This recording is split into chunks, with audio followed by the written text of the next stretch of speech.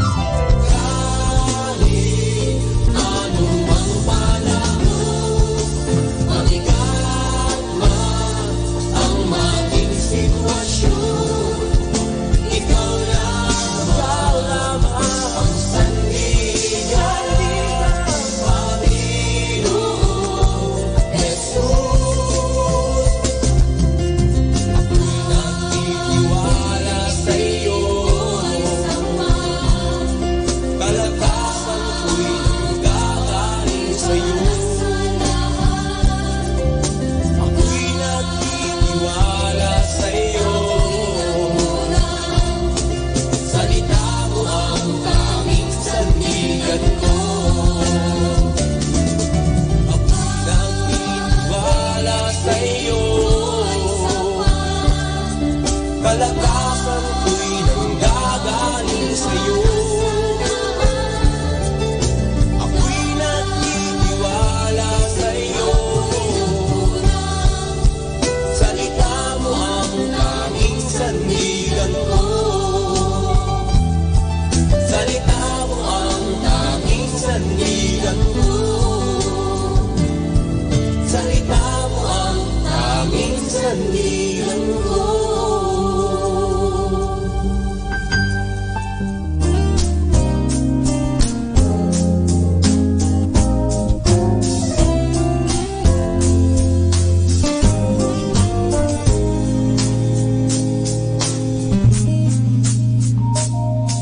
Hirap-hirap na ng buhay ngayon.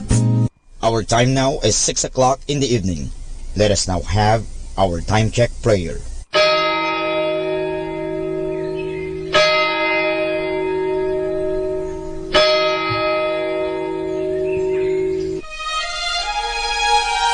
Magandang gabi po sa inyong lahat. Ito po ang inyong punong lingkod mula sa simbahan na nakikiusap na huminto sa paglalakad at itigil ang lahat ng ginagawa upang tayo manalangin ng Regina Coeli sa panahon ng Pasko ng pagkabuhay ng ating Panginoong Hesukristo. Pasalamatan natin ang Diyos sapagkat tayo ay mga anak niya. Idalangin natin ang Pangasinan, ang mahal nating lalawigan, at ang buong Pilipinas, ang perlas ng silangan. In the name of the Father, and of the Son, and of the Holy Spirit. Amen. Queen of Heaven, rejoice. Alleluia. For he whom you did merit to bear, Alleluia. Has risen as he said, Alleluia. Pray for us to God, Alleluia. Rejoice and be glad, O Virgin Mary, Alleluia. For the Lord is truly risen, Alleluia. Let us pray. O God, who gave joy to the world through the resurrection of your Son, our Lord Jesus Christ, grant, we beseech you, that through the intercession of the Virgin Mary, his Mother, we may obtain the joys of everlasting life, through the same Christ our Lord. Amen. Glory be to the Father, and to the Son, and to the Holy Spirit, as it was in the beginning, is now, and will be forever. Amen. The Lord be with you. And with your spirit. May the Almighty God bless you, the Father, the Son, and the Holy Spirit. Amen.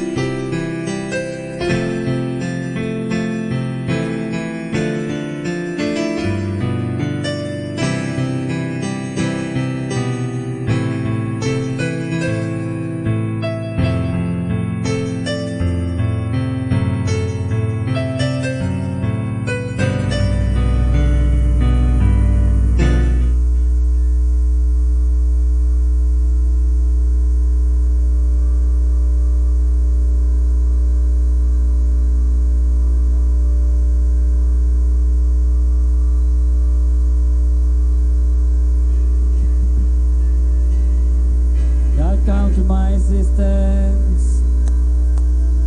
Lord, make haste to help me. Glory to the Father, and to the Son, and to the Holy Spirit, as it was in the beginning, is now, and will be forever. Amen. Alleluia.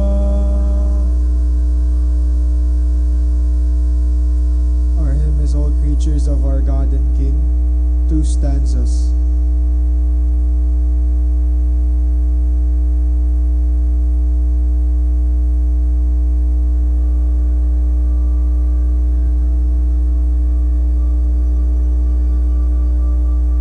All creatures of our God and King, lift up your voice and with us sing.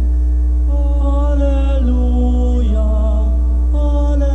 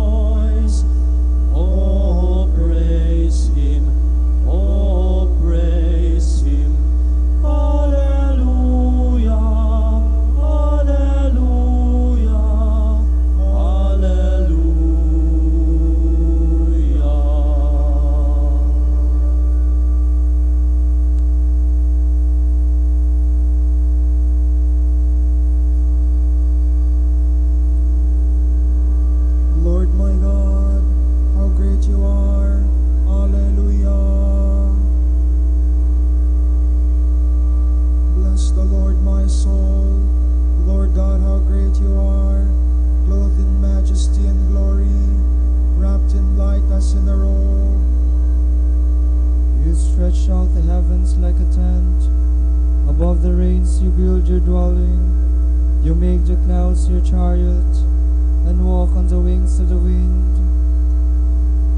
You make the winds your messengers, and flashing fire your servants. You founded the earth on its base, to stand firm from age to age. You wrapped it like the ocean, like a cloak. The waters stood higher than the mountains. At your trough they took to flight. At the voice of your thunder they fled. They rose over the mountains and flowed down to the place which you had appointed. You set limits they might not pass, lest they return to cover the earth. You make springs gush forth in the valleys. They flow in between the hills. They give drink to all the beasts of the field. The wild asses quench their thirst. On their banks dwell the birds of heaven. From the branches they sing their song. Glory to the Father, and to the Son, and to the Holy Spirit. As it was in the beginning, is now, and will be forever. Amen.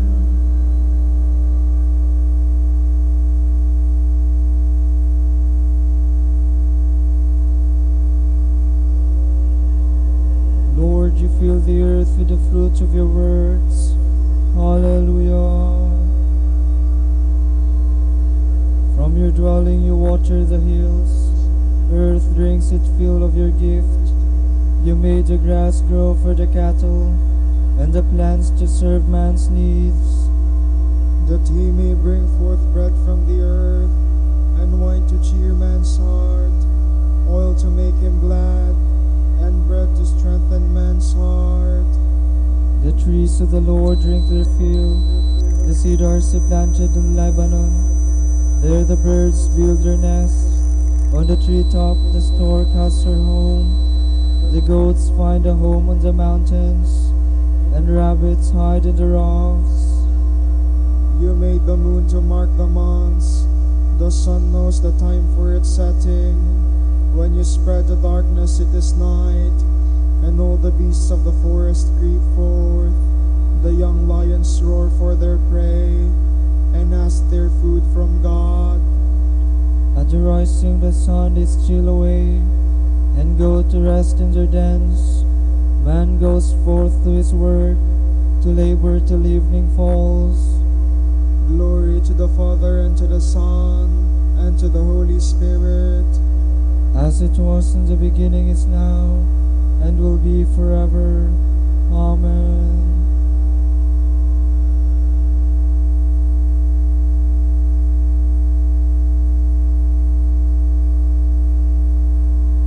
May the glory of the Lord endure forever. Alleluia.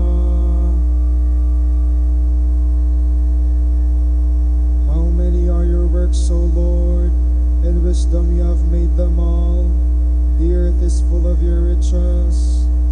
There is the sea vast and wide, with its moving swarms past counting, living things great and small. The ships are moving there, and the monsters you made to play with. All of these look to you, to give them their food in due season. You give it, they gather it up. You open your hand, they have their fill. You hide your face, they are dismayed. You take back your spirit, they die, returning to the dust from which they came. You send forth your spirit, they are created, and renew the face of the earth. May the glory of the Lord last forever. May the Lord rejoice in his works. He looks on the earth and it trembles.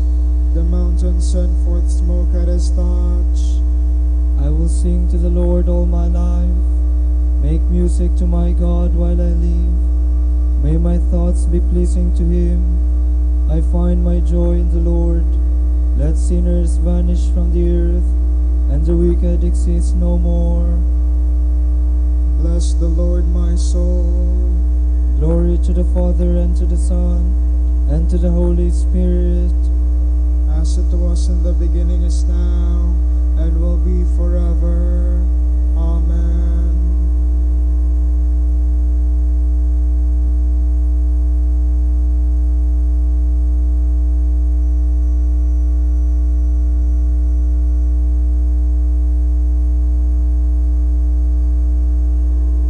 God has raised the Lord to life.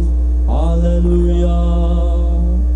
Through his power he will also raise us up. Hallelujah.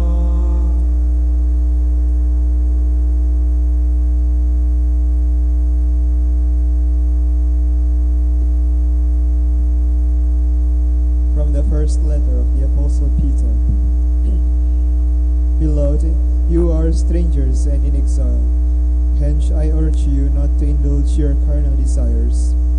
By their nature, they wage war on the soul. Though the pagans may slander you as troublemakers, conduct yourselves blamelessly among them. By observing your good works, they may give glory to God on the day of visitation. Because of the Lord, be obedient to every human institution, whether to the emperor as sovereign, or to the governors he commissions for the punishment of criminals and the recognition of the upright. Such obedience is the will of God. You must silence the ignorant talk of foolish men by your good behavior. Live as free men, but do not use your freedom as cloak for vice. In a word, live as servants of God. You must esteem the person of every man. Foster love for the brothers, reverence for God, respect for the emperor. You household slaves, obey your masters with all deference, not only in the good and reasonable ones, but even those who are harsh. When a man can suffer injustice and endure hardship through his awareness of God's presence, this is the work of grace in him. If you do wrong and get beaten for it, what credit can you claim? But if you put up with suffering for doing what is right, this is acceptable in God's eyes.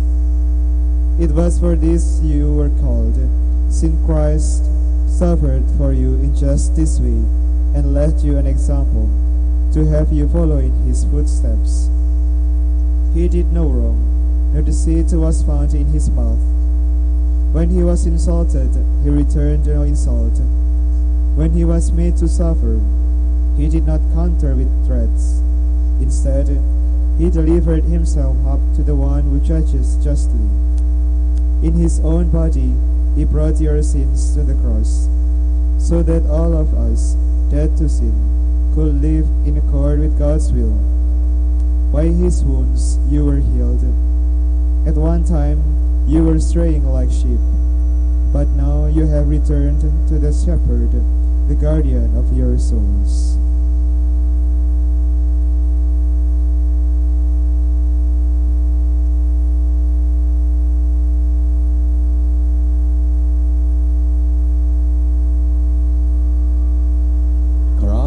Christ suffered for us, leaving us an example, that we might follow in his footsteps. Hallelujah. He bore our sins in his own body on the cross, that we might die to sin and live for holiness. That we might follow in his footsteps. Hallelujah.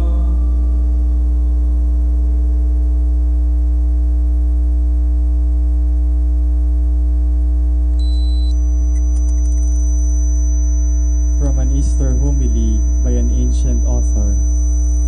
St. Paul rejoices in the knowledge that spiritual health has been restored to the human race. Death entered the world through Adam, he explains, but life has been given back to the world through Christ. Again he says, the first man being from the earth is earthly by nature. The second man is from heaven and is heavenly. As we have borne the image of the earthly man, the image of human nature grown old in sin, so let us bear the image of the heavenly man, human nature raised up, redeemed, restored, and purified in Christ. We must hold fast to the salvation we have received. Christ was the first fruit, says the Apostle. He is the source of resurrection and life. Those who belong to Christ will follow him, modeling their lives on his purity. They will be secure in the hope of his resurrection and of enjoying with him the glory promised in heaven. Our Lord himself said so in the Gospel. Whoever follows me will not perish, but will pass from death to life. Thus, the passion of our Savior is the salvation of mankind. The reason why he desired to die for us was that he wanted us who believe in him to live forever. In the fullness of time, it was his will to become what we are, so that we might inherit the eternity he promised and live with him forever. Here then is the grace conferred by these heavenly mysteries, the gift which Easter brings, the most longed-for feast of the year. Here are the beginnings of creatures newly formed, children born from the life-giving font of Holy Church, born anew with the simplicity of little ones, and crying out with the evidence of a clean conscience. Chaste fathers and inviolate mothers accompany this new family, countless in number, born to new life through faith. As they emerge from the grace-giving womb of the font, a blaze of candles burns brightly beneath the tree of faith. The Easter festival brings the grace of holiness from heaven to men. Through the repeated celebration of the sacred mysteries, they receive the spiritual nourishment of the sacraments. Fostered at the very heart of Holy Church, the fellowship of one community worships the one God, adoring the triple name of his essential holiness, and together with the prophets, sings the psalm which belongs to this yearly festival. This is the day the Lord has made. Let us rejoice and be glad. And what is this day? It is the Lord Jesus Christ himself, the author of light, who brings the sunrise and the beginning of life, saying of himself, I am the light of day. Whoever walks in daylight does not stumble. That is to say, whoever follows Christ in all things will come by this path to the throne of eternal light. Such was the prayer Christ made to the Father while he was still here on earth. Father, I desire that where I am, they also may be, those who have come to believe in me, and that as you are in me and I in you, so they may abide in us.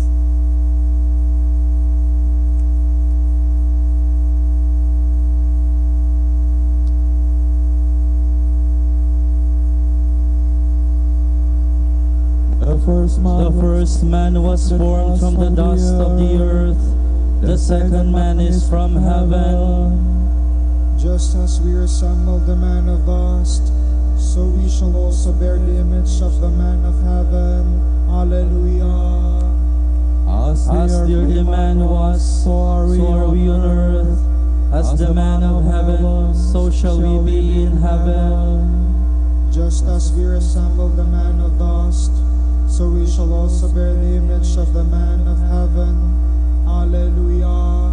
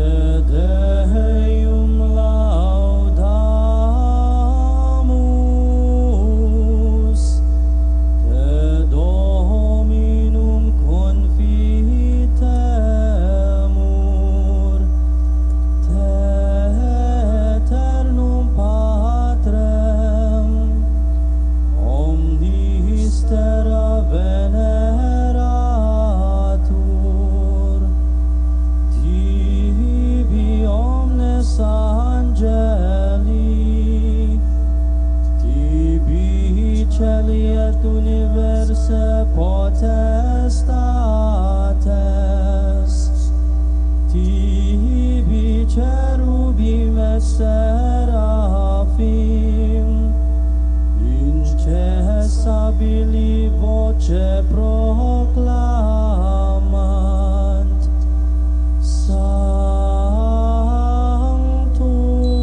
Sanctus, Sanctus,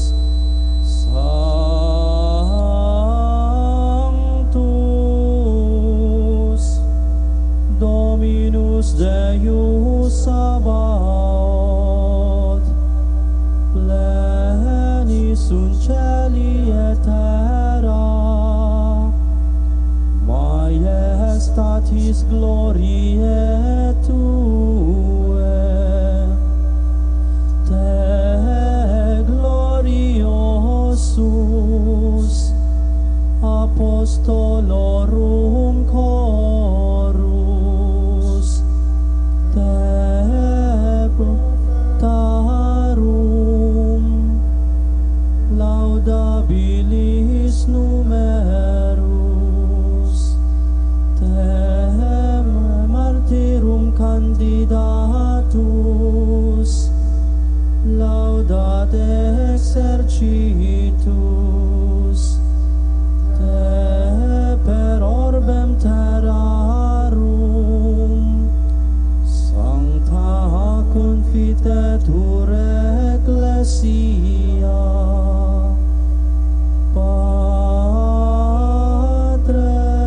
Patrem immense majestatis,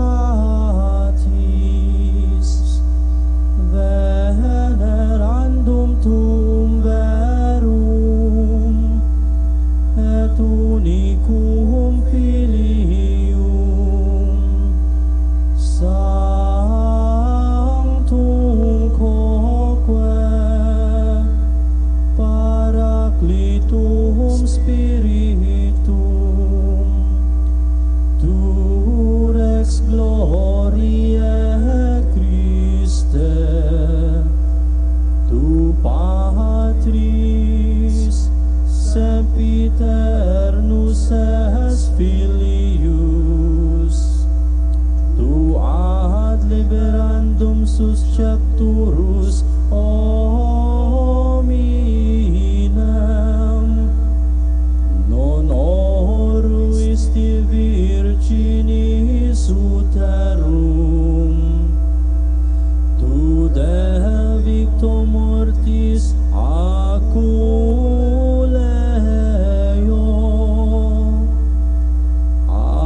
aperuisti credentibus regna celorum, tu ad exteram Dei sedest, in gloria Patris, iudex crederis esse venturus, te ergo quesumus tuis famulis subveni,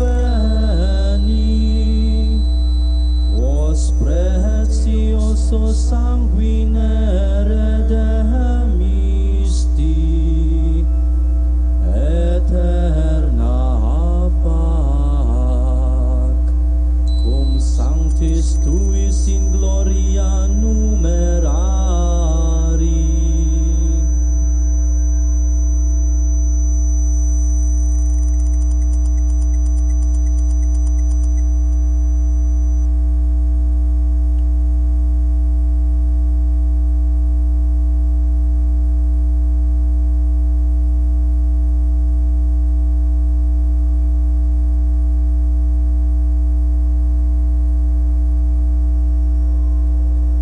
Mary Magdalene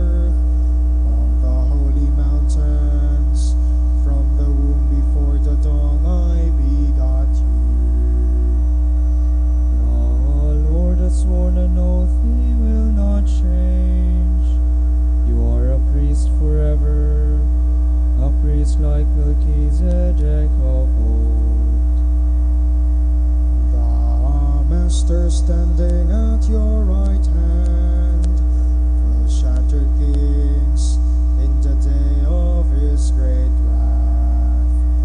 He shall drink from the stream by the wayside, and therefore he shall lift up his head.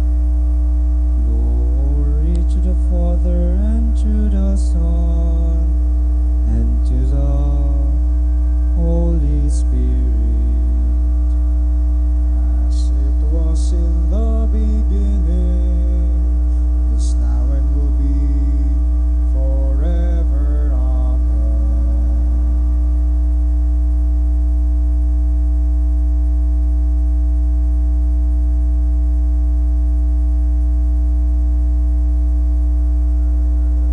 Come and see the place where the Lord was buried. Hallelujah.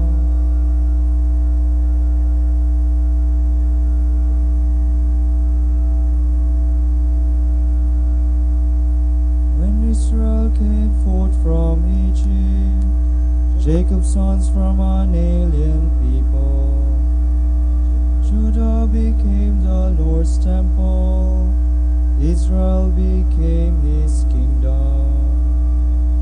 The sea fled at the sight, the Jordan turned back on its course. The mountains leapt like rams, and the hills like yearling sheep.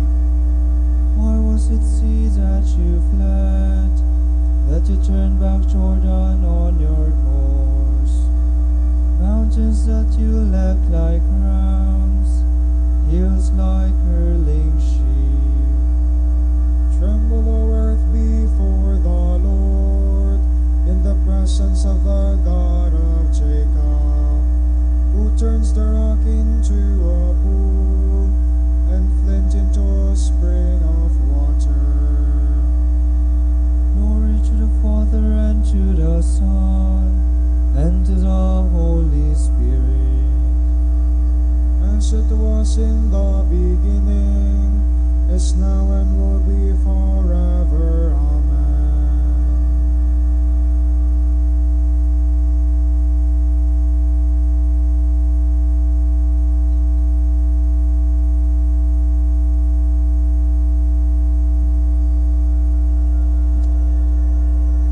Jesus said, "Do not be afraid. go and tell my brothers to set out for Galilee. There they will see me. Hallelujah.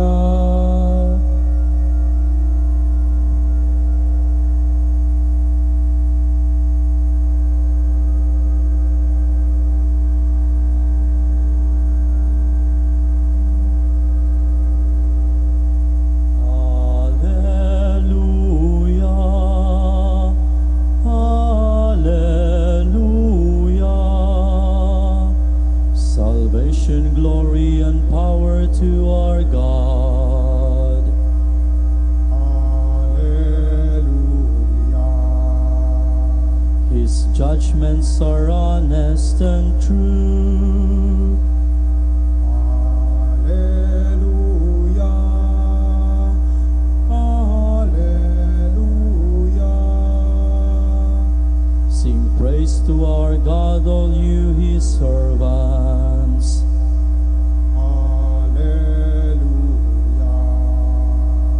All who worship him reverently, great and small. Hallelujah. Hallelujah. The Lord our all-powerful God is King.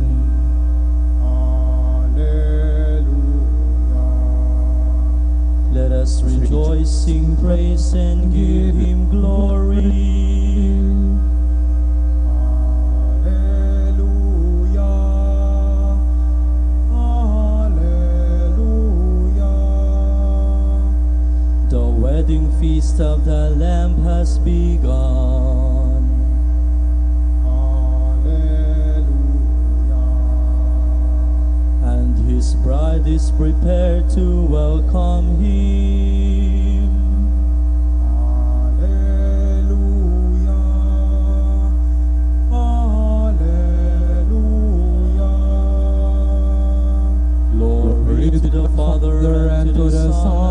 to the Holy Spirit. Hallelujah. As it was in the beginning, is now, and will be forever. Amen. Hallelujah. Hallelujah.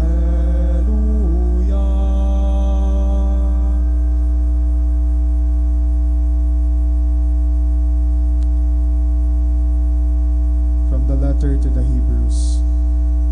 Jesus, because he remains forever, has a priesthood which does not pass away.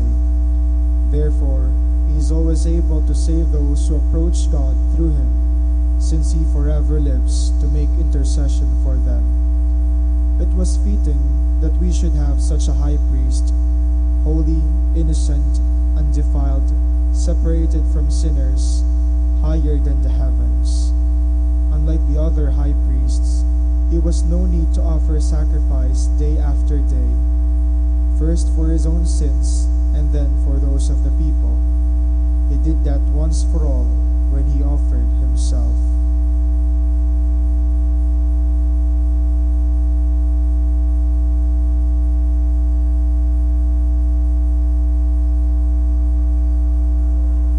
This is the day the Lord has made. Let us rejoice and be glad. Hallelujah.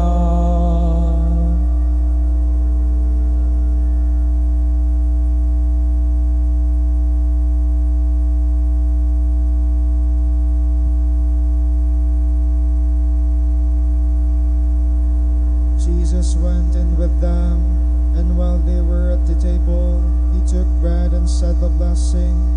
He broke the bread and gave it to them. Hallelujah.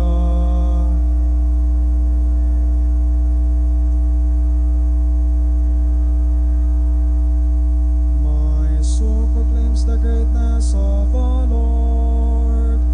My spirit rejoices in God, my Savior, for he has looked with favor on his lowly servant. From this day all generations will call me blessed.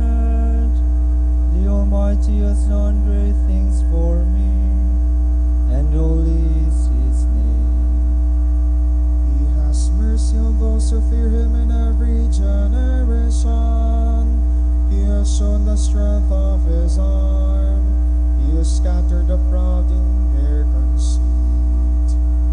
He has cast down the mighty from their thrones, and has lifted up the lowly.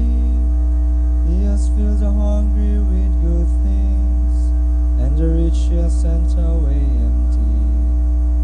He has come to the help of his servant Israel, for he has remembered his promise of mercy, the promise he made to our fathers, to Abraham and his children forever. Glory to the Father, and to the Son, and to the Holy Spirit, as it was in the beginning, is now, and will be forever. Amen. Jesus went in with them, and while they were at table, he took bread and said the blessing. He broke the bread and gave it to them. Hallelujah.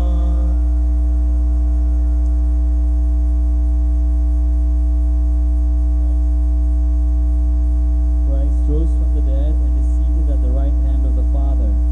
Let us pray to him, saying, Lord Jesus, you live forever. Hear our prayer.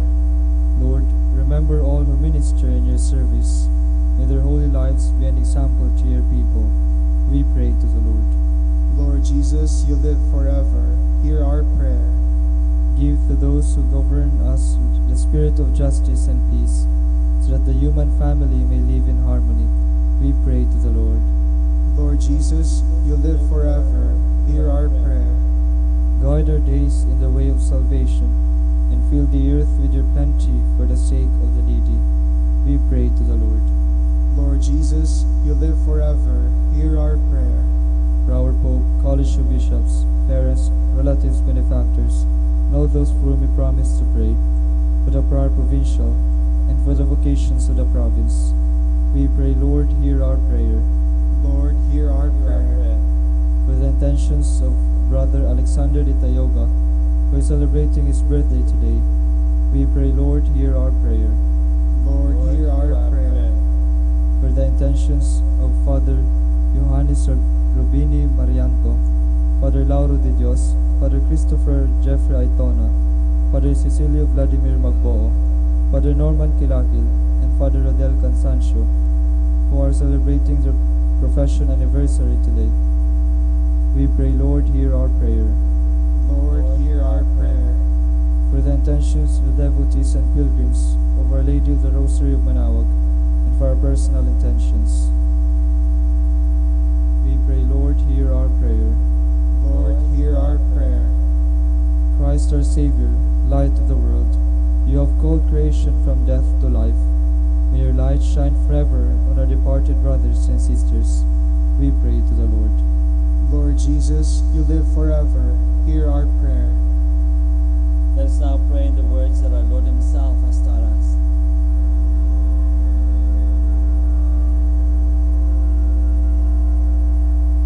Pater noster, qui es in celis, sanctificetur nomen tuum, adveniat regnum tuum, fiat voluntas tua, sicut in cielo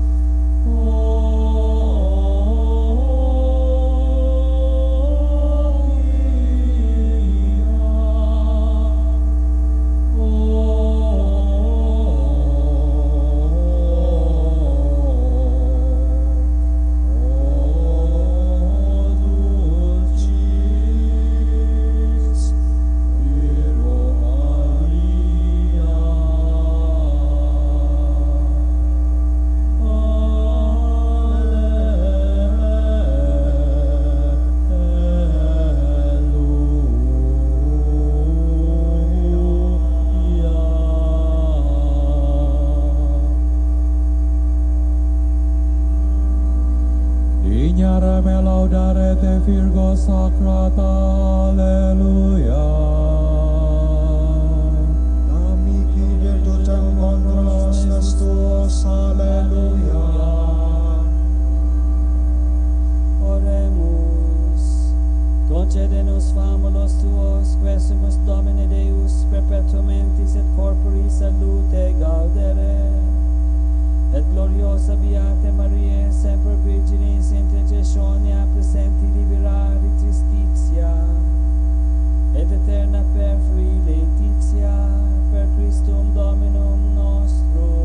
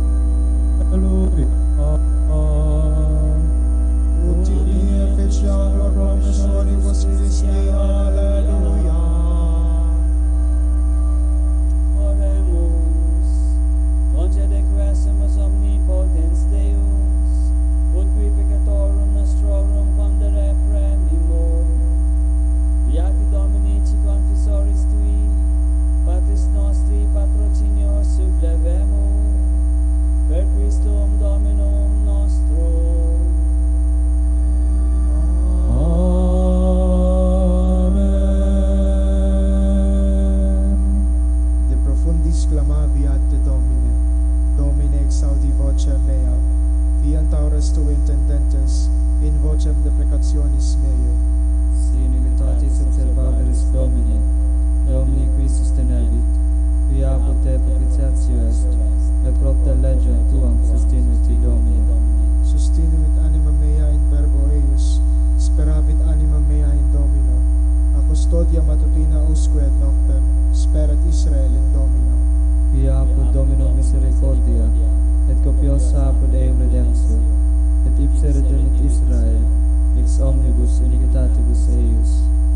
Requiem aeternam dona eis Domini. Et lux perpetua luceat eis. Oremus. Fidelium Deus omnium conditor et redemptor, animabus famulorum famularumque tuarum remissionem punctorum tribu peccatorum, ut indulgentiam quam semper pleverum, qui supplicationibus consequantur, qui vivis et regnas per omnia saecula saeculorum. Amen.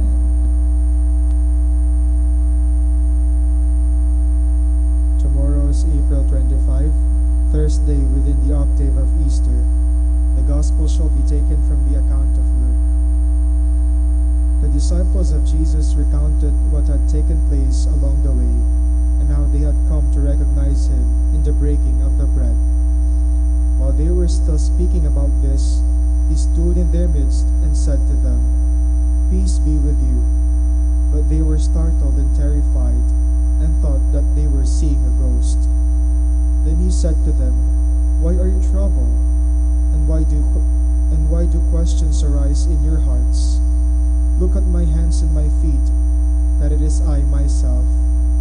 Touch me and see, because a ghost does not have a flesh and bones as you can see, as I have."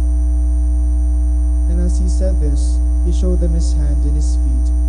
While they were still incredulous for joy and were amazed, he asked them, "Have you anything here to eat?" They gave him a piece of baked fish. He took it and ate it in front of them.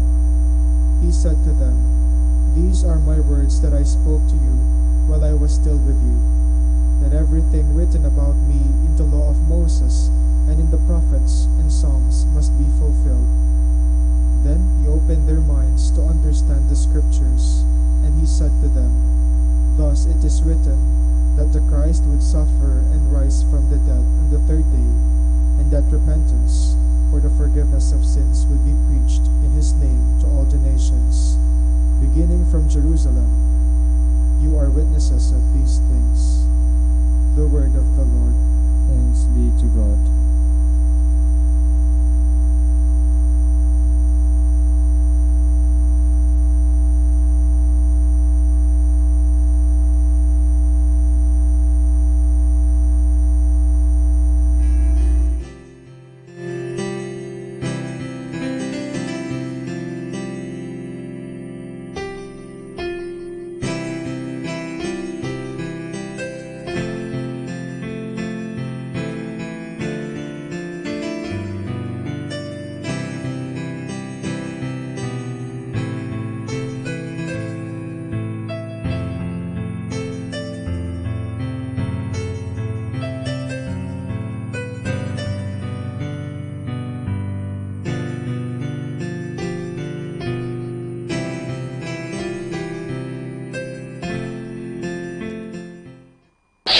Ito ang Manawag Dominican Broadcasting Incorporated. Isang dekada nang naghahatid ng mabuting balita sa himpapawid. May kasama ka si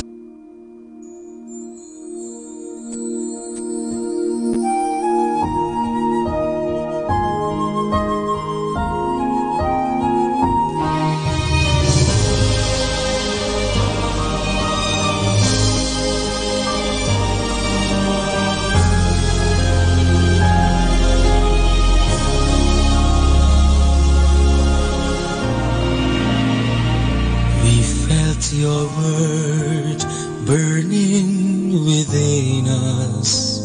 Your word unlocked the hardness of our hearts and open our eyes that we may see you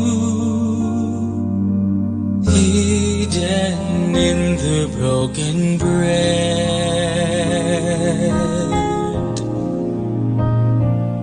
Lord, you laid down your life as bread and wine we see, gave strength to our hearts and made us shine with glee.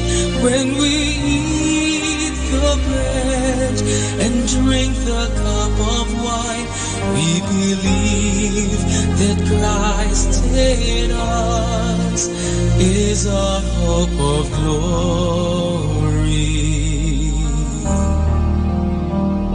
He brought a ray of light, and He rekindled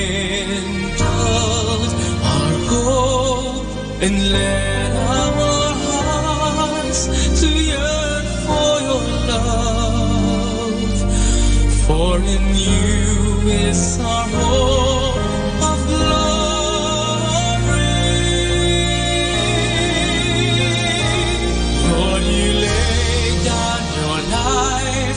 As bread and wine we see, gave strength to our hearts and made us shine with glee. When we eat the bread and drink the cup of wine, we believe that Christ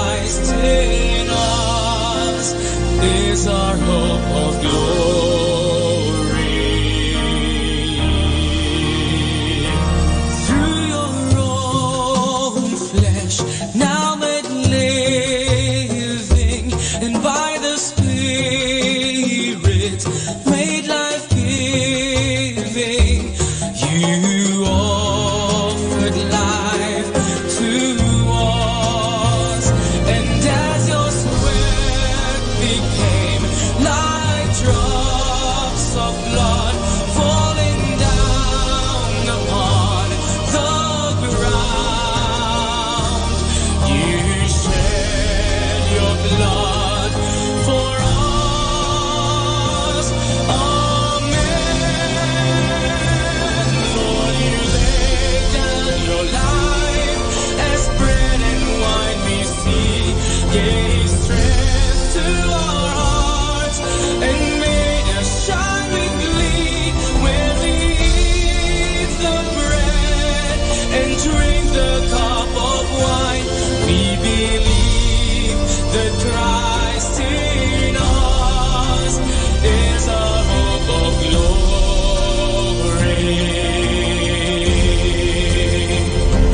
We believe that Christ in us is our hope of glory.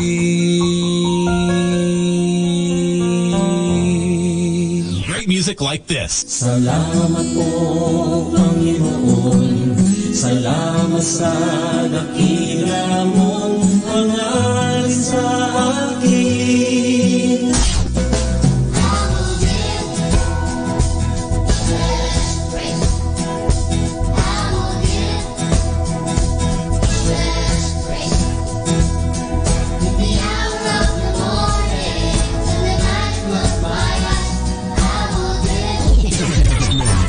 Buksan ang puso at mga mata sa biyayang sa ating tulong niya, kahit iba't iba, isang pamilya. For we are pilgrims, we're a people of hope. We are pilgrims, we are called by the Lord. We seek God's promise, we seek God's peace. Number 1 radio station. 102.7. In the beginning, there was darkness, then there was light, and then a sound. Who am I that the Lord of all the earth would care to know my name, would care to feel my hurt? Manali ka, tuyuin ang luha sa mga mata. Some morning I will journey far beyond the cloudy sky and step on the heavenly shore. Starting now, the only Manawag Dominican Radio.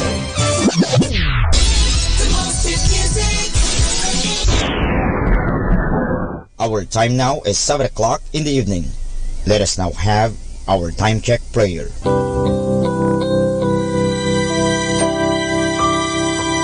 Panalangin sa panahon ng kagipitan. O Diyos na makapangyarihan, lumalapit ako sa iyo sa sandaling ito na kailangan kita at ang mahalaga mong tulong. Luba ako ngayong nahihirapan sa mabigat kong suliranin. Tunay na hindi ko alam ang aking gagawin sa mga panahong ito ng aking kagipitan. Nalilito at natatakot ako. Sinasabi sa banal na kasulatan, ikaw ang kanlungan ng mga hamak, takbuhan ng mga dukha sa kanilang kagipitan. Kaya naman buo ang aking pag-asa na gagawa ka ng paraan upang mabigyan ng kalutasan ang pagsubok na ito. Tulungan mo ako. Sa iyo ako nagtitiwala sapagat ikaw ay Diyos na makatarungan at makapangyarihan at mapagmahal. Sa ngalan ni Jesus. Amen.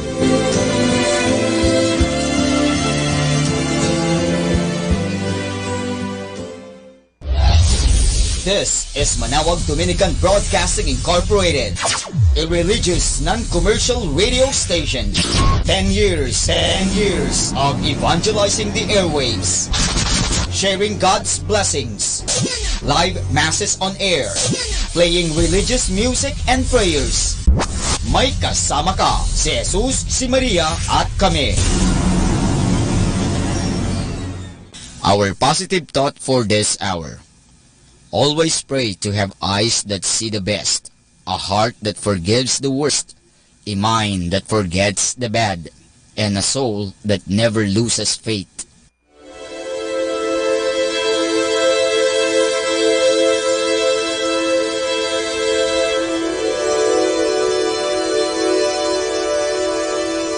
Isang mapagpalang pagbati po sa inyong lahat mula sa aming mga Dominikanong nobisyo dito sa Minor Basilica of Our Lady of the Rosary of Manaoag. Kayo po ay nakikinig sa Binhi ng Buhay. Nais po namin ibahagi sa inyo ang bunga ng aming mga pagninilay sa Ebanghelyo ngayong ika-21 ng Abril, ang linggo ng Pasko ng Pagkabuhay ng Panginoon o ang Easter Sunday.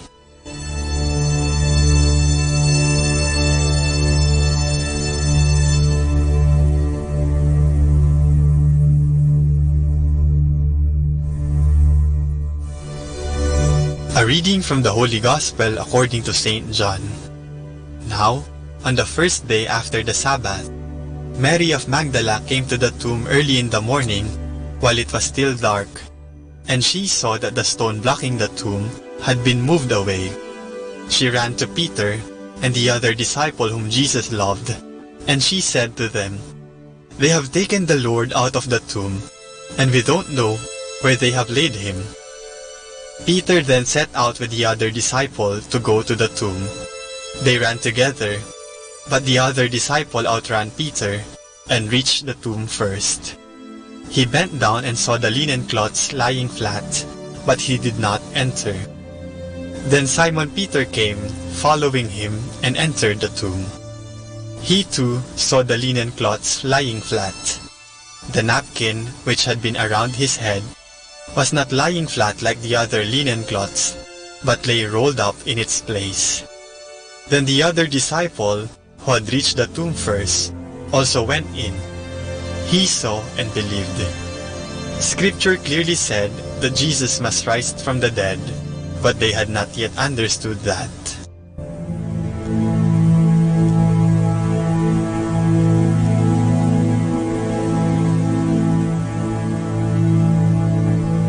Nawawala si Jesus.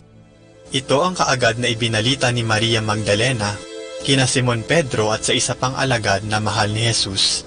Pagkatapos niyang makita, natanggal na ang bato sa libingan ni Jesus. Nang marinig naman ito ng dalawang alagad, dali-dali silang nagpunta sa libingan upang tingnan ang nangyari. Pagdating nila sa libingan, ang nakita na lamang nila ay ang nakalatag na mga telang lino sa lugar kung saan mismo inihimlay si Jesus. Marahil ang kanilang naging mga agam-agam noon ay, nasaan si Jesus? May kumuha ba sa kanya? May nagnakaw ba sa kanya? Bakit wala siya doon? Nasaan na siya? Ang akala nila, nawawala talaga si Jesus. Hindi pa nila alam noon na siya'y muling nabuhay, sapagkat hindi pa nila alam ang kasulatan na kailangan niyang magbangon mula sa mga patay.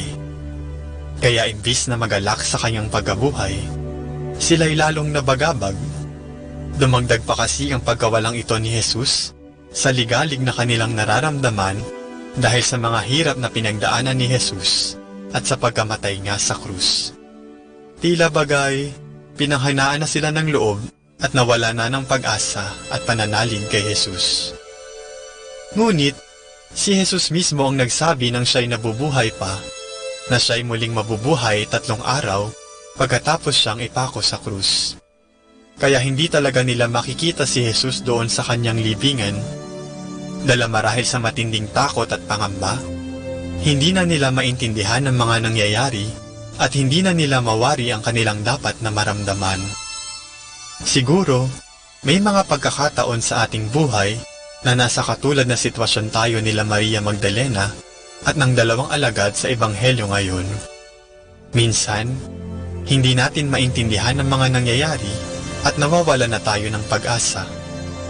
Akala din natin ay nawawala si Jesus. O kaya naman, nabubuhay tayong walang pananampalataya na parang wala si Jesus. Pero ang mas masaklap ay kung mananatili na lang tayo sa libingang walang laman, sa kapighatian at sa kadiliman. Kaya maigi siguro na tanungin natin ang ating mga sarili, nasaan si Jesus? Tara't hanapin natin siya upang tayo'y mabigyan ng liwanag at bagong pag-asa. Pero, nasaan nga ba si Jesus? Saan at paano natin siya mahahanap? Noong panahong iyon, matapos siyang mabuhay na muli, siya'y nagpakita mismo kina Maria Magdalena at sa mga alagad, ayon kay Pedro sa unang pagbasa, ngayong linggo ng pagkabuhay ng Panginoon. Sa atin namang panahon ngayon, si Jesus ay nasa banal na misa, at ang kanyang katawan mismo ang ating tinatanggap sa banal na komunyon. Kaya tayo'y dapat na magsimba tuwing araw ng linggo at mga pistang pangilin. Si Jesus ay makikilala din natin sa Biblia dahil siya mismo ang salita ng Diyos. Kaya palalimin natin ang ating pananampalataya sa pamamagitan ng pagbasa ng Biblia at pakikinig sa kanyang salita. Siya rin ay nasa ating kapwa na ating dapat na pinaglilingkuran. At siya mismo ay nasa ating piling, kaya wala tayong dapat ipangamba anumang pagsubok ang ating kinakaharap. Nawa, sa pagpapalago ng ating pananampalataya sa pamamagitan ng mga gawaing espiritual, ay talagang sumaati ng Panginoon upang atin din siyang maipahayag sa iba sa ating mga salita at gawa. Sana, tayo mismo ay maging tanda na si Kristo'y nabuhay. Ikaw, nasan si Jesus sa iyong buhay? Naway lagi natin siyang hanapin.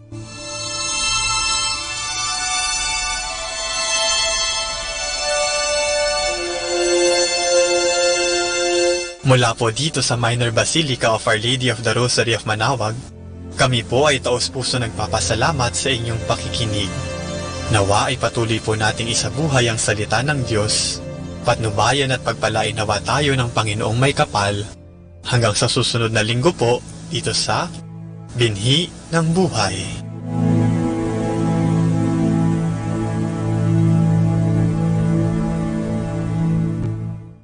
Atin pong pakinggan ang mga pasabi mula sa Minor Basilica ng Our Lady of the Rosary of Manaoag.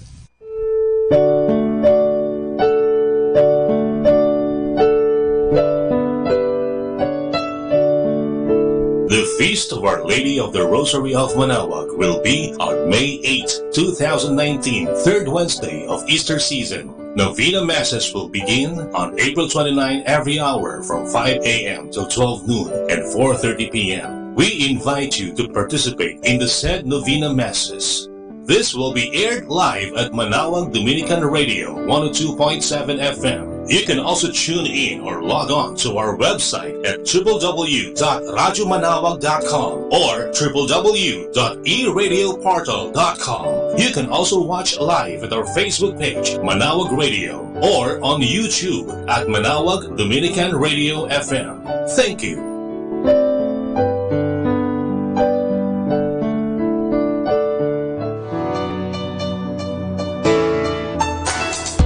Minor Basilica of Our Lady of the Rosary of Manaoag and Colegio de San Juan de Letran Manaoag is now accepting 10 scholars for incoming first-year colleagues. Scholar ni Maria, 5 religious educations, and 5 other courses like Bachelor of Secondary Education, major in Math, English, Religious or Values Education, and Filipino, Bachelor of Elementary Education, Bachelor of Science in Information Technology, Bachelor of Science in Computer Science, and Bachelor of Science in Business Administration, major in Marketing Management and Operational Management. Entrance exam will be on April 25, 2019 at 1 o'clock in the afternoon at visiting room at the information of Minor Basilica of Our Lady of the Rosary of Manaoag. For more information, please contact telephone number 529-0132 and look for Miss Christine Doria. Thank you. Atin pong napakinggan ang mga pasabi mula sa Minor Basilica ng Our Lady of the Rosary of Manaoag. More than ever, we need Catholic radio station like Manaoag Dominican Radio FM.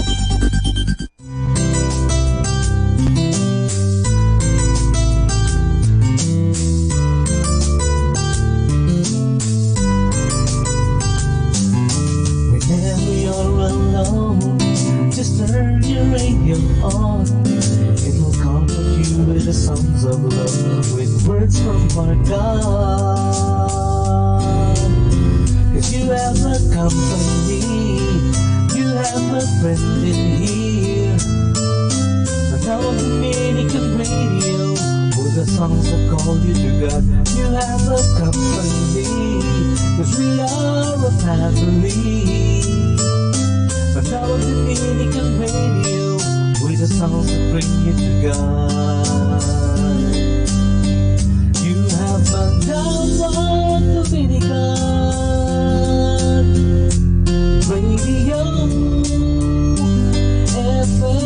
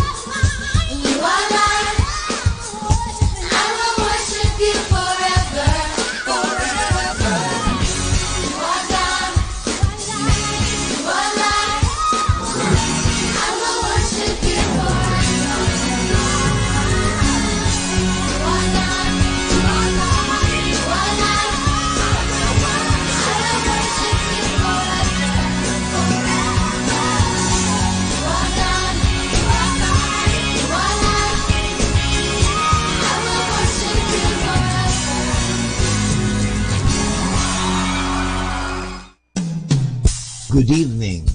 Look at the sunset and smile. You still have hope.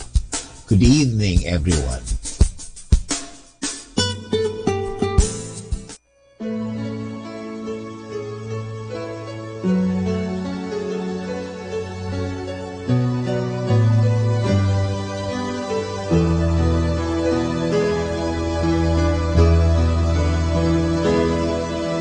Salamat sa'yo, aming Ama.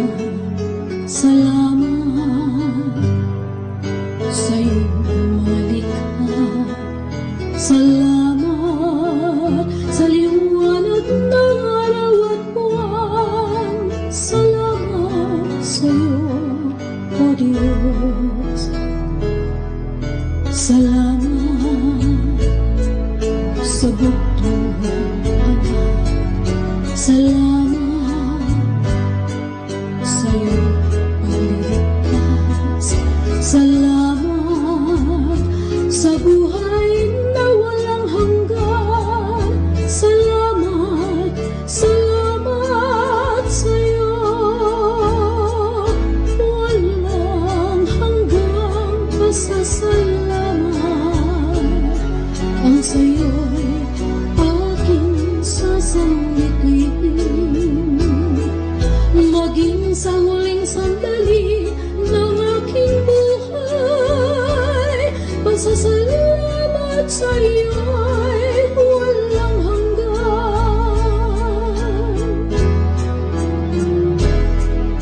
Salamat sa buhay ko ito. Salamat, ako iyong binago. Salamat sa walang hanggang pag-ibig mo. Salamat sa'yo, O Diyos. Salamat sa mga magulang ko. Salamat sa mga kapatid ko. Salamat sa lahat ng kaibigan ko. Salamat, salamat sa'yo, walang hanggang pasasalamat. Ang sa'yo'y aking sasambitin, maging sa huling sandali ng aking buhay. Pasasalamat sa'yo'y walang hanggan. Salamat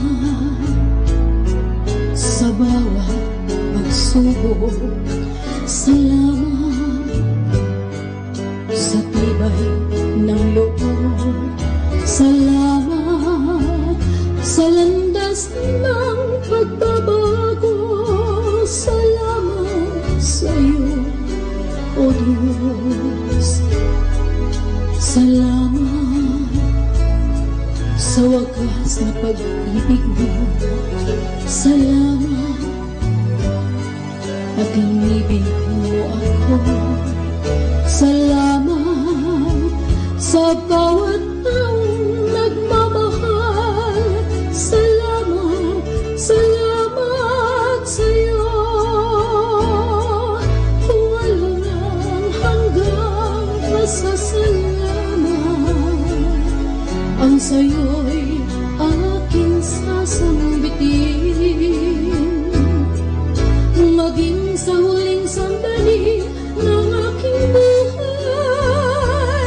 Pasasalamat sa'yo'y, pasasalamat sa'yo'y, pasasalamat sa'yo'y walang hanggan.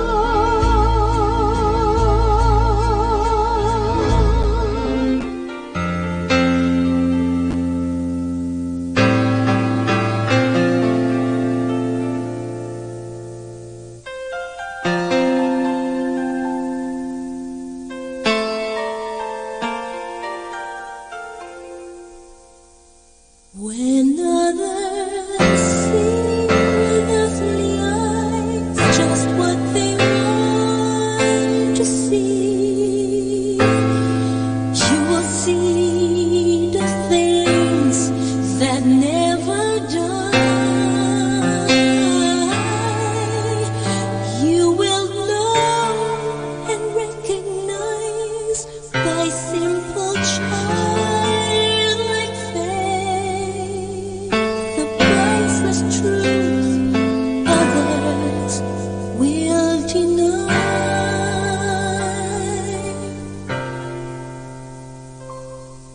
When others say I'm just a man who likes to dream his dreams, when others call America a myth, you listen for eternity in moments as they pass, and see with spirit eyes what others need. Upon this rock I'll build my kingdom, and on this rock forever and ever it shall stand, and all the powers of hell itself shall never more prevail against it. For Satan's thrones are built on sinking sand. Upon this rock I'll build my kingdom, and on this rock forever and ever it shall stand. Upon this rock of revelation I'll build a strong and mighty nation, and it shall stand the stones of time upon this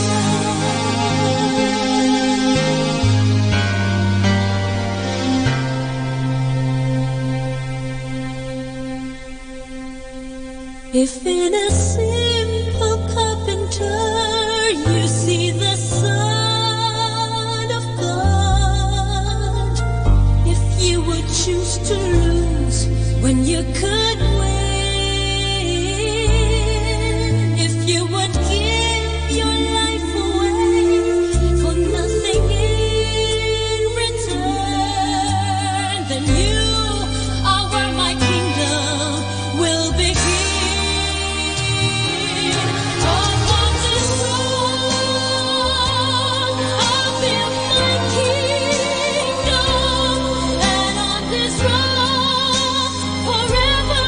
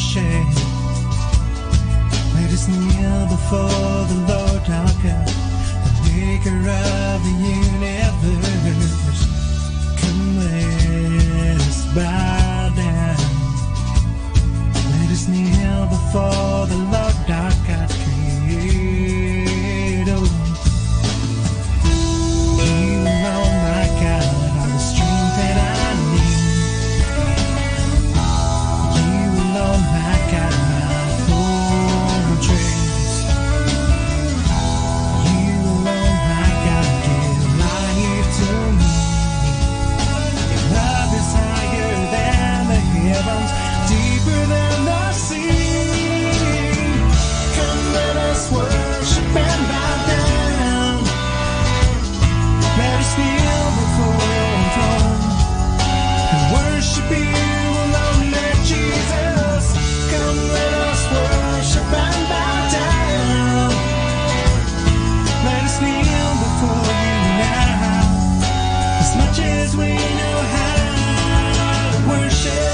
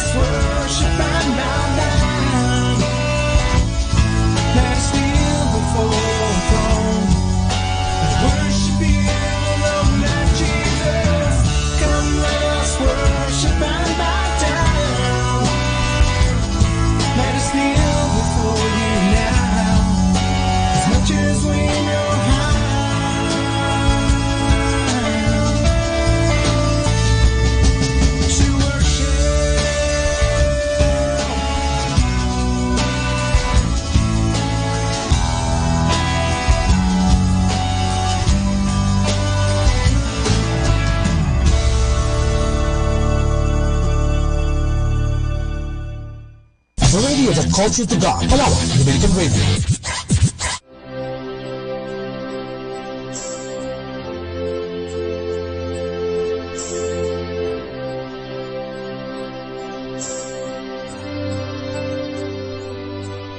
Kabanalan ng Diyos ay nakikita sa pag-ibig mo, Jesus, nadama. Lahat ng nilikha ng Diyos ay mahalaga at kaluwalhatian niya. Salita ng Diyos sa puso'y nananahan. Ito ang templo na kanyang inilaan upang magpuri sa Diyos at umawit at siya'y paglingkuran.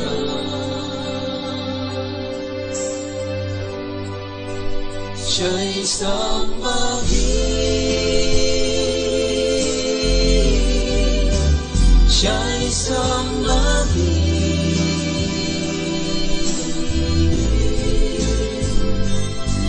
Si Jesus ang dahilan ng ating pagsamba sa Diyos Ama.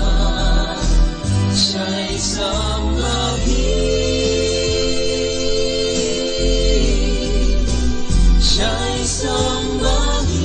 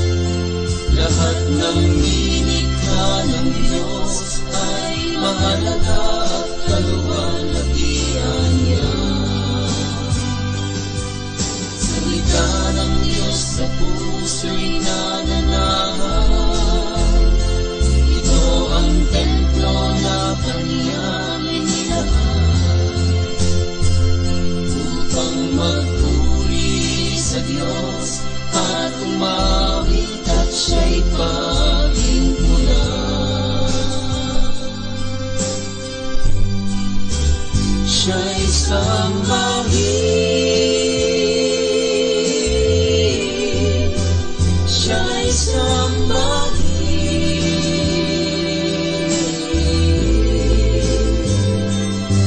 Si Jesus ang dahilan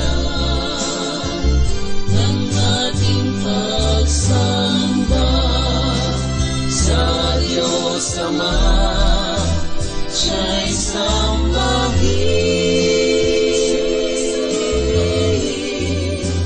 siya'y sambahin.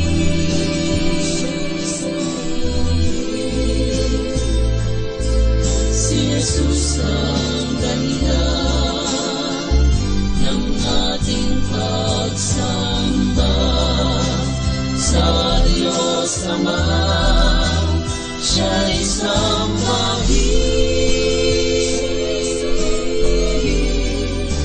siya'y sambahin.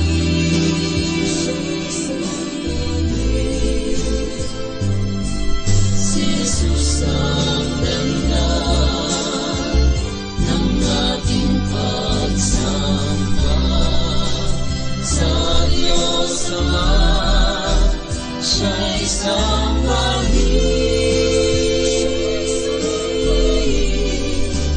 siya'y sambahin.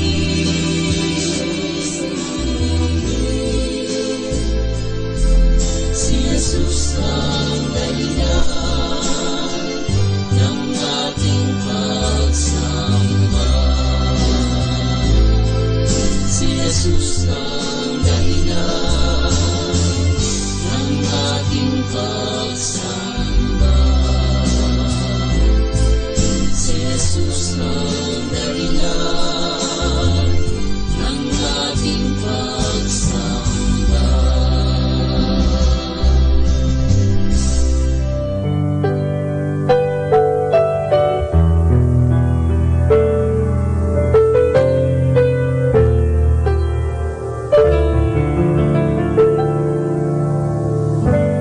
People try to tell me that it's crazy. You and I were never meant to be. I don't believe in no, and even if it's so, I'm falling anyway. No matter what they say, a part of me is taking me by the hand.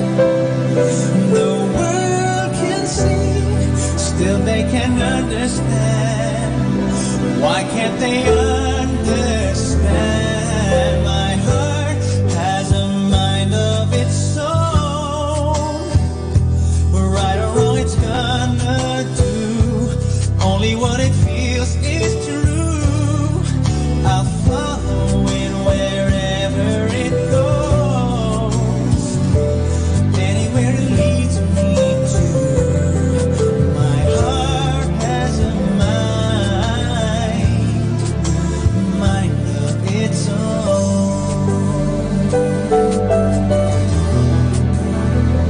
Oh.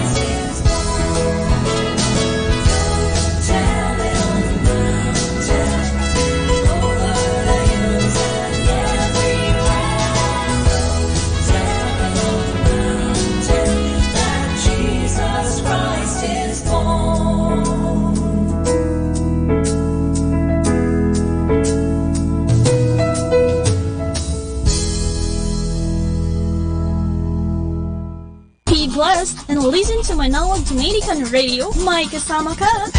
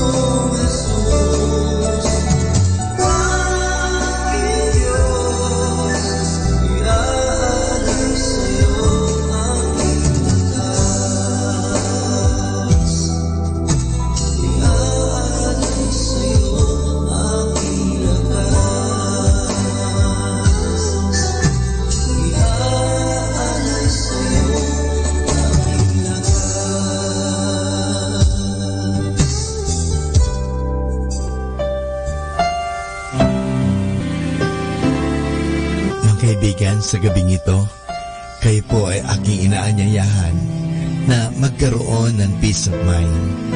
Alalahanin lagi natin na tayo ay mahal na mahal ng Diyos.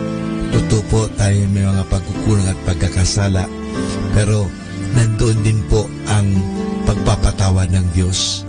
Ang Diyos ay laging handang magpatawad. Kaya nga, lumapit tayo sa Kanya. Huwag po tayong mahihiya. Aminin po natin ang ating mga pagkukulang at pagkasala at ating mapapanibago ang mga bagay na yan. Simulan natin na palaging aminin ang ating mga pagkukulang at panibaguhin ang ating pananaw at humingi ng tulong sa Diyos at magagampanan po natin ang mga bagay na yan. Dahil ang Diyos ay handang magpatawad, ang Diyos ay handang tumulong, ang Diyos ay handa tayong palakasin sa panahon na tayo nanghihina, pinanghihinaan ng loob, pinanghihinaan ng katawan, nagkakasakit, pero nandun po ang Diyos, hindi niya tayo pababayaan. Kaya sa gabing ito, inanyayahan ko po kayo, just feel the presence of God. Mahal na mahal po tayo ng Diyos, hindi niya tayo pababayaan. Totoo, siguro tayo nagpapabaya sa Kanya, pinapabayaan lang po natin ang ating mga sarili, abalang-abala tayo sa mga bagay-bagay, abalang-abala tayo sa mga bagay dito sa mundo, pero sana po, bigyan natin ng puwang, bigyan natin ng panahon, let us give space, let us give time for God, dahil gusto ka ng Diyos bigyan ng kapahingahan, gusto ka ng Diyos bigyan ng kasaganahan, gusto ka ng Diyos na bigyan ng mahabang buhay, at gusto ng Diyos na magkaroon ka ng tunay na kaligayahan. At ang tunay na kaligayahan na yan ay matatagpuan lamang pag tinanggap natin ang Diyos sa ating buhay. May Diyos po na nagmamahal. Kaya nga, hayaan po natin na tayo ay mahalin ng Diyos. Hayaan po natin na tayo ay yakapin ng Diyos ng Kanyang pagpapatawad, ng Kanyang pagmamahal. Hayaan po natin, let us give God a chance to come to our life. Maraming salamat po.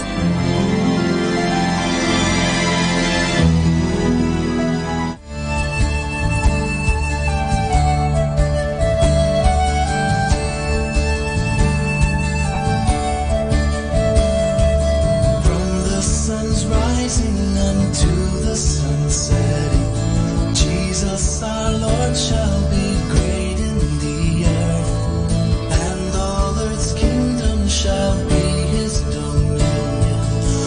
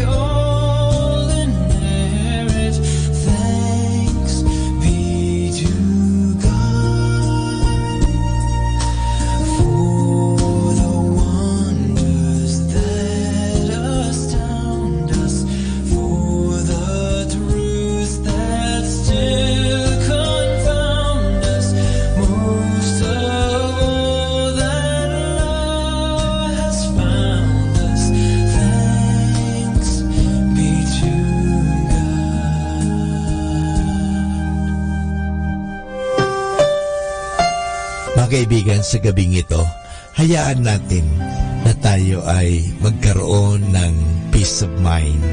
Hayaan po natin na bigyan natin ang ating sariling panahon na magnilay-nilay at pag-isipan ang isang katotohanan na tayong lahat ay mahal ng Diyos, na tayo ay pinatatawad ng Diyos, na tayo ay inuunawa ng Diyos, na tayo ay pinagpapasensehan ng Diyos. Kaya sa gabing ito, mga kaibigan, sana perceive, experience, maranasan natin ang presensya ng Diyos. Ang Diyos po ay naririto sa atin. Ang Diyos ay buhay na buhay sa atin. Nandyan po siya palagi. Hindi niya po tayo iniiwanan. Malamang tayo lang ang umiiwan sa Kanya. Iniiwanan po natin siya sa panahon na tayo ay abalang-abala sa trabaho, abalang-abala sa mga kaibigan, at sa mga bagay-bagay sa mundo. Pero hindi tayo minsan man iniiwan ng Diyos. Kasama tayo ng Diyos. Kaya sa gabing ito, hayaan natin, bigyan natin pansin ang Diyos sa ating buhay. Hayaan natin na tiyakapin tayo ng Diyos. Hayaan natin na patawarin tayo sa ating mga pagkukulang at pagkakasala ng buong may kapal. Hayaan natin na tayong lahat ay makaranas ng pag-uunawa, pagmamahal, ng pagyakap ng Diyos sa atin. Dahil ang Diyos ay nandyan lagi, handang tumulong, handang magpatawad, handa na tayo ay bigyan ng masagana at magandang buhay. Yan po ang hangad ni Kristo sa atin kung bakit siya naging tulad mo, naging tulad ko. Ang Diyos naging tao, parang tayo ay samahan sa buhay na ito. At sa mga panahon ng paghihirap, tayo ay mabigyan ng pag-asa, mabigyan ng lakas, at tingnan natin lagi siya na siya nga mismo ay naghirap para sa ating kasalanan, para sa ganon, sa halip na ikaw at ako ang magkamit ng kaparusahan. Inako niya ang lahat. Inako ng Diyos ang lahat. Inako ni Kristo ang lahat ng bagay na ito. He took upon Himself everything except sin. He took upon our sufferings, even our death on the cross. We deserve to die, but Jesus Christ took upon Himself. Lahat po inako niyan at inangkin niya yan para sa atin. Para sa ganun, tayo ay Kanyang mapalaya, na tayo ay maransom. Ika nga, na tayo ay mapalaya sa kasamaan. Kasi gusto ng Diyos na tayo ay magkaroon ng maganda at mabuting at masaganang buhay. Iyan po ang hangad ng Diyos. Kaya sa gabing ito, hayaan mo, maranasan mo ang Diyos sa iyong buhay. Our time now is 8 o'clock in the evening. Let us now have our time check prayer. Sa gitna ng paghihirap, tinawag ko'y Panginoon kaya. Panginoon, ako'y dinggin pagkat ako'y tumataghoy. Dinggin mo ang pagtawag ko't paghingi ng tulong. Kung ikaw ay may talaan nitong aming kasalanan, lahat kami ay tatanggap ng hatol mong nakalaan. Ngunit iyong pinatawad, kasalanan ay nilimot. Pinatawad mo nga kami upang sa iyo ay matakot. Sabik akong naghihintay sa tulong mo, Panginoon, pagkat ako'y may tiwala sa pangako mong pagtulong. Yaring aking pananabik, Panginoon, ay higit pa sa sirenong naghihintay sa pagsapit ng umaga. Magtiwala ka, Israel, magtiwala sa iyong Diyos. Matatag at hindi kukupas ang pag-ibig niyang dulot. Lagi siyang naghahandang sa sinuman ay tutubos. Ililigtas ang Israel, yaong kanyang hirang. Ililigtas niya sa kanilang kasalanan.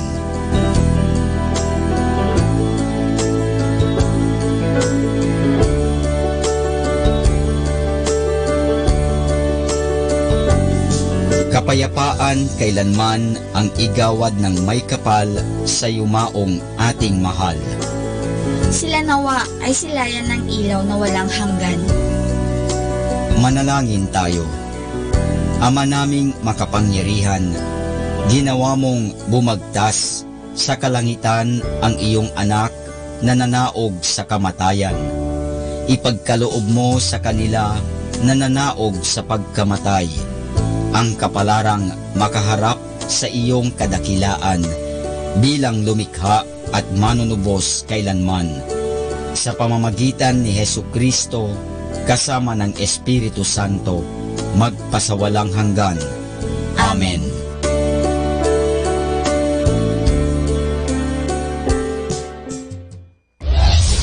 This is Manawag Dominican Broadcasting Incorporated, a religious non-commercial radio station. 10 years of evangelizing the airwaves, sharing God's blessings, live masses on air, playing religious music and prayers. May kasama ka, si Jesus, si Maria at kami. Our positive thought for this hour. Action may not always bring happiness, but there is no happiness without action. More than ever, we need Catholic radio station like Manawag Dominican Radio FM. Atin pong pakinggan sina Kuya Bobot at Ate Lea Ocampo sa programang Ang Kristiyanong Pamilya at iba pa. Dito po lamang sa Manawag Dominican Radio, may kasama ka.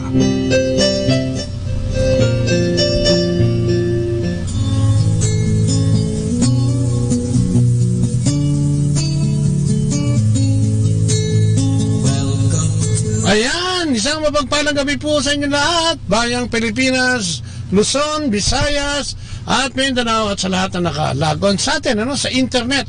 At kung saan naman ito umaabot, yung ating signal sa internet, kung saan naman umaabot yan sa isang mang sulok ng mundo. Magandang gabi po sa inyong lahat. Magandang gabi sa iyo, Noning. Ayan, magandang gabi, Noning. At magandang gabi po. Ayan po, kami po yung makakasama niyo na namang mag-asawa. Ngayong gabi po, isang oras na pagbabahagi. At pagtatalakayan po sa Ang Kristiyanong Pamilya at iba pa. Na inyo po napapakinggan tuwing Lunes hanggang Sabado. Alas 8 po yan ng umaga hanggang alas 9 at siyempre sa gabi rin po alas 8 hanggang alas 9 din po ng gabi. Amen. Ayan. Nagkabang po kayo nagpapahinga, no? Yan, oo. Nagpapatunaw ng yung mga naghapunan na. Nagpapahinga na. Oo. Siyempre, gusto nating pasalamatan yung ating mga listeners, no? At siyempre, yung mga listeners natin dito sa Pangasinan, mga Pangasinense, mga karatig probinsya, no? Diyan po yan sa 102.7 FM, no? Live na live po tayo ngayong gabing ito. At samahan niyo po kami, no? Ang aming mga telepono, no?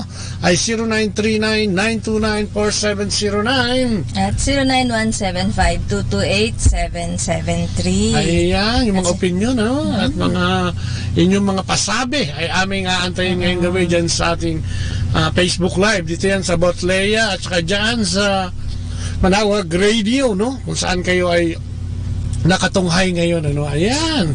Siyempre, batiin din po natin yung ating mga bali. Ating mga naman, ano? Dito sa Our Lady Basilica na Our Lady of the Rose Manawag na pinangungunahan ni Father Anton, ni Dela. Oo, magandang gabi. At lahat po kayong mga aming nagbibigay sa amin ng aming pagkain pang espiritual araw-araw. Lahat ng mga pari dito, no? Pati mga guest priest na iniimbita nila, no? Kung saan-saan, no? Tayo pinapasalamatan din yan. At syempre, magandang gabi din kay Edna Evangelista, no? Nandiyan sa atin ngayon siya.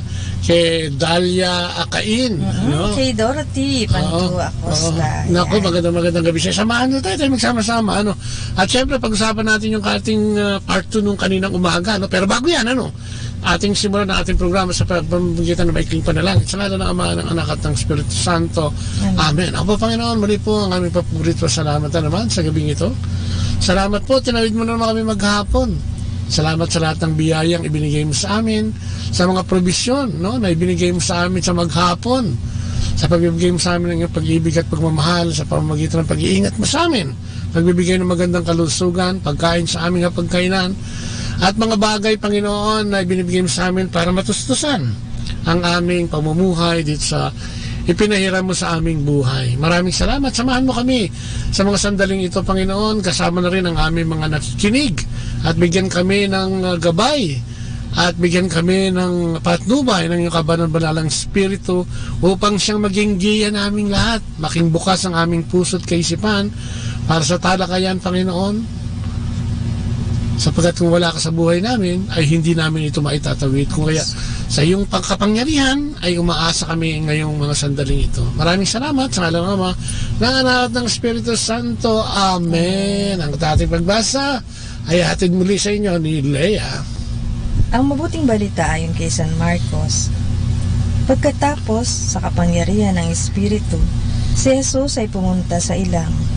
Nanatili siya roon ng 40 araw, at dooy tunokso siya ni Satanas. Doon ay may mababangis na hayop, ngunit si Jesus ay pinaglingkuran ng mga anghel. Nang ibinalanggo na si Juan, si Jesus ay nagpunta sa Galilea at ipinangaral doon ang magandang balita mula sa Diyos. Sinabi niya, dumating na ang takdang panahon, malapit na ang paghahari ng Diyos. Kaya magsisi na kayo at talikuran ng inyong mga kasalanan. Paniwalaan na ninyo ang magandang balita. Ang mabuting balita ng ating Pinupuri ka namin, Panginoong Hesukristo, no? Magsisi na at talikdan ng ating mga kasalanan, no? At maniwala sa mabuting balita. Pero yung bago niya sinabi, bago kasi mag-start si Jesus, no, ating Panginoon, ang kanyang paghahayag ng mabuting balita mula sa Ama, ay sinubok muna siya ng demonyo, no, sa ilang. Dinala siya doon para subukin ang kanyang tibay. At yan ay napagtagumpayan, na ipakita niya sa salbahe na diablo na yan, na sumubok sa kanya na siya ay matatag at matibay dahil nga sa banal na Espiritong binigay ng Ama, at sa gabay ng Ama. Ganun din tayo, Tayo araw-araw na sinusubok, sabi nga natin kaninang umaga, Nasa na ba ang estado ng ating pananampalataya, ang ating pagbabalik loob? Ito ba ito yung lang, Tuwing tayo may problema lang, ang pagbabalik loob ba ito yung Semana Santa lang? Ang pagbabalik loob lang ba ay pagka meron tayong natanggap na maganda? O ginagawa natin ito bilang practice, yung way of life natin, ito ba ang ginagawa natin?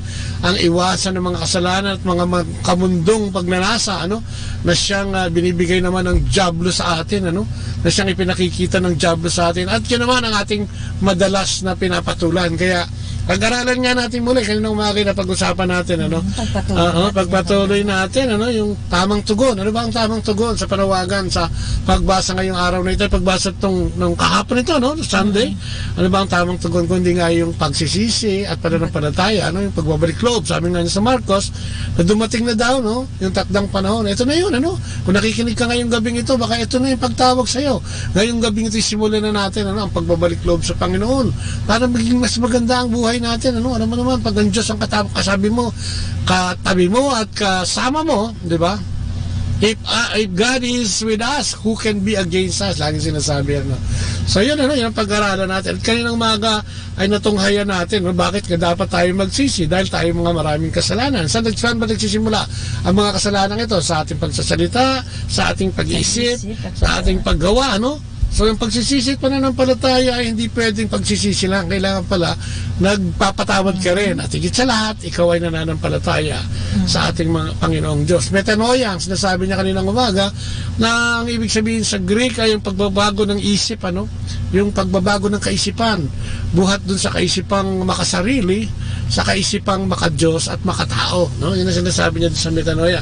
Iwaksin na raw natin yung mga masasamang ugali natin, talikdan ito, at talagang kamuhian na, dahil alam ng Diyos, sabi niya sa Juan, sabi niya unang Juan, sabi niya, nalalaman ko ang ginagawa mo kung ikaw ay nagsisisihan lang o nagkapaka-plastic lang, at alam ko kung ikaw ay totoo ay hindi. Kaya kung ikaw ay hindi totoo at ikaw ay pa-neutral lang, ika nga, maligamgam, ay isusuka kanya, ang sabi niya. So anong dapat natin gawin?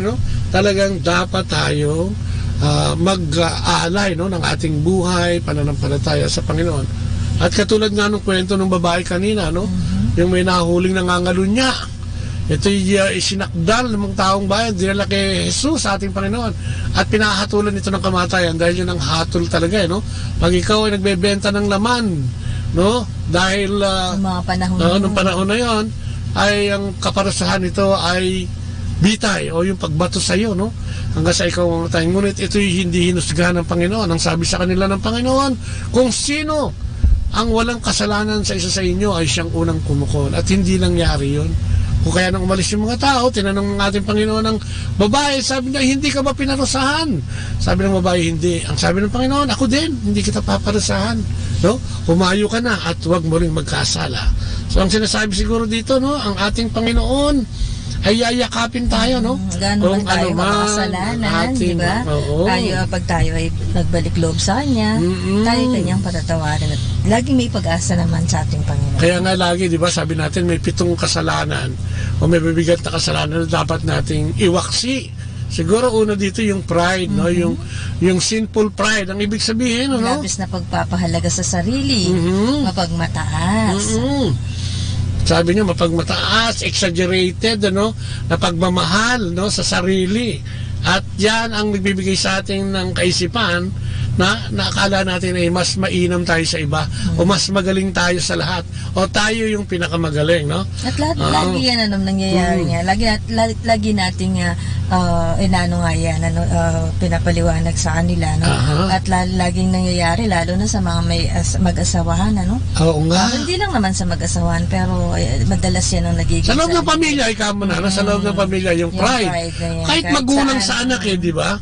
Pag ang anak may trabaho na rin, nagkakaroon na rin yan ng pride. Sa loob na, hindi mo na rin pwede basta pagsabihan yan dahil may sarili ng buhay, ika nga nila. Pero, di ba, sa pamantayan ng ating Panginoon, dapat yung galangan, dapat yung pagpapakumbaba ay nandyan. At magandang gabi kay Sister Ellen Apura, no, nandiyan siya. Kay Edna, kay Jimmy Pariolan, at kay Biosta. Kay Sally Rosa, yan, magandang gabi sa inyo. Ganon din naman yung nasa ating YouTube, ano? Si Weng, Navidad, kay Layumi. Ayan, amen daw, oo. So yan, ano, yun yung sinasabi natin. Kasi pag yan ang pinairal mo, yung pride, talagang pati sa Panginoon ay magmamalaki ka. Ang sabi nga dyan, ang epekto nitong pride na ito ay napapawalay tayo sa pag-ibig ng Diyos, no? Dahil nga, di ba, katulad ng babae kanina, siguro sumobra ang pride, kaya ko to. At nung hindi niya nakaya, hindi niya na masustenta yung pangangailangan niya, ibinenta niya na, no? Yung kanyang laman dahil umasa siya. Yung kanyang sarili. Oo, sa sarili. O yung pagiging sakim, sabi niya, yung covetous, isa din yan, ano, sa hindi magandang ugali, no? Nating mga pagiging makasalanan natin, ano, yung desire, no? Excessive desire. Excessive desire, no? Kung ano yung meron yung iba. Sa worldly things, di ba? Yung mga makamundong ano ba ito, no? Yung mga yan, yung mga gadget na yan, di ba? Yung mga katanyagan na yan. Mga material na bagay na yan, di ba? At kung ano-ano pa, ito yung sinasabi niyang covetous, yung, di ba? Yung pag meron yung kapitbahay mo, gusto mo, meron ka din, no? Pagka maputi yung katabi mo, gusto mo, maputi ka din. Ayaw mo nagiging hindi ka na kontento. Ayan. Dahil nga, yun ay nagiging gahaman ka, no? Excessive desire nga ay pagnanasa natin. Kaya kung minsan, di ba, ano nagiging produkto nito? Nagiging sinungaling tayo, no? Ito yung nagiging magnanakaw tayo, no? At kadalasan, nawawala yung katarungan sa atin, ano? Nagkakaroon tayo ng unkindness, no? Walang awa. O cheater, o yung mandaraya. O kasi pagka yung gahaman ka, yun yan, no? Parang puro pakabigyan, ano? At ang epekto din nito ay napapawalay din tayo sa ating Panginoong Diyos. Magandang gabi din si Lids. Amen. O, tiga SSS yan. At saka si Brother Eric. Ayan, magandang gabi sa inyong dalawa. Ano? Yun. Ano pa, di ba? Yung sobrang labis sa naman. Oo, ito yung katulad ng ginawa ng babae, no? Lustful, o yun nga, yung pakikiapid, di ba? Pagiging pag-create ng pagkakahiwa-hiwalay, ano pa, yung kalaswaan, at kung ano-ano pang tulad nito, ano? At ano ang sinasabi nito? Ang epekto nito ay ganun pa rin, pagkamuhi sa mga holy things, no? O yung mga bagay na banal, nawawalan tayo na. Siyempre, dahil nga yung gusto mo, yung alam mo naman na hindi naman ka lugod-lugod sa Diyos, talagang napapalayo ka sa Kanya. Dahil ginagawa mo yung hindi niya gusto. Yan, yung gawin mo yan, magulong kaisipan, ano? At minsan namumuhi ka sa Panginoon, ano? Frequently leads to loss of faith. Naku, no, nakakatakot pala yan. Yung ganyang, and it separates us from God, no? Yung nawawalan tayo ng pananampalataya sa Panginoon. Ano pa? Galit, naku! Yan po, no? Pag-usapan din natin kanina mga ganyan. Sobrang galit. Dapat iwasan din daw yan dahil ito ay nagiging sanhi ng ating kasalanan. Ano? Nagiging impatience tayo dyan. No? Nagagalit tayo. Nagkikreate sa hatred. Nakakapagsalita tayo na hindi maganda, nagagaling sa bibig natin na hindi natin alam dahil sa galit natin ay lumalabas. Kung minsan pa nga may mga nagsusumpa pa nga dyan, di ba? Oo nga. Sa sobrang galit. Yan. At nawawalan tayo ng respeto sa ating kapwa. Pati sa Diyos ay napapawalay tayo, no? Sa pag-ibig niya. No? Yan yung mga bagay na nagagawa ng mga kasalanan, ano, sa ating buhay. Yan, pagka sobrang yung gluttony, yung sobrang kasibaan, ano, sobrang sobrang takaw ba ang tawag dyan? O sobrang kalabisan. Di ba sabi nila, kahit anong labis ay masama. Siguro ito isa yung epekto nito. Pwede kasing yung kakainin ay pwede nang kainin ng iba. Sa halip na marami yung kakainin isang tao lang. Ayan pa naman ang uso ngayon, fasting, no? Dahil sa ating Lenten season, ano? Kailangan magdasal tayo, kailangan mag-fast tayo, no? At kailangan din nating magbigay ng biyaya sa iba. O yung almsgiving. Yan, ako. Yung NB, ako. Ang dami dito, ang dami nahuhulog sa ganito eh. Hindi naman ako yung gitara, pero gusto mo, lahat nasa iyo din. At saka hindi maganda dyan, pagka may mga nangyaring hindi maganda sa kapwa mo, ay natutuwa ka. Naku, yun ang at nalulungkot ka naman. Yan ang epekto ng pagkainggit. Oo, at pag may magandang nangyari naman, abay nalulungkot ka. Para bang, nga, no? Yan yung inggit eh, no? Parang, pag nagkameron siya, talagang parang nasusuya ka, ano, malulungkot ka, ano, nawawalan ka ng, ng contentment, ano, at yun nga, gusto mo, ikaw ang laging lamang, which is, di ba, ang Diyos ay isang parehas na Diyos at yun ang gusto niyang gawin natin, ano? Maging patas tayo, no? At kung minsan yung inggit na yan, gagawa ka ng paraan, di ba, para magkaroon ka nun. Kahit kung minsan hindi natin kayang yakapin, ay yayakapin natin. Naku, ayan nga, at ang produkto niyan, produces a spirit of destruction daw, no? Yung paninira, yung backbiting, di ba, pag nakatalikod, naku, atakihin mo yan, saksakin mo yan, sa mga sa mga kadalasan sa mga trabaho yan. Oo, madalas yan. Kasiraan, para may ma-promote, siraan, para maging mas sikat, yan yung mga nakakatakot na mga capital sins o yung mga pagkakasala na talagang dapat nating iwaksi na o tuluyang kamuhian. Katulad pati dyan, yung pagiging tamad, no?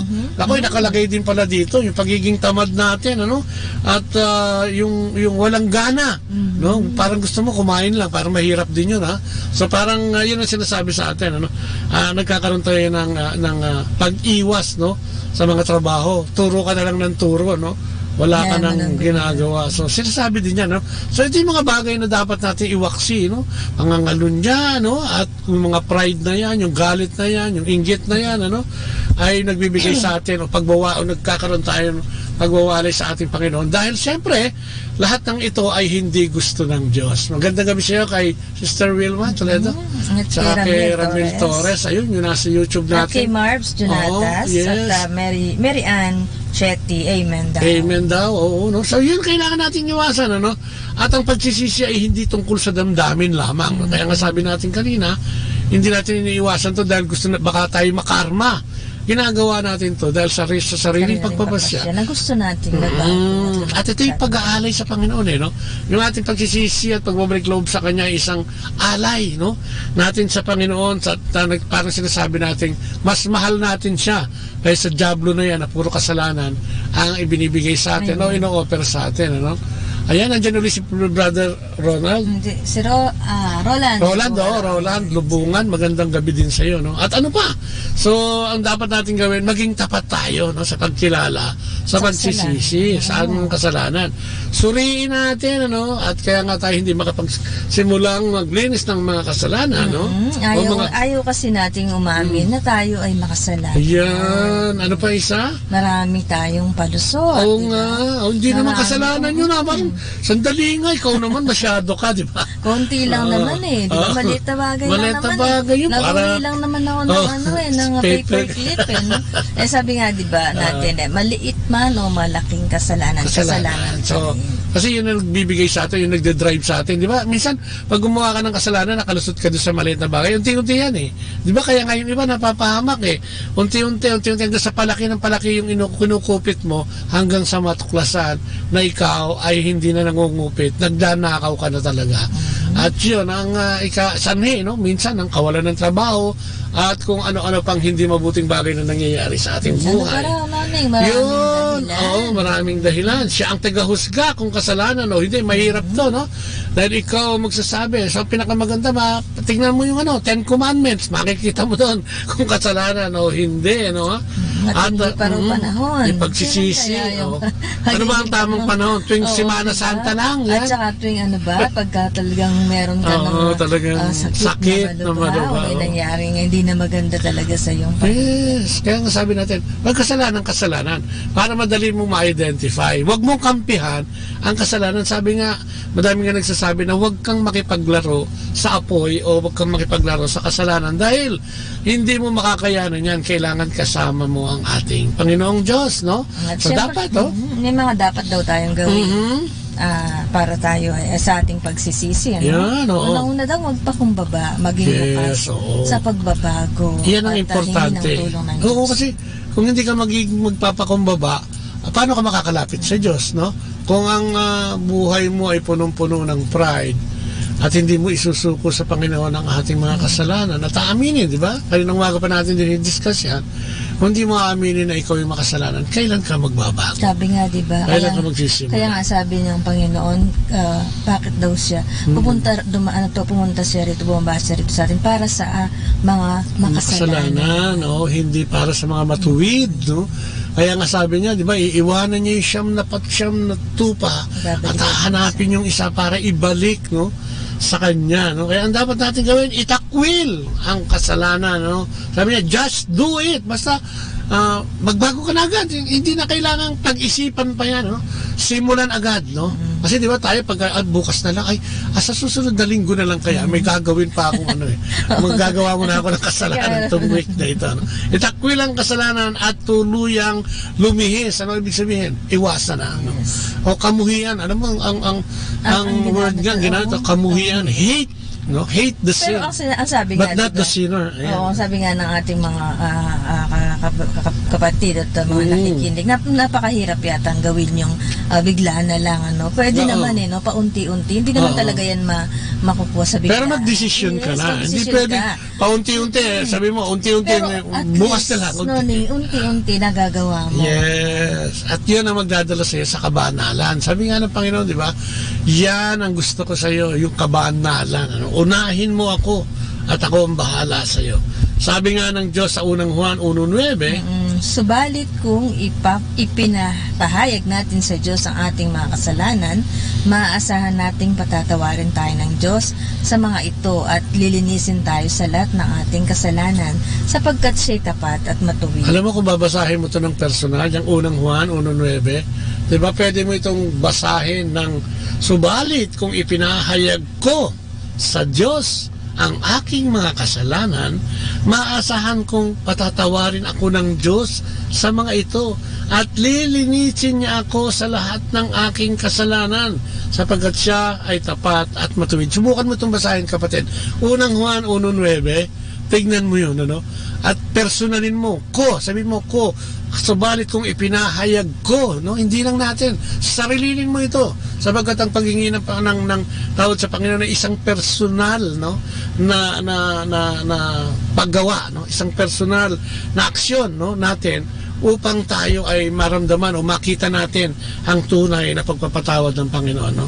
Kung ihahayag daw natin ang ating mga kasalanan, patatawarin tayo, no? Sapagkat ang Diyos ay tapat at matuwid, no? Alam mo, ang ganda ganyan. Si Brother Boy, yung Toledo naman ang nandyan ngayon. Ano ba talaga naman itong mag-asawang to? Magandang gabi sa inyo. Maganda. Si Sunshine Clagar. Ano? Siagar ba? Clagar? Siagar. Yan, Yan nga, Siagar. C. Sugar. Sugar, parang ang tamis, ha? Amen. Magandang gabi sa iyo, Sunshine. Kay Rosalina Pascual. Naku, magandang gabi din sa inyo. At sa lahat na nakatunghay sa atin. Alam mo, may kwento nga sa Biblia. Alam mo ba itong kwentong to, Naning? Tungkol sa... Nagbabasa sila ng Biblia. Lucas 15, 11 hanggang 24. Ay, si Rita Rojas, magandang gabi po. Ayan, tigayan dyan sa may Quezon City. Prodigal Son. Ang sabi dito, mayroong isang hari na may anak na dalawa, no? Yung isang panganay, yung bunso, at yung bunso ay sinabi niya, akin na lang yung mamanahin ko. No? Hiningi na niya yung mana niya sa kanyang, hinihingi na niya ang kanyang lahat ng mana sa kanyang ama. At dahil sa ang kanyang ama na hari ay mabait, ay binigay ito sa kanya. No? Ngunit anong ginawa ng anak? Ayon doon sa kwento, ito'y naglayag, no? Pumunta sa ibang bayan, at doon, squandered nga ang ano ba sa Tagalog, nilustay, no? Ang kanyang inubos niya yung mana. Tapos ano pa nangyari noon? Tapos siya naghirap. Naghirap, oo. Tapos dumating yung panahon, dahil sa kahirapan ng lugar na pinuntahan niya, ay nagkaroon ng tagutom at kailangan niya magtrabaho upang kumain, at namasukan siya, no? Sa isang din doon, no? Sa isang tao doon, at siya idinistino, alam niyo kung saan? Sa gitna ng bukid, doon sa destino, at ang inaalagaan nyo, alam nyo kung ano? Baboy, no? Ang baboy noon, na panahon na yun, yung pinakamaraming hayop na tinitignan, sa panahon ng ating Panginoon. At doon ay pinakakain, no? Ang mga baboy na yun, pinakakain ng mga alipin ng nitong kanilang amo, at nakikita niya yun. At minsan parang gusto niyang humingi ng pagkain yun, sapagkat siya nagugutom at kapos sa pagkain niyan. Kung kaya dahil naman sa pride, ay hindi niya ginawa yun. Ngunit, ito ay nagbigay sa kanya ng kaisipan, kaisipan na nakita niya, yung pagkakaiba ng amo niyang ito at saka yung tatay niya. Sabi niya, doon sa amin, yung mga alipin, sabi niya, mga alipin doon, kaya sobra-sobra pa ang pagkain na binibigay ng aking ama. May almusal, merienda, tanghalian, merienda at hapunan, samantalang dito, sabi niya, nagugutom ako. Kung kaya siya ay nagpasya, dahil sa kahirapan niyan, siya ay nagpasya. Sabi niya, babalik na lang ako sa tatay ko. Sasabihin ko sa tatay ko, nagkasala ako sa tayo, nagkasala ako sa Diyos at sa iyo. Huwag mo na ako ituring na anak, at ituring mo na lang akong alipin. So sabi niya, para makonsol niya siguro yung tatay niya, ganun ang gagawin niya, magpapakababang loob siya, para matanggap siyang muli ng tatay niya, at alam niya, natatanggapin siya, dahil alam niya kung gaano siya kamahal ng tatay niya. So anong ginawa niya? Nagpasya siya na bumalik. Malayo pa siya, nakita na siya ng kanyang ama. Siya'y sinalubong patakbo. At anong sinabi sa kanya? Sinabi niya sa tatay niya, tay, nagkasala ako sa Diyos at sa iyo. Ituring mo na, huwag mo ako ituring na anak, ituring mo na lang akong alipin, sabi niya. So ano ang ginawa ng ama? Imbis na sagutin siya ng kung ano, ang sabi, tinawag yung mga katulong, yung kanyang mga kasambahay, At sabi sa kanila, dalhin nyo rito ang pinakamagarang damit, pinakabarang singsing, at pinakamagarang tsinela, sabi yung panyapak, at isuot sa anak kong ito, sabi niya. Ano ba ang simbolo ng tatlong yon? Yung singsing, yung baro, at saka yung panyapak ay isang simbolo ng pagiging hari. O kaya parang ibinabalik sa kanya ng kanyang ama yung kanyang pagiging prinsipe ng kanilang kaharian. At dito'y sa tuwa ng amay sinabi niyang patayin ang pinakamatabang guya na alaga natin. Tayo maghahanda sapagkat ang anak kong ito ay namatay na. Ngunit ngayon ay muling nabuhay. So anong sinasabi ng kwento? Kailangan natin magpasya bilang mga anak ng Diyos.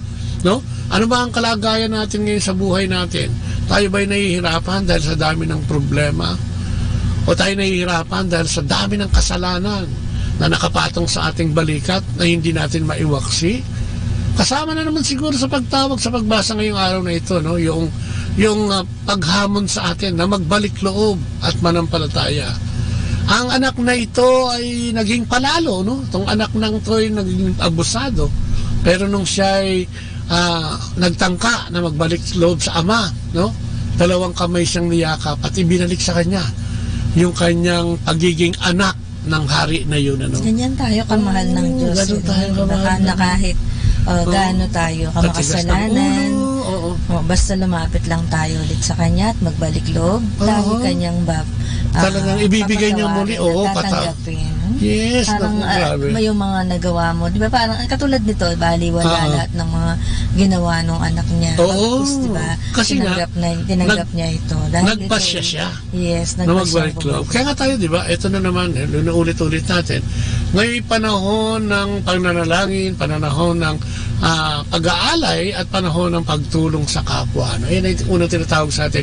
At higit lahat sa lahat dyan yung paglilinis natin ng ating mga kasalanan. Nanaway, i-alay natin, ihandog natin muli sa ating Panginoon sa ganitong panahon at sana hindi lang pagpanahon ng Lenten season, sana matuto tayong lumapit sa Panginoon sa araw-araw ng ating buhay.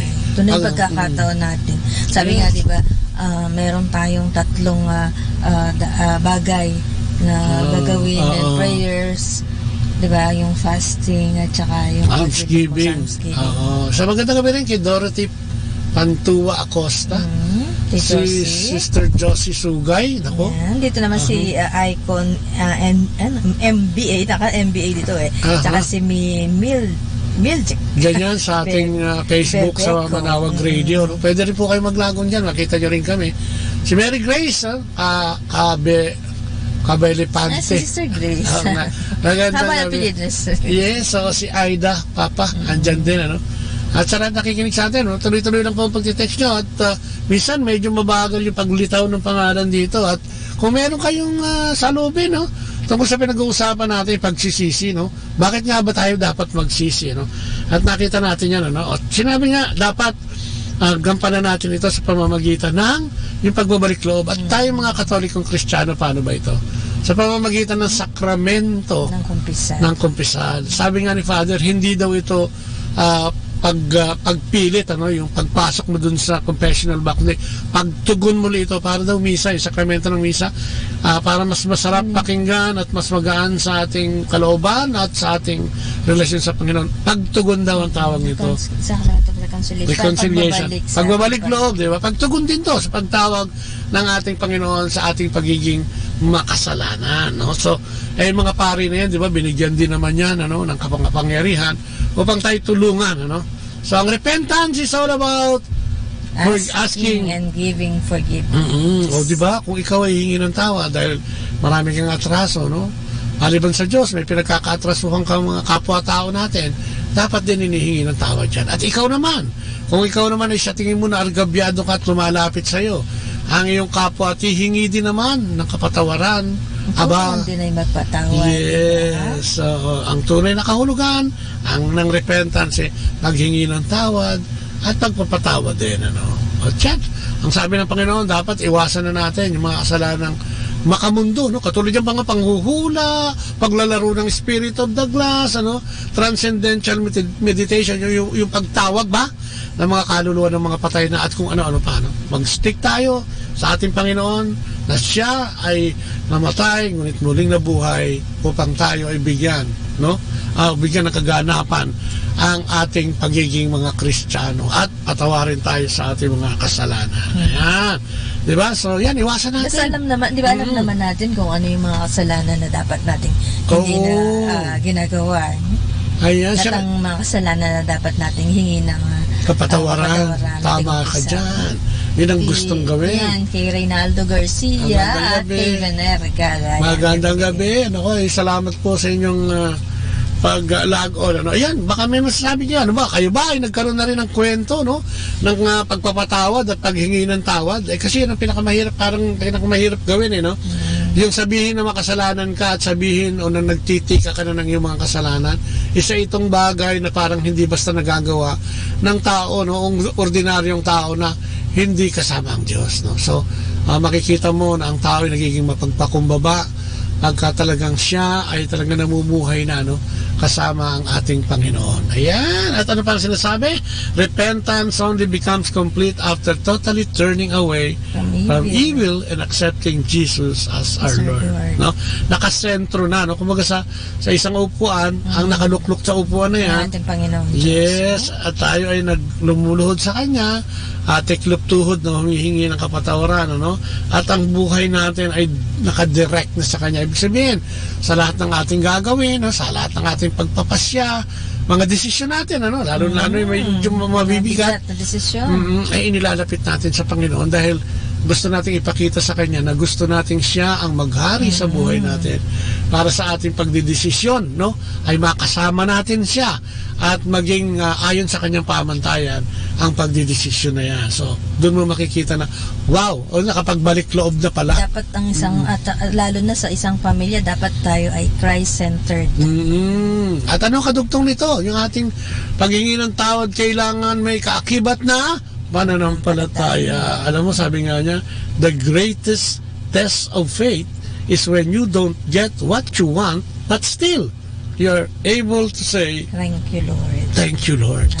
Nakakapagpasalamat ka pa rin. Kung minsan, di ba, kahit na alam yung hinihingi mo, hindi pa rin naibibigay, nasasagot, matyaga. Hindi, pero nakukuha mo pa rin magpasalamat. Oo. Tapos sabi nga niya, ang tunay na pananalig ay nakalagay sa Philippians o Proverbs 3:5 and 6, yung trust in the Lord with all your heart, lean not on your own understanding, and in all thy ways acknowledge Him, So sabi nga niya, trust in the Lord. May mga bagay na kuminsan ayaw mo ipagkatiwala sa Diyos dahil mas gusto mong ikaw ang dumisisyon, At yan ay nagpapakita ng kawalan din ng tiwala at pananampalataya sa ating Panginoon, Dahil siguro kasi kuminsan dala din ito nung baka na matagal mo na ipinapanalangin ito, hindi pa nagkakaroon ng katuparan, kaya parang gusto mong gawin na ikaw na lang ang gumawa ng paraan para dito.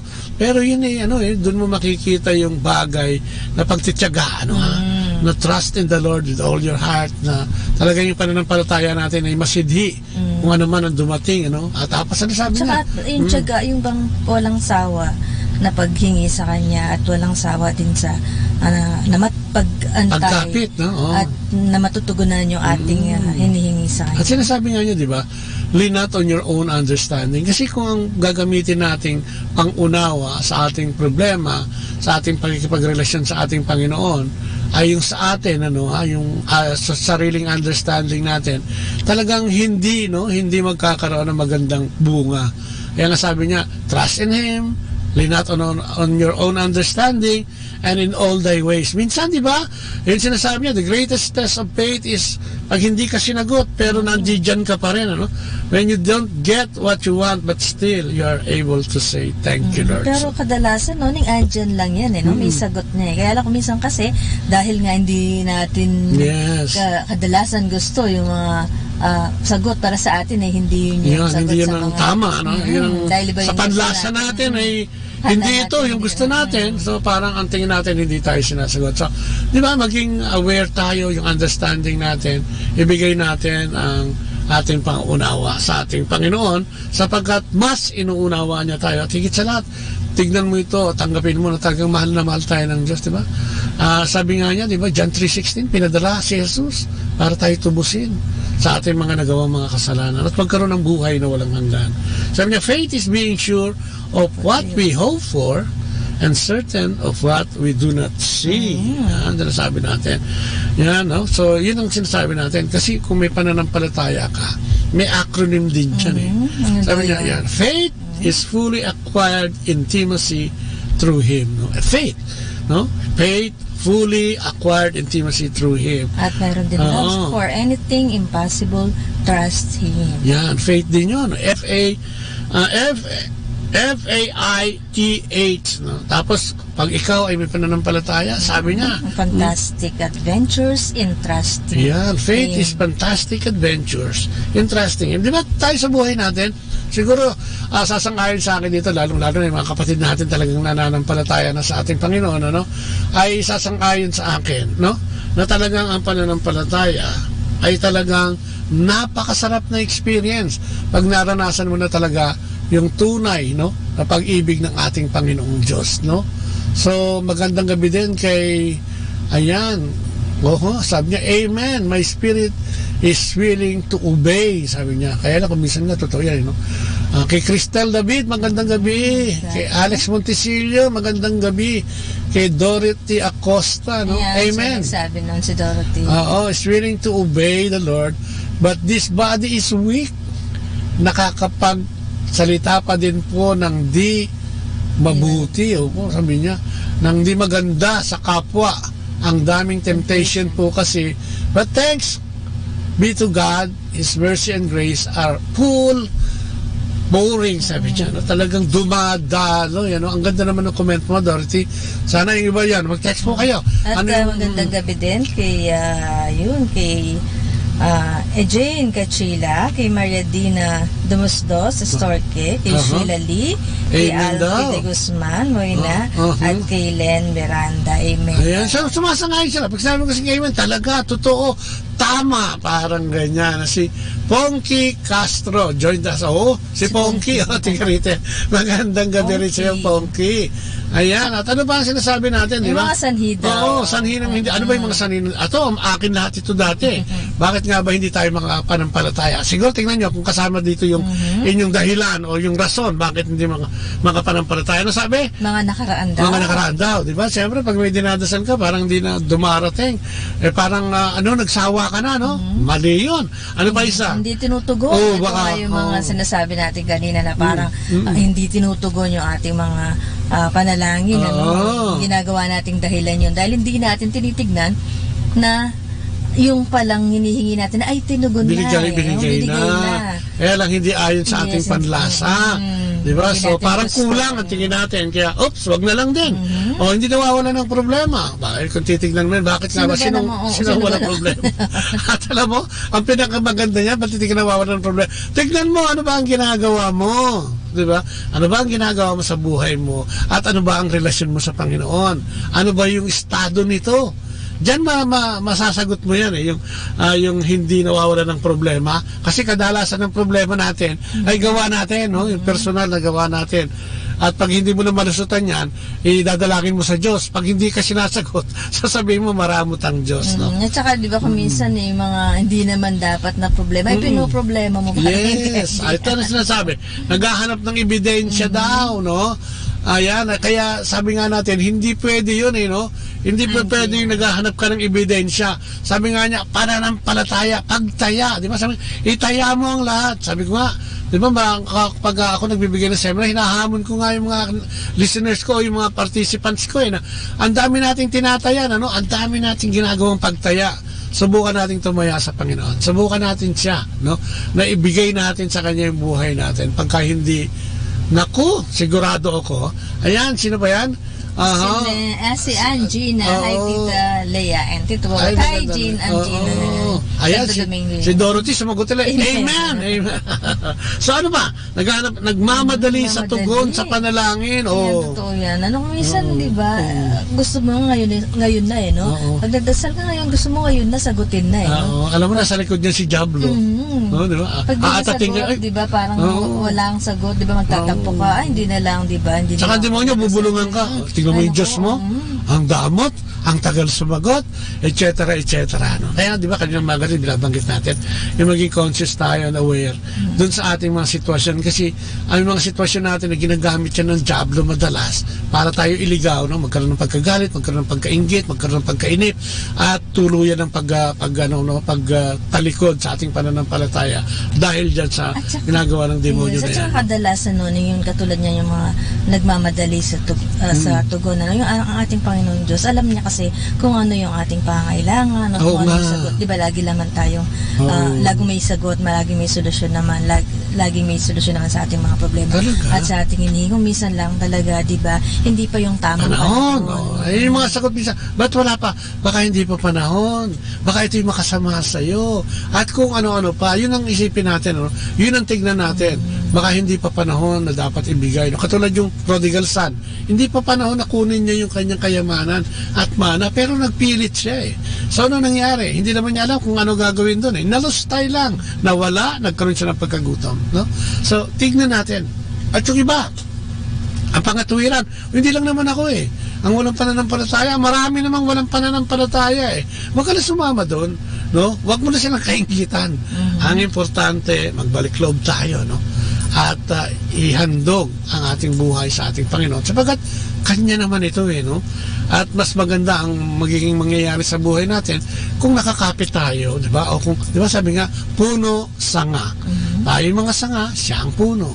Pag wala ka na sa puno, hindi ka na nakakakuha ng sustansya, ano mangyayari? Mababali ka lang at matutuyo. At yung silbi mo, panggatong na lang, no? At wala ka ng silbi. Hindi ka na makakapamunga. Sabi niya, no? Para sa susunod na lang. Madami pa naman pagkakataon. Magkakasala muna ako ngayon. Magbababad muna ako, no? Bata pa naman ako eh. Sa kanila, hindi pa naman eh. Hindi pa naman eh. Alam mo, katulad ng panahon ni Ezekiel yan, no, Ning? Ang mga tao katulad din natin ngayon, nakababad sa kasalanan. Pero anong ginawa ng Diyos? Binigyan sila ng bagong puso at bagong buhay. Tayo, ready na nandiyan, no? Yung bagong puso at bagong buhay. Kailangan lang tayong tumalima. Kailangan lang natin pumunta. At isubmit ang ating sarili, tiklupin ang ating tuhod at manambahan sa ating Panginoong Diyos. No? Sa Ama, sa Anak, at Espiritu Santo. Ano pa sabi niya? Dahil komportable. Komportable. Sa kasalukuyan, karamihan, di ba? Pagka marami ka na, okay ka na, tingin mo, labis-labis ka na, ay kung minsan, iba na ang ginagawa mo, no? At nakakalimutan mo na ang ating Panginoon. Oo, tsaka yung parang ang dinodiyos mo na ngayon, yung sarili mo. Tsaka yung pera, sarili mo. Tama. Isipin mo dahil, di ba? Dahil sa aking katalinuhan, ay meron ako nito at meron ako niyan. Dahil sa aking galing. Diba? Dahil sa aking, di ba, pagsisikap. Pero, di ba, dapat malaman natin na lahat ng meron tayo, pinangahawakan natin, ay grasya mula sa Diyos. Grasya mula sa Diyos. Sa atin ng Diyos. Ano pa ang sinasabi ng iba? Ako ganun din ang sinasabi. Kaya ko naman eh. Kahit ako lang, di ba? O hindi totoo yun, di ba? Yung prodigal son, nakita natin. Tapos yung babae nangangalo niya. Ano nangyari doon? Sinolo niya, no? Hindi siya lumapit sa Panginoon. Ginawa niya yung dapat niyang gawin o kaya niyang gawin bilang tao. Wala na sa konteksto ng pagiging Kristiyano yun eh, no? Yung ginawa niya, nangalunya na siya, gumawa na siya ng sariling paraan niya, no? At ayun, ano nangyari? Kapahamakan. Ganun din tayo. Ang kapahamakan ay nandiyan lang, no? Sa kabilang pinto, no? Ang dali-daling pumasok niyan. Kaya nga yung pagdedesisyon natin, yung mga choices natin araw-araw sa ating buhay ay malaking epekto ito, no? Sa ating, o yung nangyayari sa ating buhay at sa ating kapaligiran. Kaya nga, dapat, no? Kailangan natin ang personal na relasyon, ano? Sa ating Panginoon. Dahil tayo kinakatok, no? Sabi niya, we walk by faith, not by sight. Kasi kung titignan natin yung nangyayari sa ating paligid, baka ma-disappoint tayo. Mawalan tayo ng tiwala sa Diyos. May Diyos nga ba? Ang importante, siguro yung pagkakaroon mo ng intimate relation sa ating Panginoon, yung pagtawag sa Kanya, umaga pa lang, yung pagsuko sa Kanya ng yung mga pangangailangan at paghingi ng mga katugunan nito sa pamamagitan ng Kanyang paraan. Dahil ang ating Panginoon ay kumakatok lagi sa ating everyday pintuan, ano? Tayo, di ba? Handa ba tayo, di ba? Kailan natin pagbubuksan ng ating Panginoon? Dahil nandyan nga, nakalagay din sa pahayag, 3:20, nakatayo ako at kumakatok sa pintuan, kung diringgin ni naman ang aking tinig at bubuksan ng pinto, papasok ako sa kanyang tahanan at kakain kaming magkasalo, di ba? Wow, di pala, no? Yun, di ba, Noning?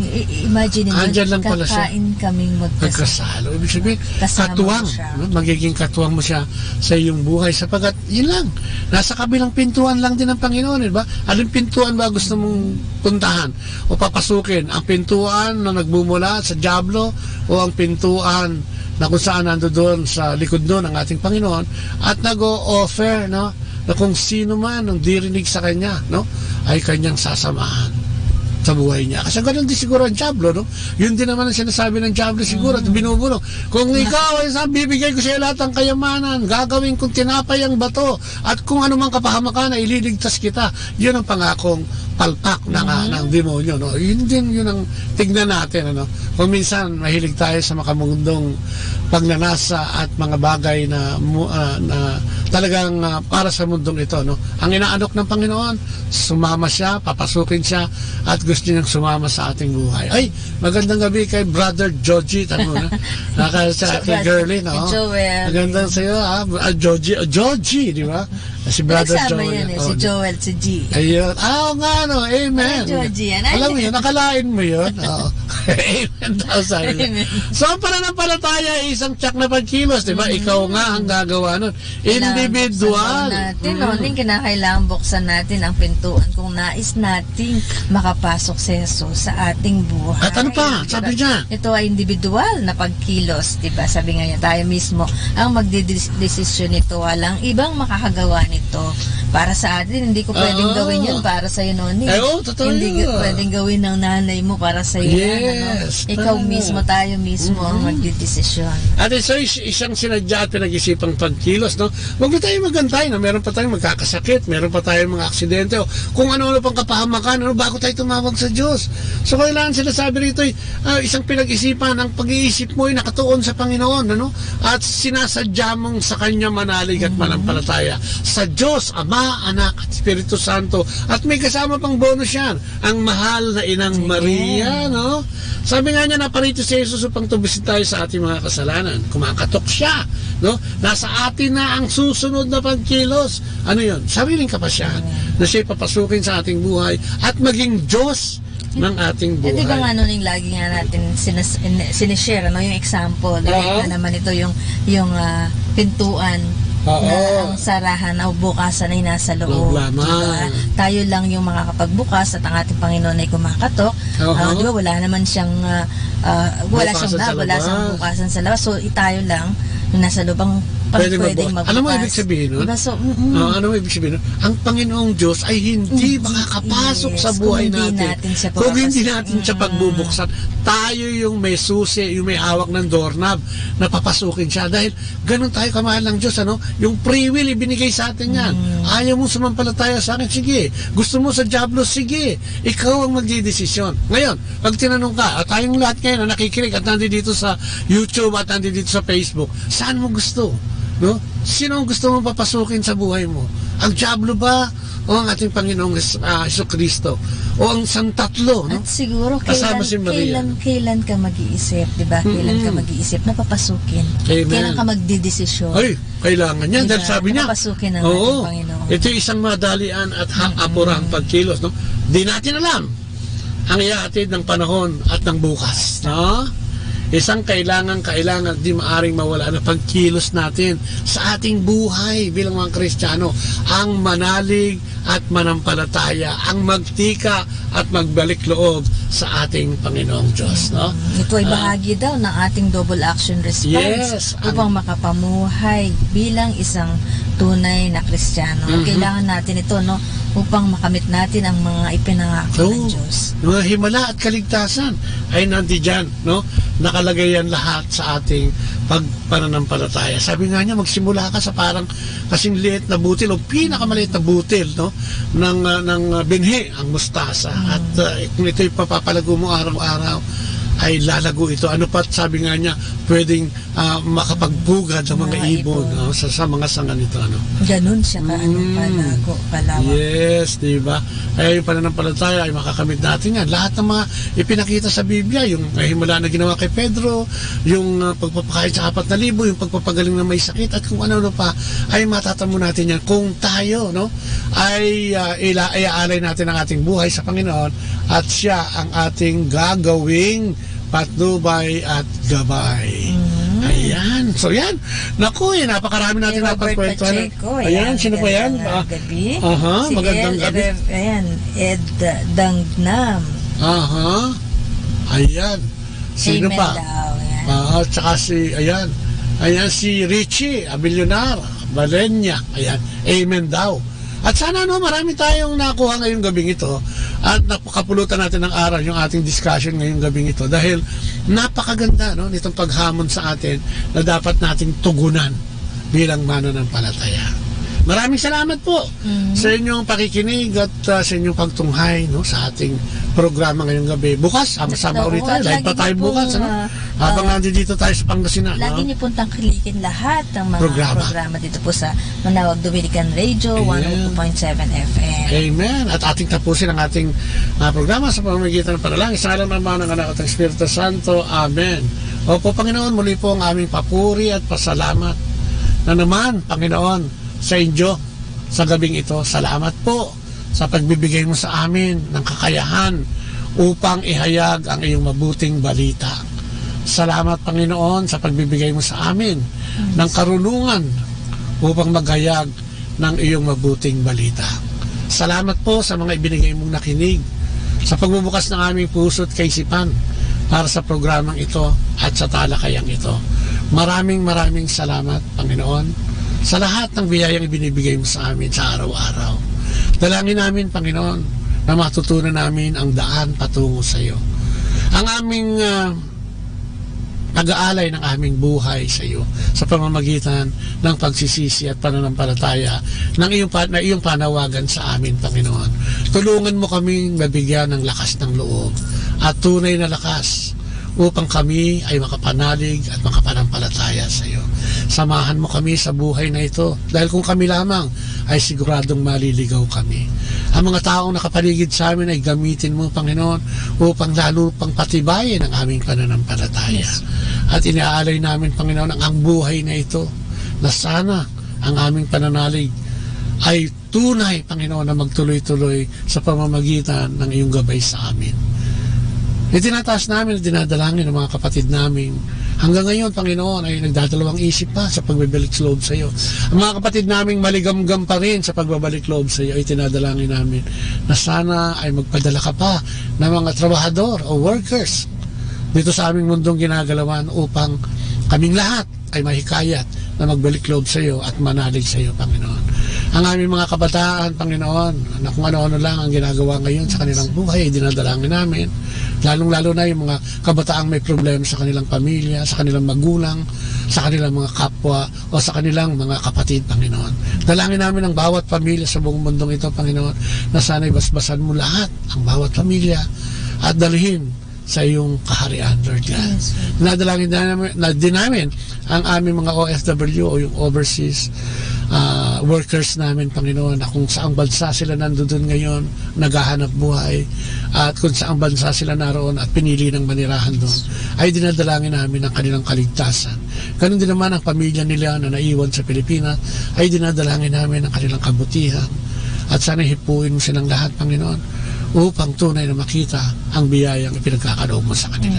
Dalangin namin ang aming gobyerno, ang kabuuan ng gobyerno ito, Panginoon, ay dinadalangin namin sa iyo na sana ikaw na ang bahala, nagbigay ng patnubay at gabay sa lahat ng mga inupo o nakaupong mga kawani at mga opisyales, Panginoon, ng bayang ito. Muli po, kung wala ka sa aming buhay, kung wala ang iyong patnubay, kung hindi mo kami sasamahan, ay magkakaligaw-ligaw kami. Kaya sa gabing ito, inaalay namin ang aming mga sarili na sana, Panginoon, samahan mo kami, ang mga may sakit at karamdaman, kung sino man sila, nasaan man sila, ano man ang katayuan nila, o saang bansa man sila o lugar na nandoon, ay dinadalangin namin ang paggaling ng tuluyan ng karamdamang ito, Panginoon. Ibigay sa kanila at padaluyin sa programang ito ang biyaya ng pagpapagaling. Muli po, maraming salamat at lahat ng hiling namin ay dinadalangin namin sa matamis na pangalan ng iyong anak na si Jesu Cristo, kasama ng banal na Espiritu at sa pananalangin ng mahal na Inang Maria. Maraming salamat and glory be to the Father, to the Son, and to the Holy Spirit. As it was in the beginning, is now, never shall be, world without end. Amen. Maraming pong salamat. The Father, the Son, the Holy Spirit. Amen. Si Marlene Magno, si Camila Kamuda, yan, watching from Israel. From Israel, wow, wow. Si magandang gabi. Glenn, Agulay. Sana malampasan ko po lahat ng pagsubok sa buhay ko sa ngalan ni Jesus. Ay, kasama na yan sa ating panalangin kanina, no, ha? Si G. Glenn, E.A. Agulay, amen daw, ano? At siyempre sa lahat ng katamay sa atin. Oo, kay Maria Melorin, ang aking hipat. Ay, magandang gabi. At nag-birthday nung nakaraang. Oy, belated happy birthday. Happy birthday. Kay si Charlotte Zabala at kay Jenny Pailaga. Magandang gabi at keep on watching, ano, samahan kami at sana mas maganda nga kung halimbawa nakakapagbigay din tayo ng ating mga saloobin, ano? Si Jason Villanueva. Oo, si Jason, Jason, magandang gabi sa iyo. At salamat sa scapular, ha? Ayan. At sa lahat na nakikinig sa atin everyday, maraming salamat po. At siyempre sa Manawag Dominican Radio, maraming salamat po. 102.3 FM.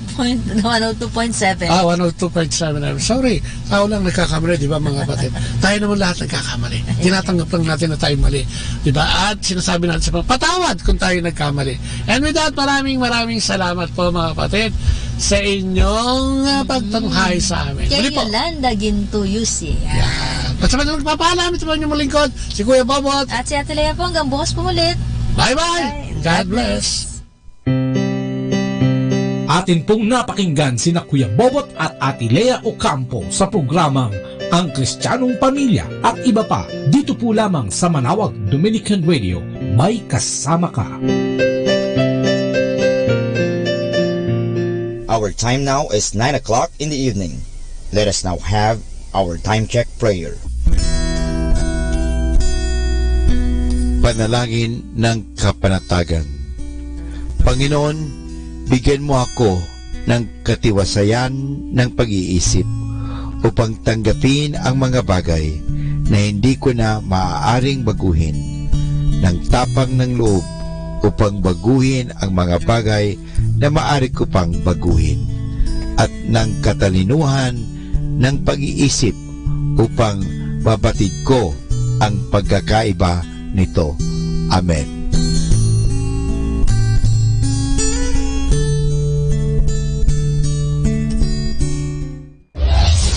This is Manawag Dominican Broadcasting Incorporated, a religious, non-commercial radio station. 10 years of evangelizing the airwaves, sharing God's blessings, live masses on air, playing religious music and prayers. May kasama ka, si Jesus, si Maria, at kami. Our positive thought for this hour. God designs what we go through in life, but we decide how we go through it. In anything and everything, the best plan begins and ends with a prayer. More than ever, we need Catholic radio station like Manawag Dominican Radio FM.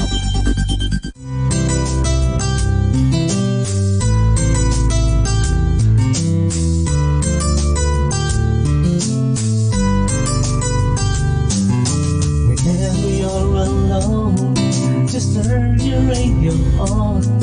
It will comfort you with the songs of love, with words from our God. 'Cause you have a company, you have a friend in here. Manawag Dominican Radio, with the songs that call you to God. You have a company, 'cause we are a family. Manawag Dominican Radio, with the songs that bring you to God. You have Manawag Dominican Radio FM.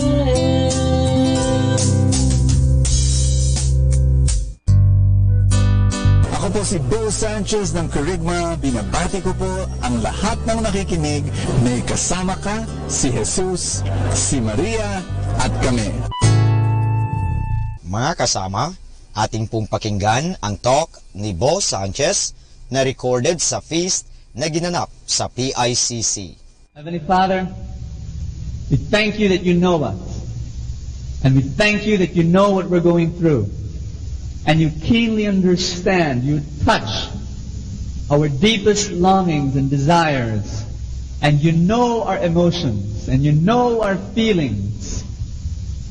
We thank you, Father, that you're stronger than our feelings, and you're greater than our problems, and you're much more powerful than our needs.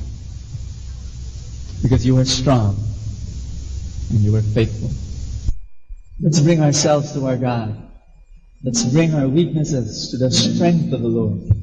And let us bring our unfaithfulness to the faithfulness of God. Let us give to the Lord all our needs and bring it into His abundance. Let us bring our sins into His forgiveness. Approach your God tonight knowing that He loves you, knowing that He cares for you, knowing that He's committed to you. He may create a miracle in your life. He may work deep within your heart and cause you to give glory to Him. Sisters and brothers, do you want the Lord to be glorified in your lives? And do you want the Lord to work in your life so much that you and your life may be pleasing to Him?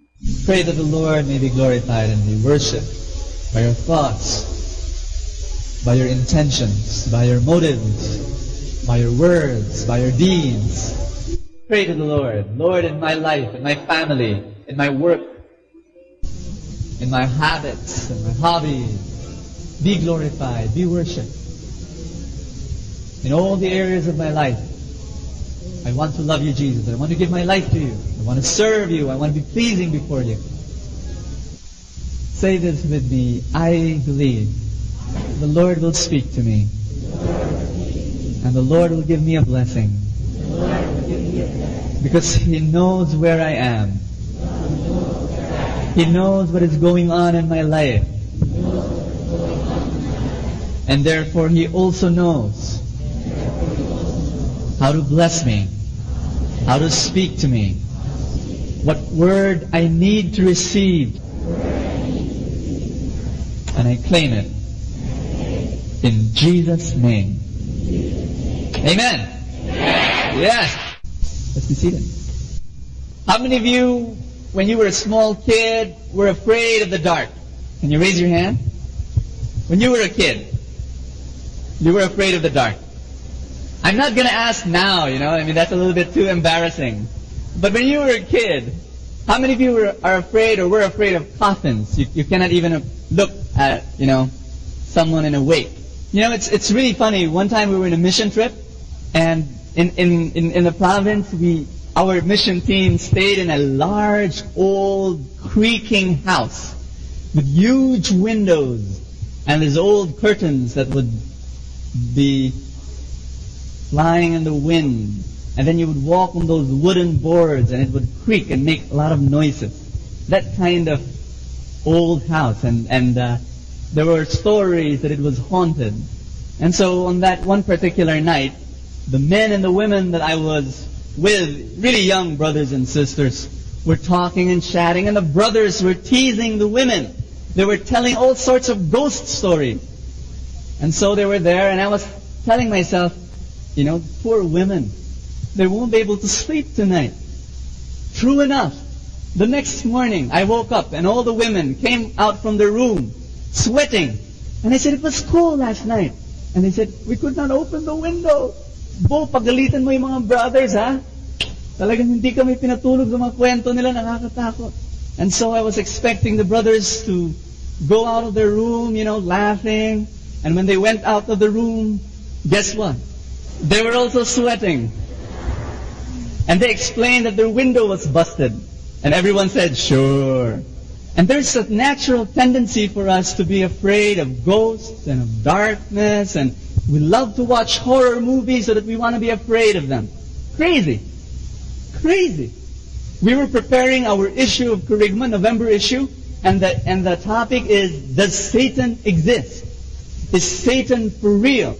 Now in the cover, you will find a man with a black cape and with his back towards you. And I don't know whether they made the background red with some smoke and a lot of haze. I really do not know the exact description. But while we were taking the shots, people were saying, Bo, baka walang bibili ng Kerygma na yan. Baka matakot yung mga tao. And I was thinking to myself, baka nga. So brothers and sisters, when you see the November issue of Kerygma, and you look at the cover, brothers and sisters, it's not really Satan. It's one of our full-time staffers who took that cape. Si Jimmy lang yun. Saan si Jimmy? He's a small brother, a great brother. There he is. And but when you think about it, it's really true. People might just be afraid of getting that copy. Even if in reading that copy, you get a greater grasp of how to fight him and how to defeat him, some people might be afraid to actually get a hold of that copy. One day the Lord revealed to me what is the real horror film and the greatest horror story you and I can ever hear. I think it was some years ago when I felt the Lord just speak to me about horror films in general. And the Lord was saying to me, look at the people. They watch these films. And during the time, I think the films that were being shown were things like Friday the 13th and, stuff like that. So this was many years ago. And I felt the Lord was telling me, these same people who are afraid of the dark and are afraid of ghosts and are afraid of the devil and are afraid of horror films and so on, these people do not know that right in their midst is the real horror story. When you and I sin against the Lord, we leave the protection of God, and we are a helpless prey to the devil. When we sin against the Lord, Satan and the demons come and side with us. And when we sin against the Lord, he puts his slimy arm around us. And when we sin more against the Lord, he embraces us. And when we go deeper and deeper into sin, this is the spiritual reality that we do not see and we're not afraid. Brothers and sisters, instead of being afraid of the cemetery, instead of being afraid of coffins, instead of being afraid of our stories and haunted houses, be afraid of what happens to your spirit, to your soul, when you sin against the Lord. Because then that's when the real horror story happens. Because the devil is there, and he's laughing his heart aloud. And he's putting his arms around you. Am I trying to make you afraid? Am I? Brothers and sisters, yes, I am. I want you to be afraid of the real things. Don't be afraid of Friday the 13th. Don't be afraid of those films. They're not true.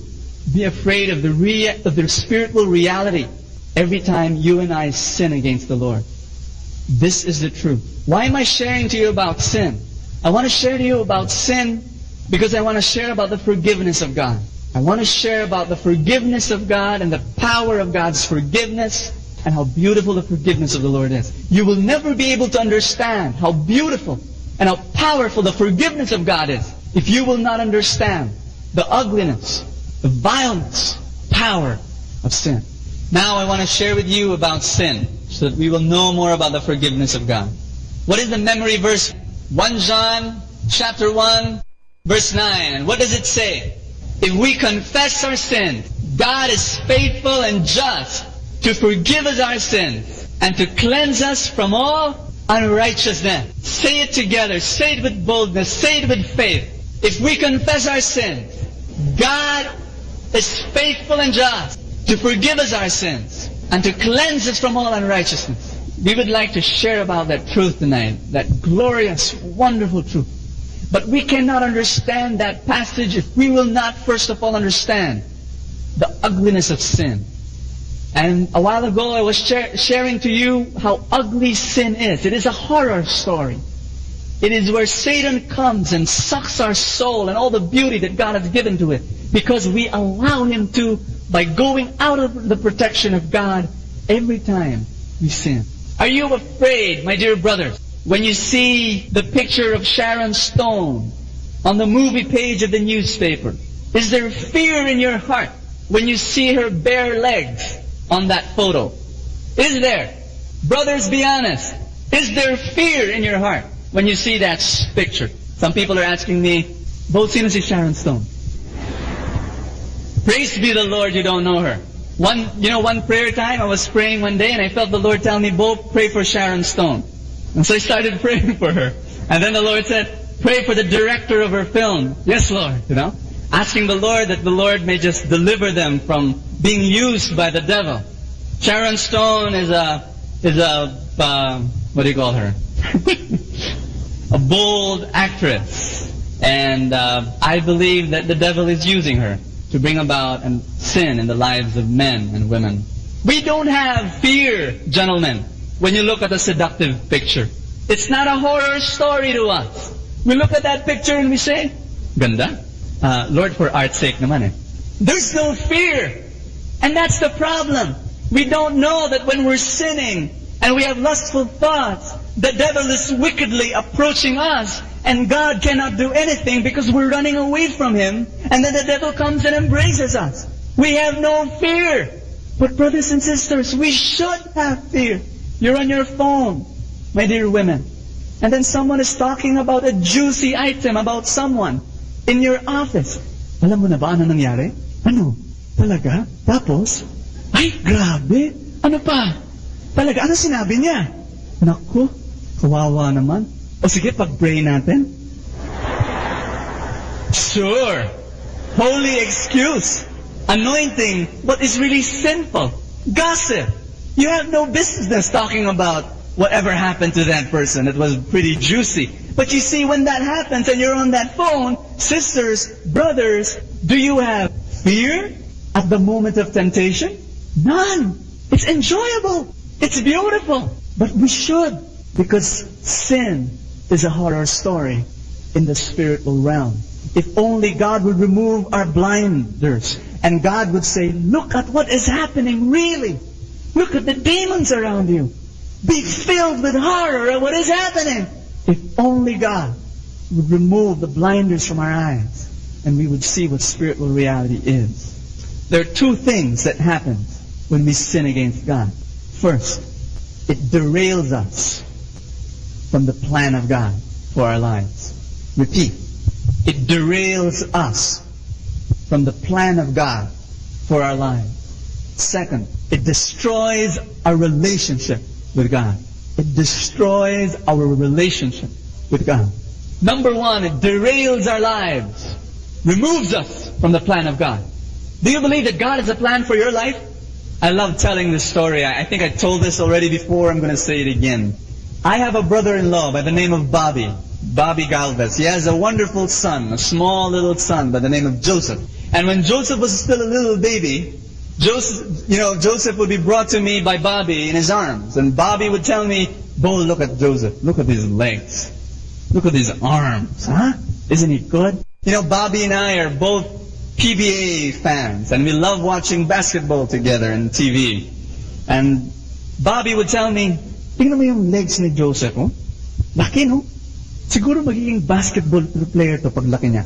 Baka si Alan Kaidig pa nga eh. Laki, no? Siguro, and I was, like saying, oh nga, no, malaki nga yung legs niya, no? Tama. Baka, basketball player nga. Diba? Siguro nga, sinabi niya sa akin, baka magiging 6'5" siya pag lumaki. You have heard that story? No, that I sort of like said, because Bobby is smaller than I am. And his wife, my sister, is smaller than he is. And I sort of like agree that he might be a basketball player. And I sort of agree that probably he might be good. But for him to say he'd be 6'5", that would only come from the lips of a human father, yes?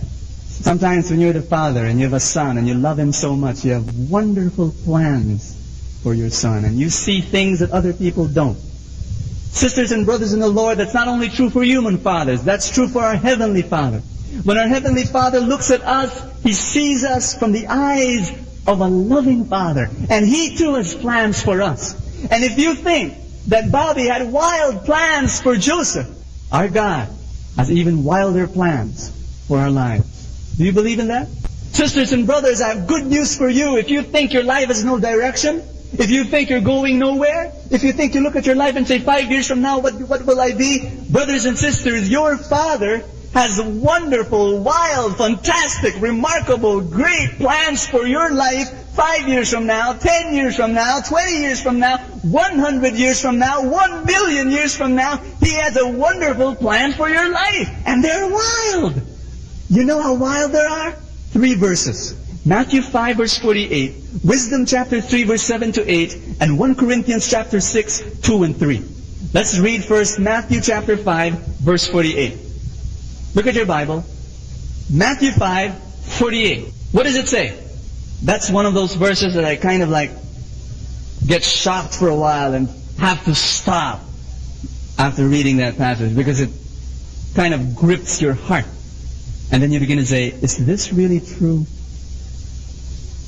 Matthew 5, verse 48 says,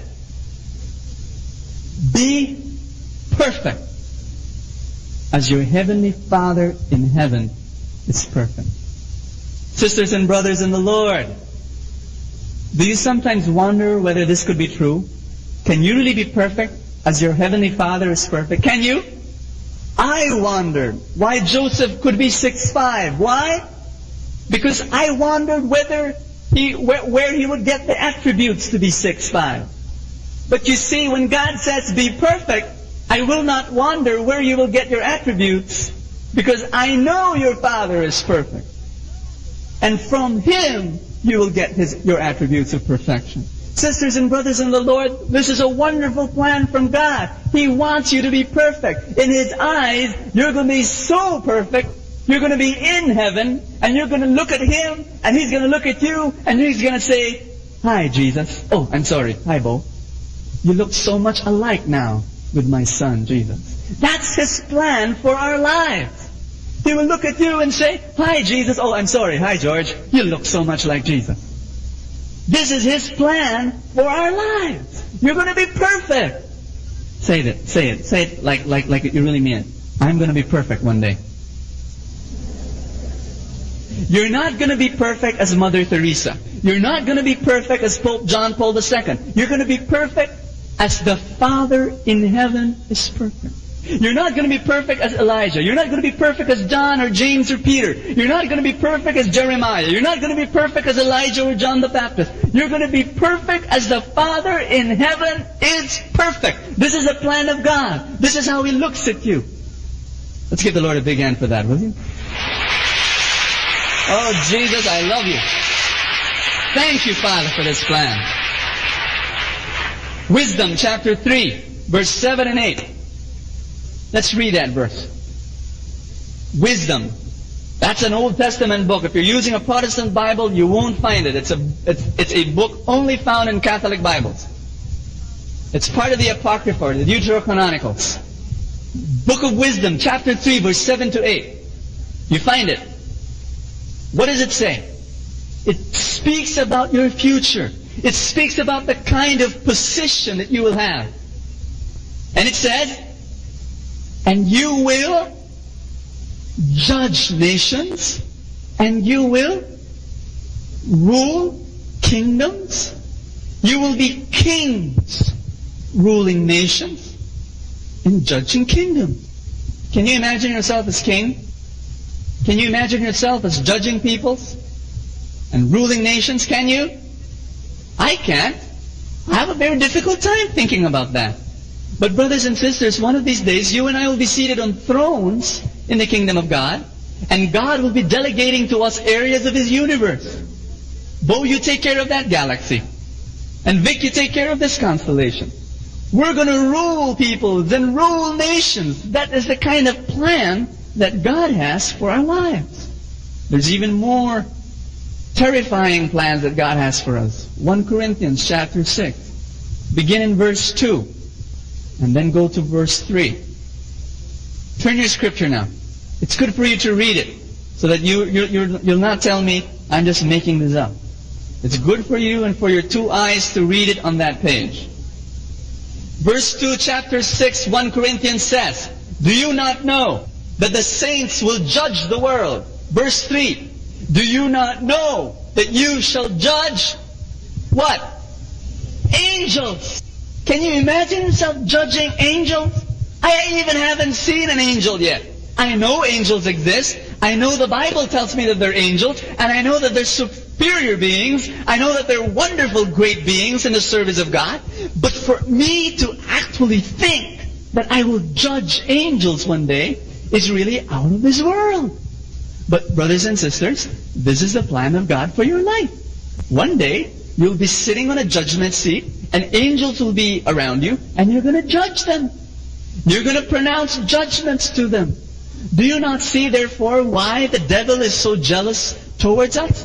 Why is the devil jealous and envious to us? Because we're taking his place. Because we're taking his place. And he hates us for that. Because God has a wonderful plan for our lives. Now, all these plans crumble to dust. All these wonderful plans disappear when you and I sin against God. all these beautiful, fantastic plans of God will not be fulfilled when we sin against the Lord. That's how powerful our sins are. Why? Because we leave His plan. When you sin, you say, Lord, I don't want you. I don't need you. I don't want to follow you. I don't want to obey you. I want to live my own life. I want to be Frank Sinatra and sing, I did it my way. That's the kind of life you want to live. So you leave. And when you do, you leave God's plan. You derail. You get derailed from the plan of God. And you destroy your relationship with the Lord. Now we examine how beautiful forgiveness is. Because forgiveness brings us back into the plan of God and brings us back into our relationship with Him. If we confess our sins, the Lord says, He is faithful and just to forgive us of our sin and cleanse us from all unrighteousness. I have a story that comes from Pio. He was telling me about his brother-in-law. His brother-in-law is an American, and the brother-in-law's name is Doug. By the way, do you know how difficult it is for a Filipino to pronounce that name? Doug. Hi, my name is Doug. Hi, Doug. Pio was telling me that one day Doug and he were together in one house, and he saw in the wastebasket a watch. And so Pio got it and said, Doug, is this yours? And this American said, yeah, it's mine, and it doesn't work anymore. I threw it away. Pio looked at the watch and said, it's beautiful. It's as if you didn't use it yet. It does not function, does not work. I'm throwing it away. We don't work. We malfunction in His plan. We get out of His relationship. God is not like Doug who says, I'll throw you away. I'll replace you. I'll buy a new one. I'll create a new world. I'll deal with someone else. I throw you to the wastebasket.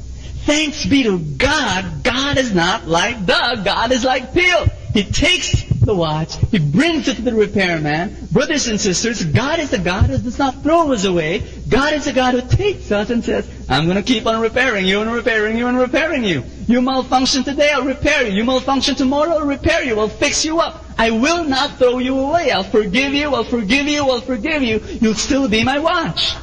This is the love of God. What I want to do is to speak about the love of God.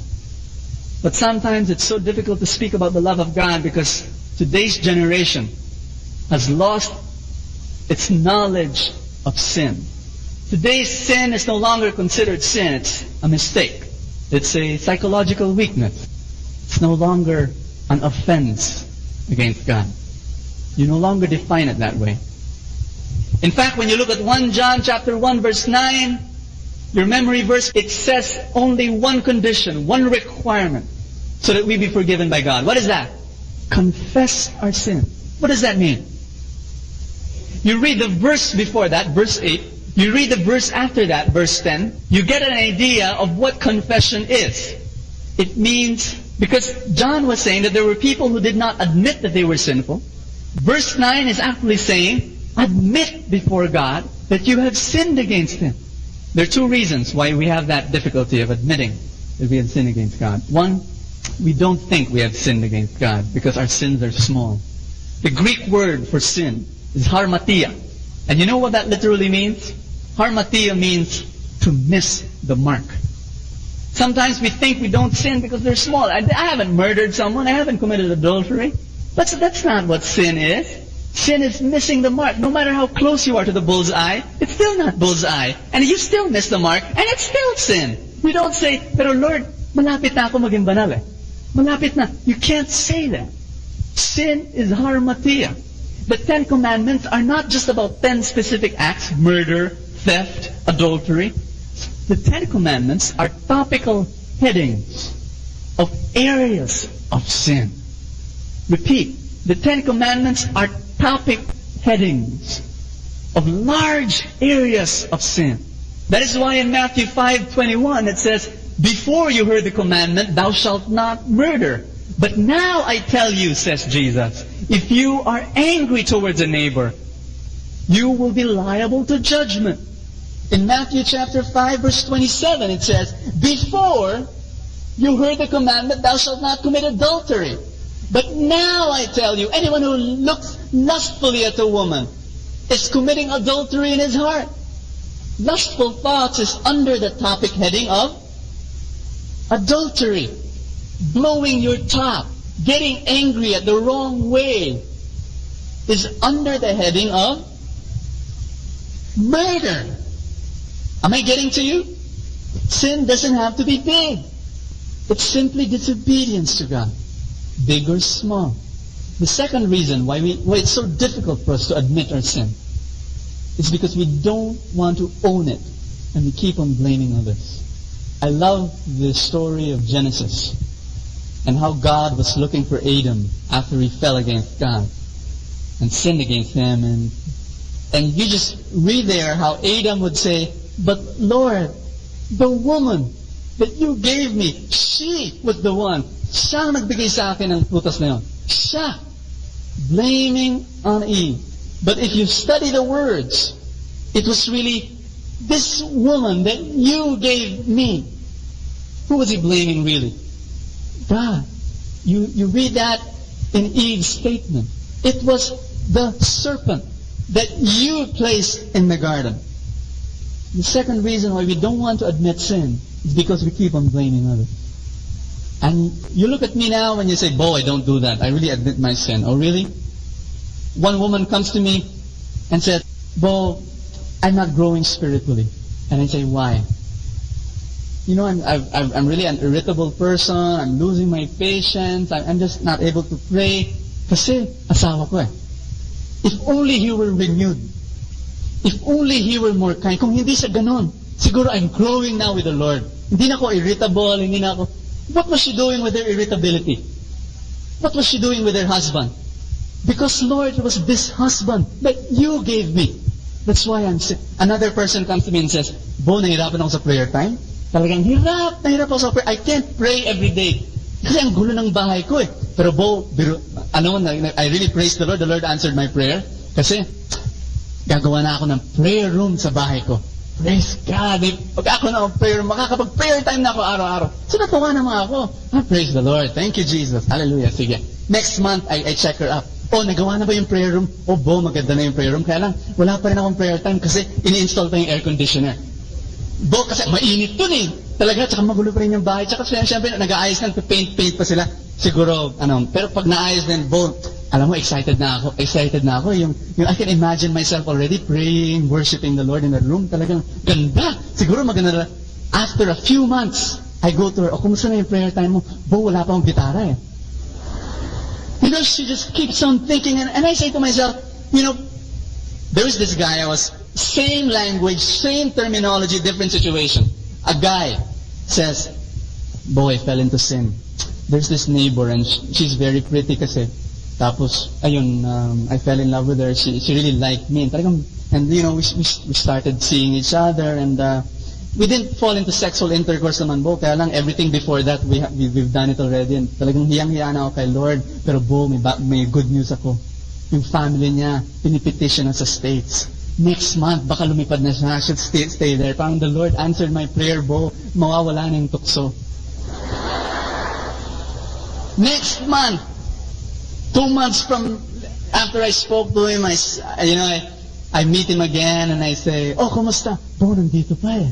Nagkaroon ng delay. So, you've been sinning against the Lord? Oh, talagang, 1 year later, I meet him in a prayer meeting and I say, oy, kumusta? How are you? Bo, nandito pa eh. We blame other people for our sin. We don't own it. You see, when that happens, you never will be able to overcome your sin. That guy has to say, she's not the one to blame. I am the one to blame. The woman who doesn't have prayer time should not say, it's because I don't have a prayer room with an air conditioner, with a guitar. She has to say, I have to make a decision to pray. The irritable wife has to say, it's not my husband that makes me irritable. I choose to be irritable. I can choose not to be irritable, whether my husband changes or not. I decide. 2 things happen when you own your sin. 1, if you realize you were the one who said yes to sin, you realize that you're also the one who can say no to it. If you're the one who opened the door for temptation to come in, you realize that you're also the one who has the power to close that door. You are the important element, the ingredient. Who can say, no, I own my sin? Second thing that will happen when you own your sin, God will know whom to forgive. You're the wife. Lord, kasi asawa ko eh. Talagang terrible. Or the guy who has this pretty neighbor. Kasi siya, Lord, siya. You know, God is there saying, oh, sino papatawarin ko? But you know, if you're there and you say, Lord, ako, talagang ako, I did it. I am to blame for my sin. Then God will say, ikaw, sige, I forgive you. God will know whom to forgive. Sisters and brothers, if we confess our sins, if we admit it before God, He is faithful and just to forgive us our sins and to cleanse us from all unrighteousness. I want you to think now about your sins. Do you have a notebook with you? Okay. I want you to cover it with your hand, just in case somebody might peep. And then I want you to write down your major sins. I'm going to give you 2 seconds to do that. Okay, finished?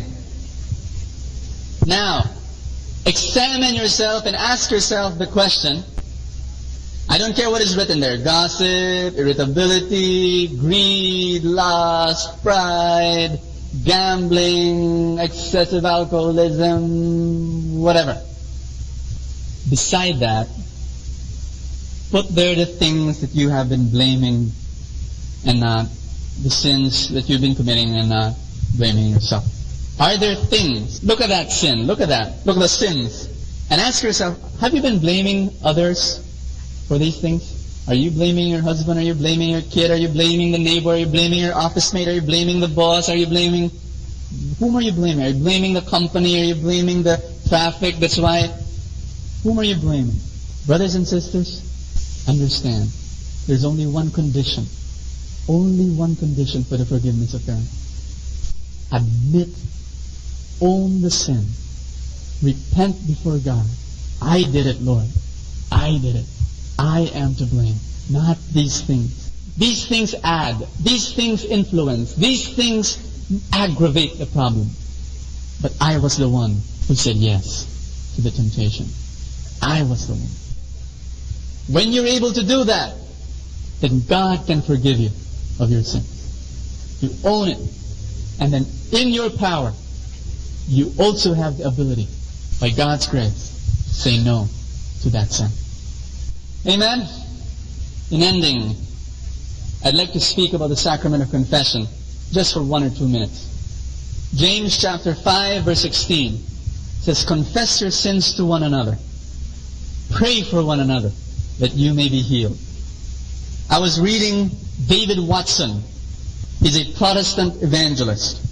And in his book, Discipleship, I read a wonderful, wonderful statement where he says, David Watson is, in his press releases, they say that his impact on Christianity, on Protestant Christianity, is second only to Billy Graham. That's how important figure he is. And in his book, Discipleship, he was saying, buti pa. And I'm going to paraphrase. He says, buti pa yung mga Katoliko. Merong silang sacrament of reconciliation. That they were able to institutionalize and sacramentalize the sacrament of reconciliation, of confessing their sins to one another. James 5:16. And then he gives you the reason why. Because it's so easy to be deceived into forgiving yourself and not the Lord forgiving you. And being very flippant about the mercy of God. It's almost something like a story I read in Reader's Digest just this afternoon. A guy was telling his friend, my boss, he really just makes my life terrible. I'm so filled with pressure. I'm suffering from a lot of things, migraine, headache, ulcer problems, high blood pressure, lahat ng sakit dahil sa trabaho ko. Sinabi ng kaibigan, ba't hindi ka na lang umalis? Hindi, maganda yung health benefits eh. Sometimes we become so flippant with the mercy of God. The mercy of God is always available that we take it for granted. And we just want to get into the mercy of God and be forgiven by our sins. And the sacrament of reconciliation makes us accountable. And that's the word I want you to underline. There is no accountability to private confession.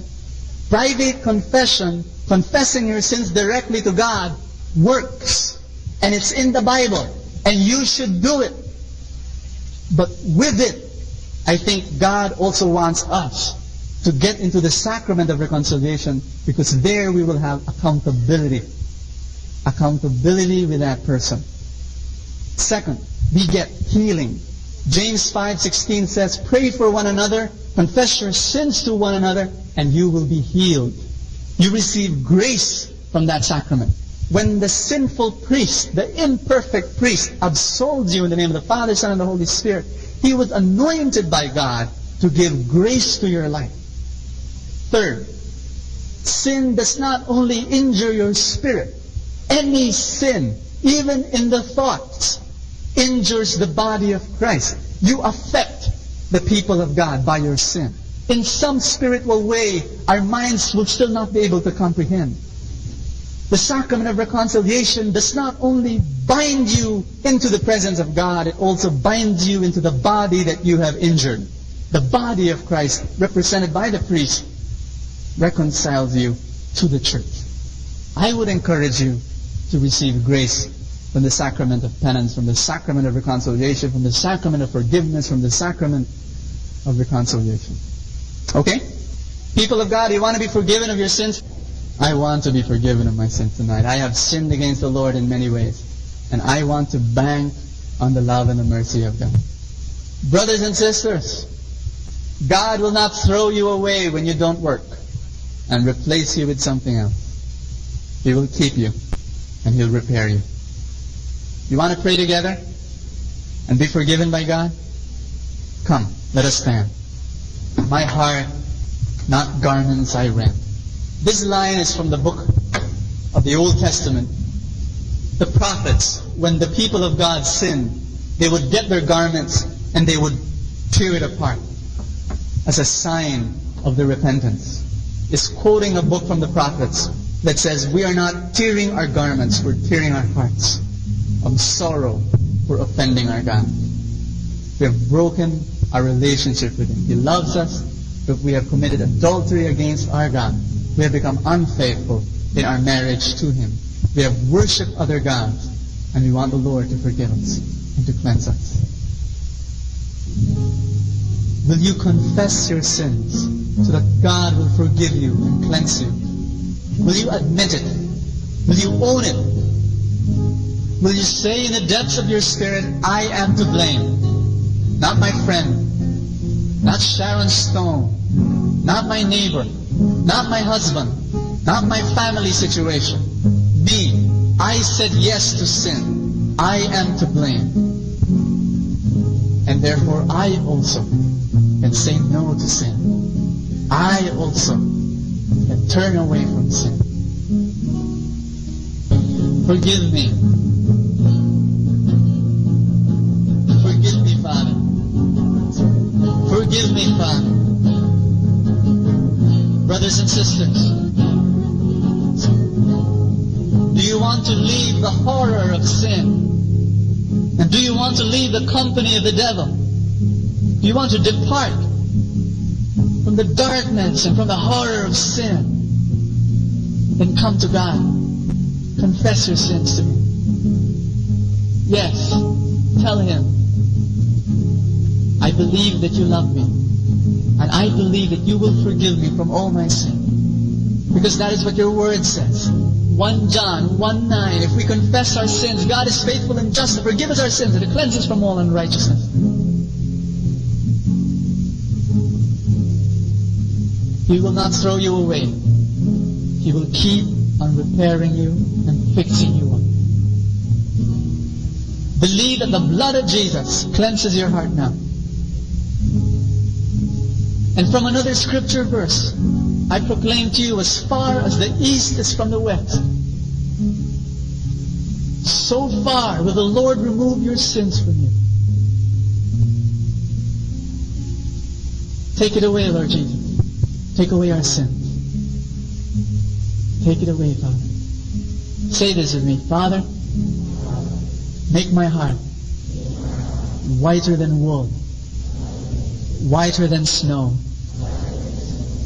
Forgive me from all my sins. Make me new. Do not only forgive my sins, forget about them. Remove them from your memory. Lord Jesus, heal me. Give me the power.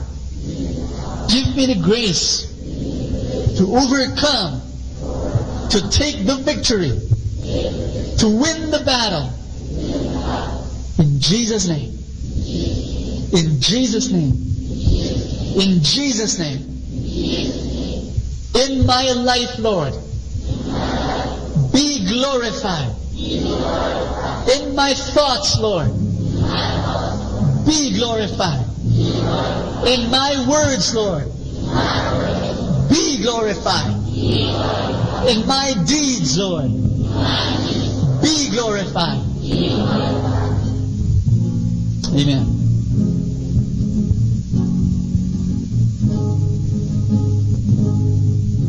Say this with me. I believe that your love for me is greater than my sin.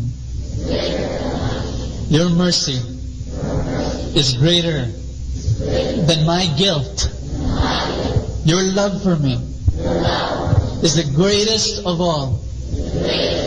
I will not be able to measure how much you love me. Lord Jesus, bring me back into your protection. Bring me now back into your plan.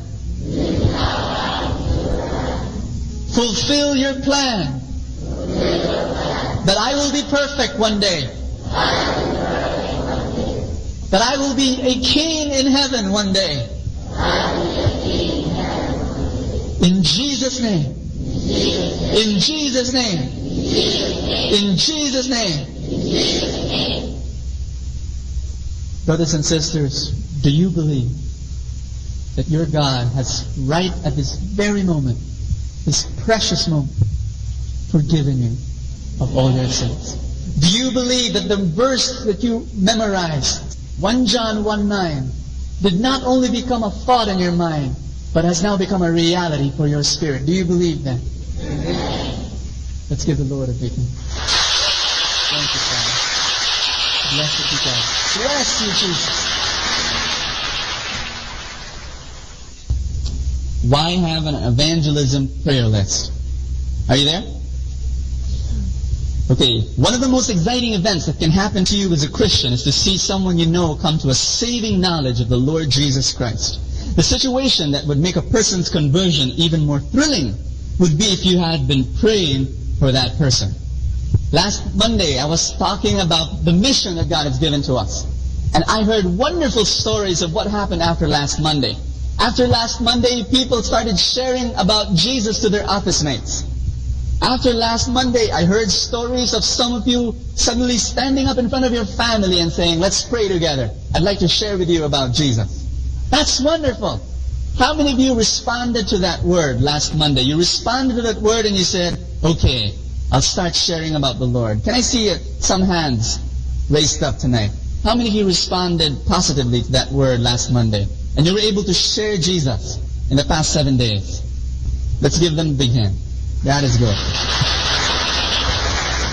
In this past week, the Lord gave me again more opportunities to share His word to others. It is very thrilling to do that. And I want to share with you that joy. Second paragraph.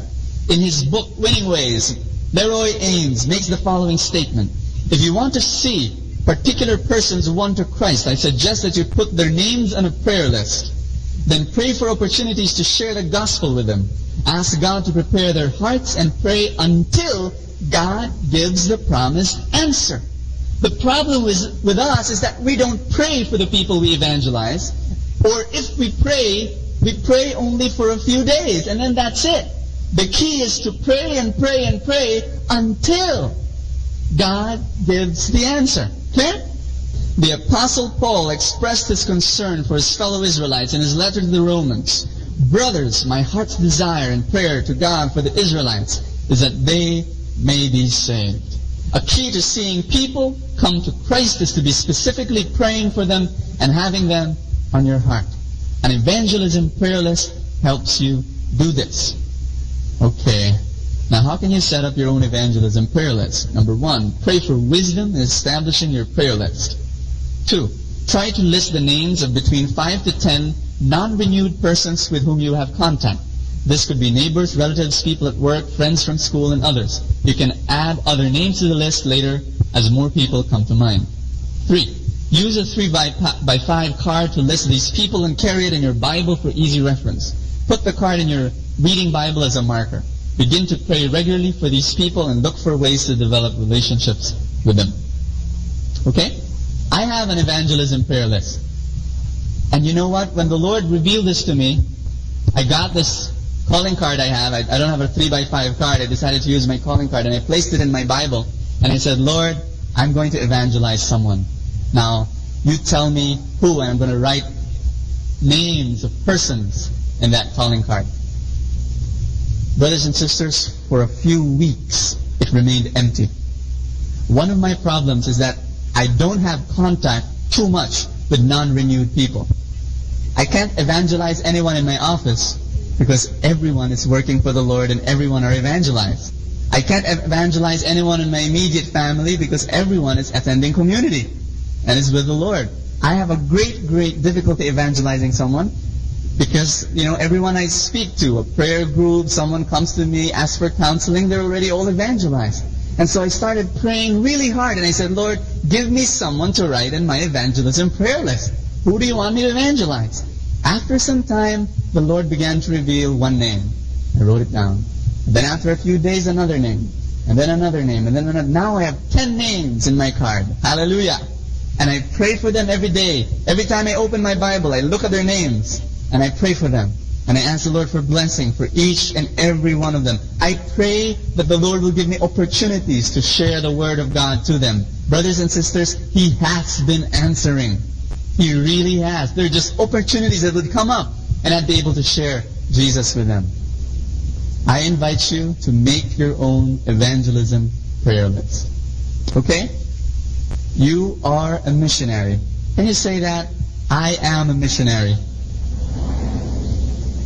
There wasn't any pep in that sentence. You said it rather, talaga? Brothers and sisters, say it with more conviction. I am a missionary. Yes, you are. Have a prayer list, an evangelism prayer list. It's crucial.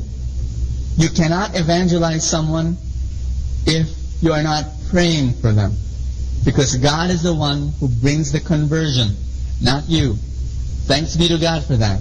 It is He who does it in the hearts of men and women. Developing contacts with non-renewed people.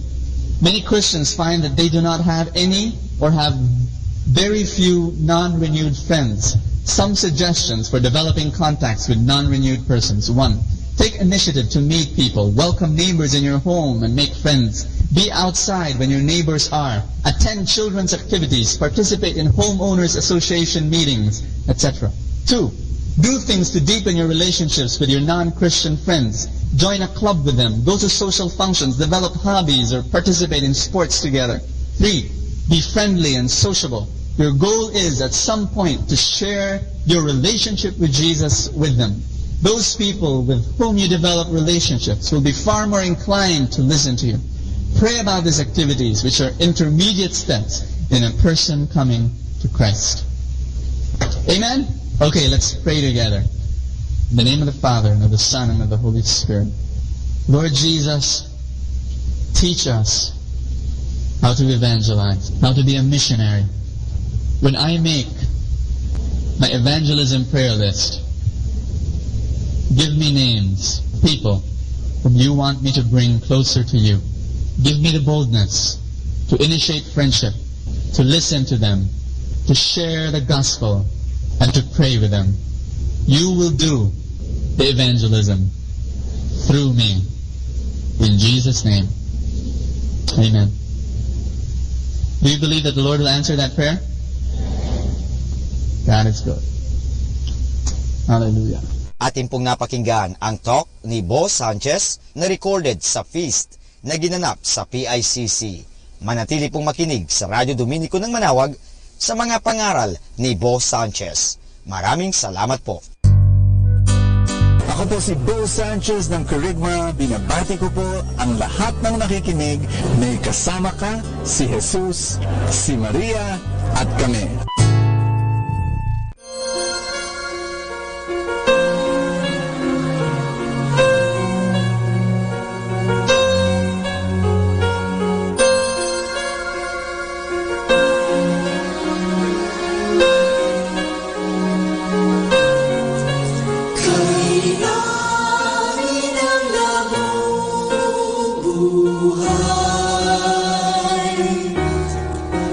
Di alam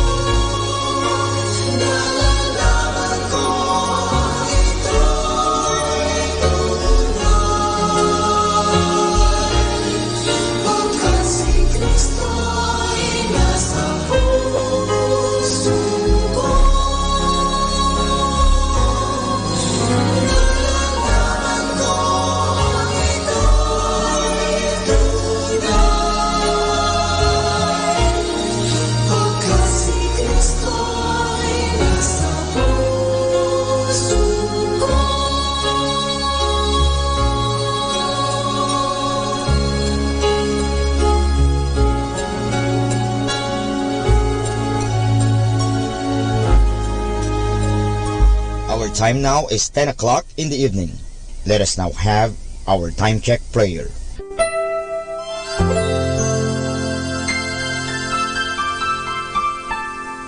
Panalangin ng isang mamamahayag.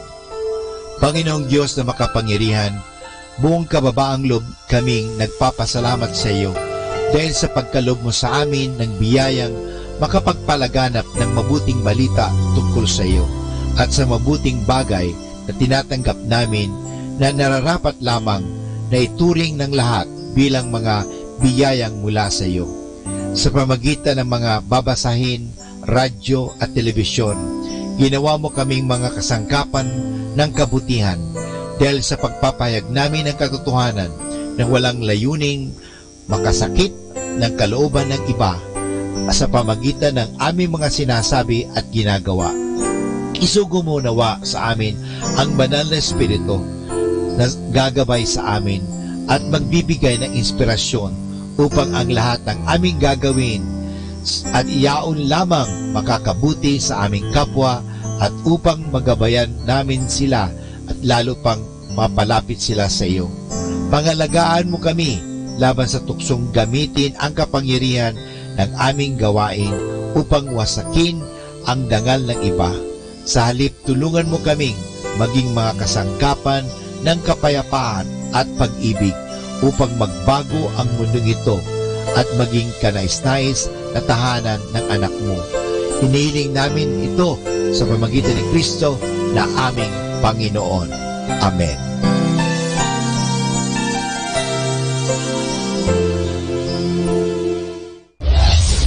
This is Manawag Dominican Broadcasting Incorporated, a religious non-commercial radio station.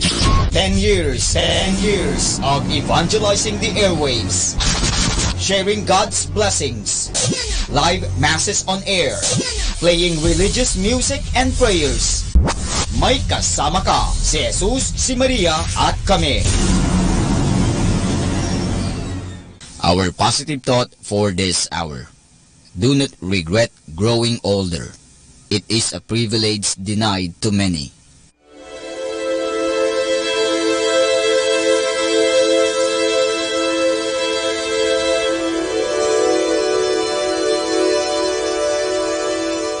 Isang mapagpalang pagbati po sa inyong lahat mula sa aming mga Dominikanong nobisyo dito sa Minor Basilica of Our Lady of the Rosary of Manawag.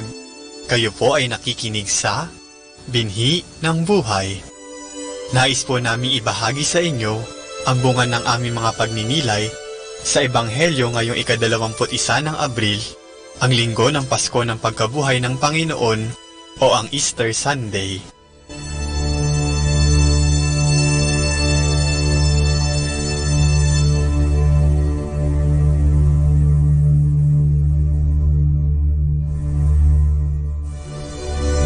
A reading from the Holy Gospel according to St. John.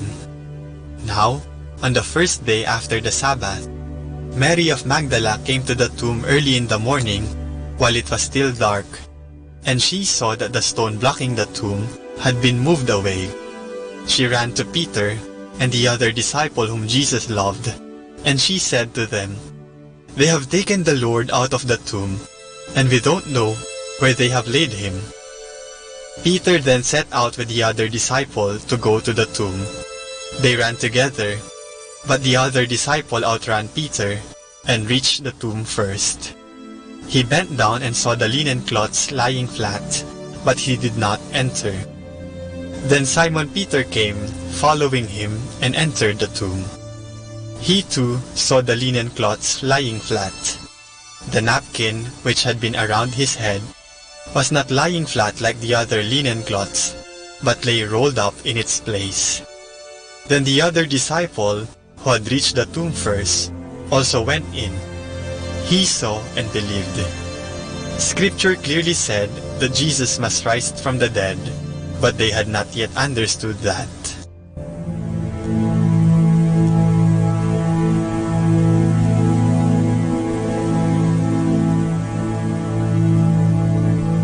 Nawawala si Jesus. Ito ang kaagad na ibinalita ni Maria Magdalena kina Simon Pedro at sa isa pang alagad na mahal ni Jesus. Pagkatapos niyang makita, natanggal na ang bato sa libingan ni Jesus. Nang marinig naman ito ng dalawang alagad, dali-dali silang nagpunta sa libingan upang tignan ang nangyari. Pagdating nila sa libingan, ang nakita na lamang nila ay ang nakalatag na mga telang lino sa lugar kung saan mismo inihimlay si Jesus. Marahil ang kanilang naging mga agam-agam noon ay, nasaan si Jesus? May kumuha ba sa kanya? May nagnakaw ba sa kanya? Bakit wala siya doon? Nasaan na siya? Ang akala nila, nawawala talaga si Jesus. Hindi pa nila alam noon na siya'y muling nabuhay, sapagkat hindi pa nila alam ang kasulatan na kailangan niyang magbangon mula sa mga patay. Kaya imbis na magalak sa kanyang pagkabuhay, sila'y lalong nabagabag. Dumagdag pa kasi ang pagkawalang ito ni Jesus sa ligalig na kanilang nararamdaman dahil sa mga hirap na pinagdaanan ni Jesus at sa pagkamatay nga sa krus. Tila bagay, pinanghinaan na sila ng loob at nawala na ng pag-asa at pananalig kay Jesus. Ngunit, si Jesus mismo ang nagsabi nang siya'y nabubuhay pa, na siya'y muling mabubuhay 3 araw pagkatapos siyang ipako sa krus. Kaya hindi talaga nila makikita si Jesus doon sa kanyang libingan. Dala marahil sa matinding takot at pangamba, hindi na nila maintindihan ang mga nangyayari at hindi na nila mawari ang kanilang dapat na maramdaman. Siguro, may mga pagkakataon sa ating buhay na nasa katulad na sitwasyon tayo nila Maria Magdalena at ng 2 alagad sa Ebanghelyo ngayon. Minsan, hindi natin maintindihan ang mga nangyayari at nawawala na tayo ng pag-asa. Akala din natin ay nawawala si Jesus. O kaya naman, nabubuhay tayong walang pananampalataya na parang wala si Jesus. Pero ang mas masaklap ay kung mananatili na lang tayo sa libingang walang laman, sa kapighatian at sa kadiliman. Kaya maigi siguro na tanungin natin ang ating mga sarili, nasaan si Jesus? Tara't hanapin natin siya upang tayo'y mabigyan ng liwanag at bagong pag-asa. Pero, nasaan nga ba si Jesus? Saan at paano natin siya mahahanap? Noong panahong iyon, matapos siyang mabuhay na muli, siya'y nagpakita mismo kina Maria Magdalena at sa mga alagad, ayon kay Pedro sa unang pagbasa ngayong linggo ng pagkabuhay ng Panginoon. Sa atin namang panahon ngayon, si Jesus ay nasa banal na misa at ang kanyang katawan mismo ang ating tinatanggap sa banal na komunyon. Kaya tayo'y dapat na magsimba tuwing araw ng linggo at mga pistang pangilin.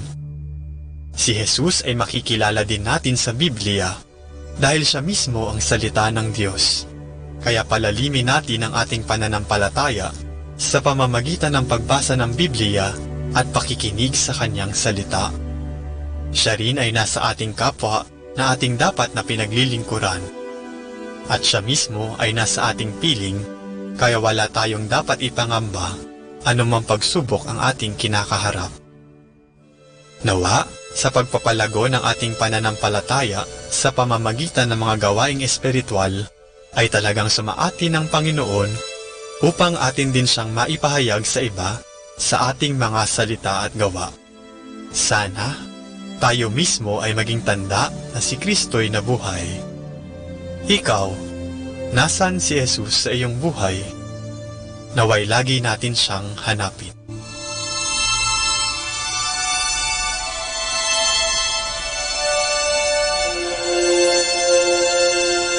Mula po dito sa Minor Basilica of Our Lady of the Rosary of Manaoag, kami po ay taos-puso nagpapasalamat sa inyong pakikinig. Nawa ay patuloy po nating isabuhay ang salita ng Diyos, patnubayan at pagpalain nawa tayo ng Panginoong may kapal, hanggang sa susunod na linggo po dito sa Binhi ng Buhay.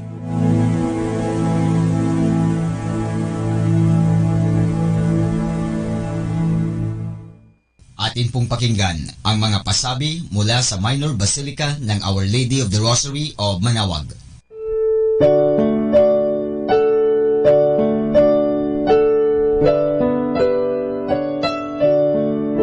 The Feast of Our Lady of the Rosary of Manaoag will be on May 8, 2019, third Wednesday of Easter season. Novena Masses will begin on April 29 every hour from 5 a.m. till 12 noon and 4:30 p.m. We invite you to participate in the said Novena Masses.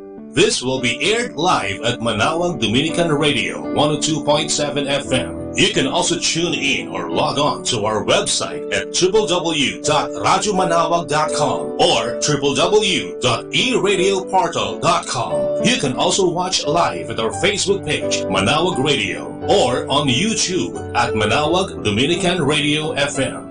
Thank you.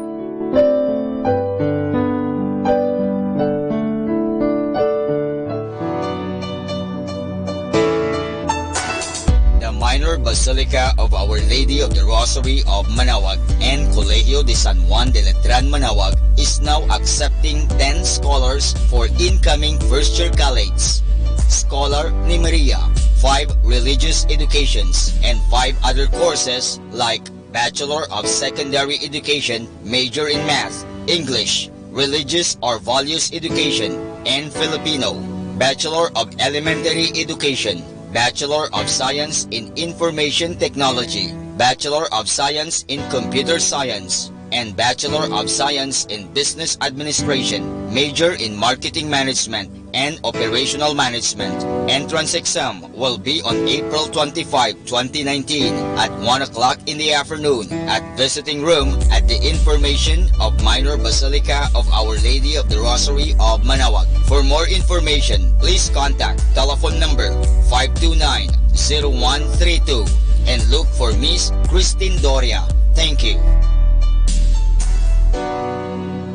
Atin pong napakinggan ang mga pasabi mula sa Minor Basilica ng Our Lady of the Rosary of Manaoag. More than ever, we need Catholic radio station like Manaoag Dominican Radio FM.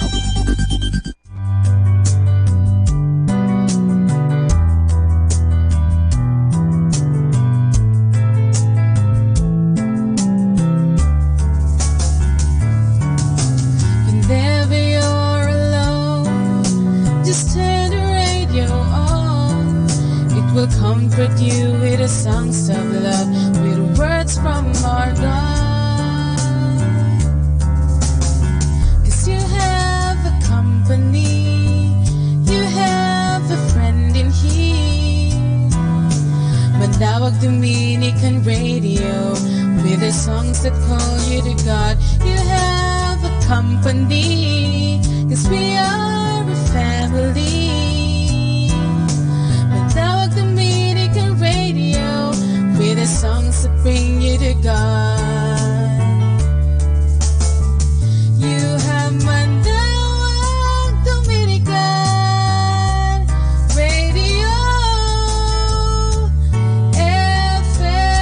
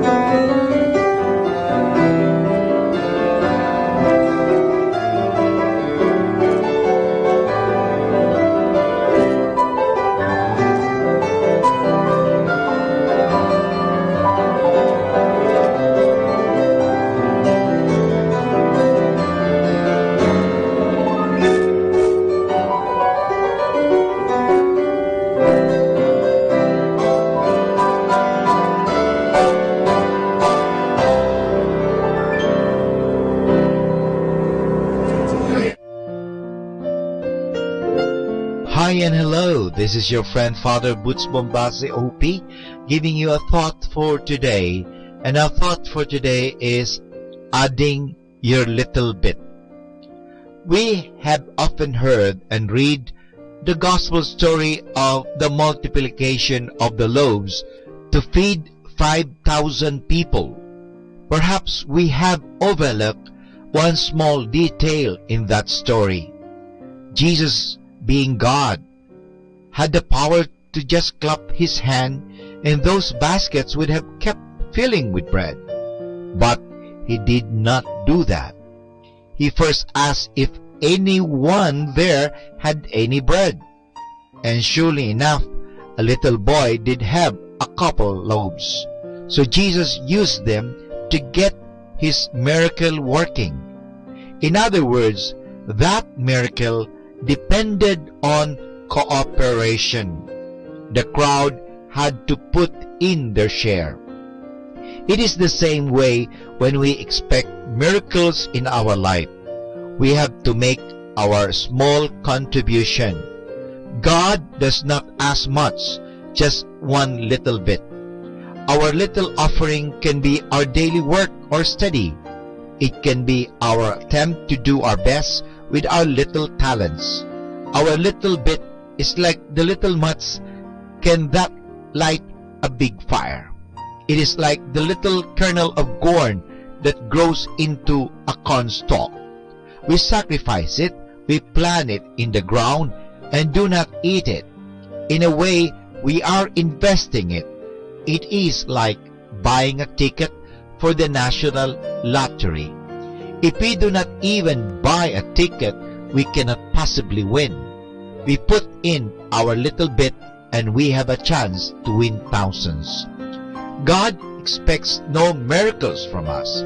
He just expects us to do our little bit, and He will do the rest.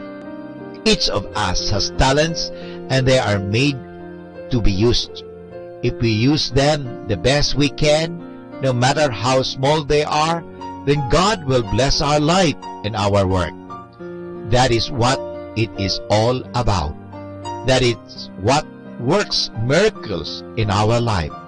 But do not forget, we have to bring along our little share. Let us not be like the farmer who prayed and prayed to the Lord to make his garden overflow with vegetables, but nothing happened. So he began to curse and swear at the Lord. And then the Lord boomed at him, "You lazy, good-for-nothing farmer. You keep praying for help, but you yourself never dig or hoe or weed your garden. You just want me to do everything, but I will not, until you start doing your part." That is the hidden message of the story of the multiplication of the loaves and fish. So this is your friend Father Butch Bombase OP giving you a thought for today. And our thought for today is adding your little bit. Let the gentle of the night to comfort you with instrumental music only here at Manawag Dominican Radio.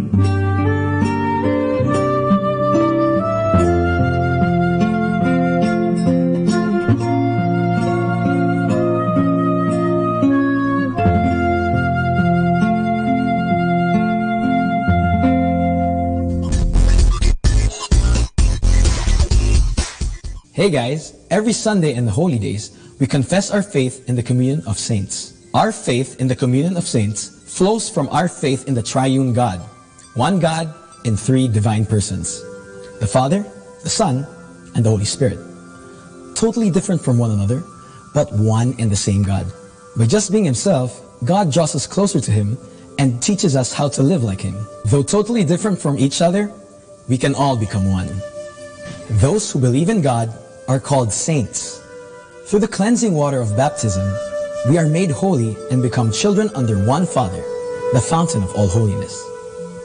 Washed clean by one sacrament and sharing one and the same Father, we become brothers and sisters, forming one great community and family, the Church. Within the Church, there are many bonds that bring us closer together. One of them is religious profession, which is a commitment made in public to follow Jesus through a life of poverty, chastity, and obedience. It is a deepening of the vows made during baptism. By making a religious profession, one enters a family within a family, just like the order of preachers. Those who join the religious life become twice brothers and sisters. Every Dominican is warm in heart whenever Dominic, Thomas Aquinas, Albert the Great, Catherine of Siena, Vincent Ferrer, Rose of Lima, Martin de Porres, and many others are honored by the Church because they are twice his brothers and sisters. In each of them, every Dominican finds an example and intercessor while he fares on the road to follow Christ the Lord. Every Dominican is assured that, constantly, his brothers and sisters, closer to him than any other, pray for him and pray with him. These saints, as they eternally behold the face of God, see their brothers and sisters in the present life, helping them too in their life of sainthood. Every Dominican preaching is a grace proclamation as these saints accompany their preaching brothers and sisters through their prayers. The great bond among Dominicans, and indeed among all saints, transcends time and place. It binds believers, holy men and women who have lived in the past, who live in the present, and who are still yet to be in any part of the world.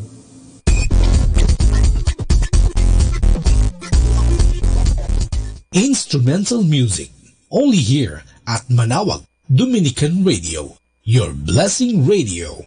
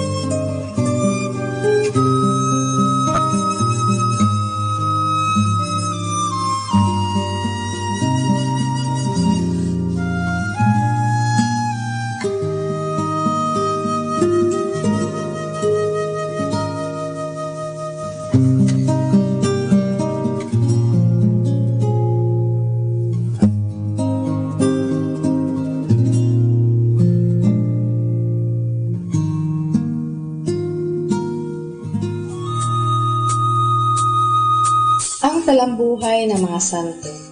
Sa araw na ito, ika-24 ng Abril, aking pong ihahatid sa inyo ang talambuhay ni San Fidel ng Sigmaringen. Isang matalinong estudyante, si Marcos Rey ng lungsod ng Sigmaringen, ay naging guro ng 3 batang prinsipe sa Timog, Germany, at sinamahan ng mga ito nang sila'y maglakbay sa iba't ibang lungsod ng Europa upang pagpatuloy ang kanilang pag-aaral. Pagkaraan siya ay naging abogado at dahil sa kanyang pagtulong sa mga maralita ay tinagurian siyang manananggol ng mahihirap. Sa nais niyang umiwas sa maraming katiwalian at pagkakasala sa kanyang propesyon, itinakwil ang lahat at siya'y pumasok na paring Capuchino noong 1612 at tinaglay ang pangalang Fidel sa gisag ng kanyang hangaring maging matapat sa Panginoong Diyos hanggang sa kamatayan. Matapos niyang maipamigay sa mga maralita, sa simbahan at sa mga seminarista ang kanyang kayamanan, ay lubusan niyang inihandog sa Diyos ang kanyang puso at kaluluwa. Sa aba ko, wika niya, kung hindi ako magiging ganap na sundalo ng aking kapitang na puputungan ng koronang tinig.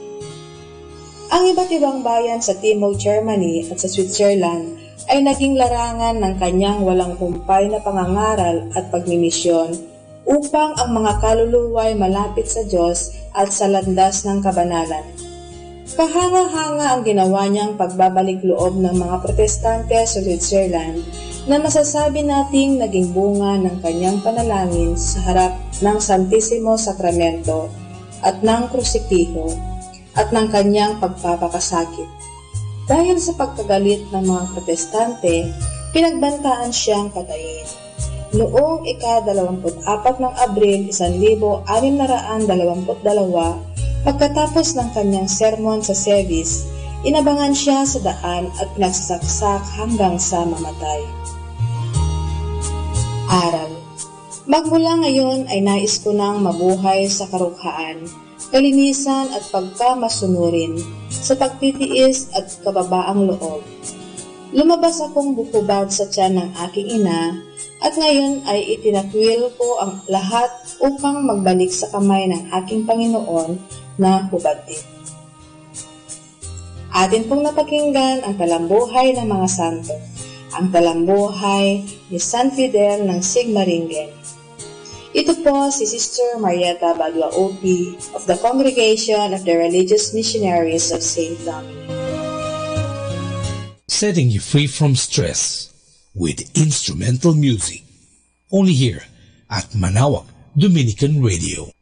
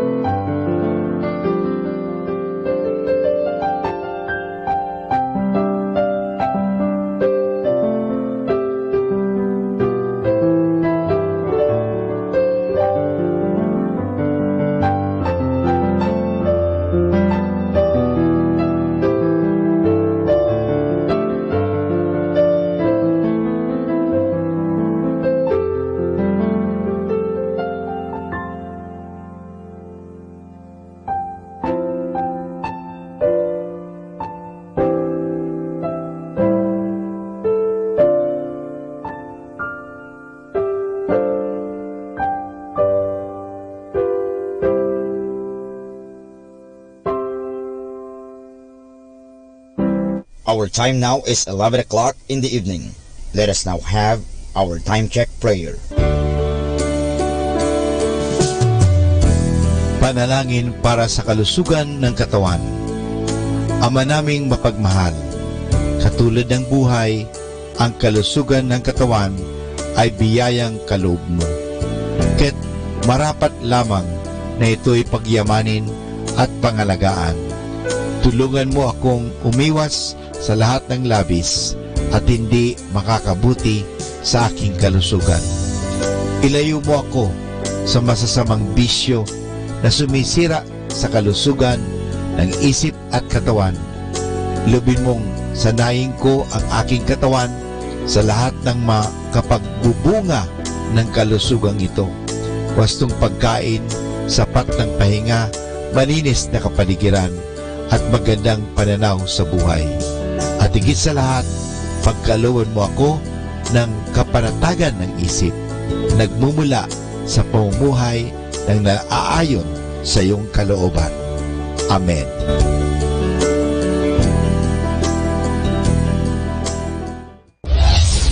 This is Manawag Dominican Broadcasting Incorporated, a religious non-commercial radio station. 10 years of evangelizing the airwaves, sharing God's blessings, live masses on air, playing religious music and prayers. May kasama ka, si Jesus, si Maria, at kami. Our positive thought for this hour. Don't regret anything you do, because in the end, it makes you who you are. More than ever, we need Catholic radio station like Manawag Dominican Radio FM.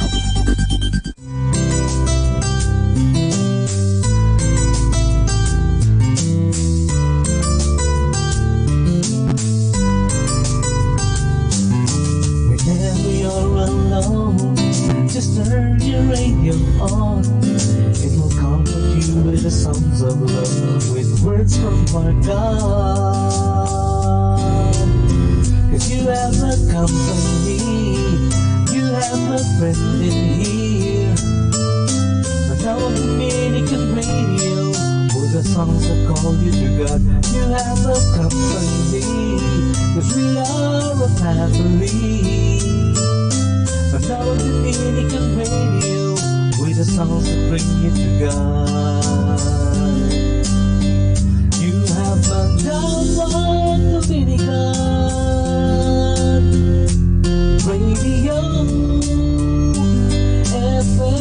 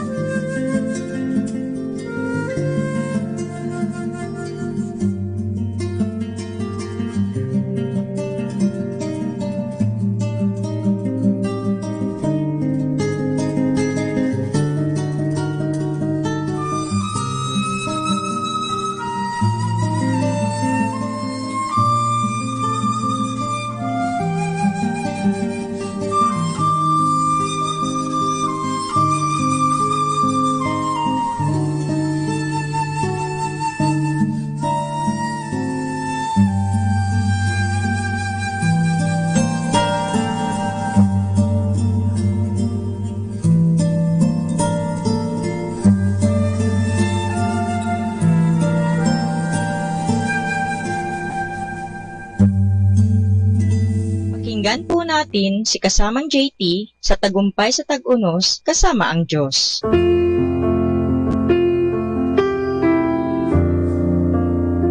Ngayong Abril 24, ating pagnilayan ang inspirasyon na magbibigay sigla sa araw natin. Ang pinamagatang anong nagtutulak sa iyo?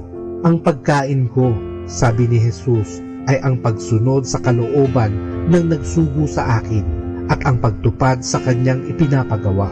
Sa simpleng pananalita, may dalawa siyang malinaw na layunin. Ang una, gawin ang kalooban ng Ama at ikalawa, tapusin ang gawain niya. Alam mo ba ang layunin ng Diyos para sa buhay mo? Kung oo, paano mo ito tatapusin?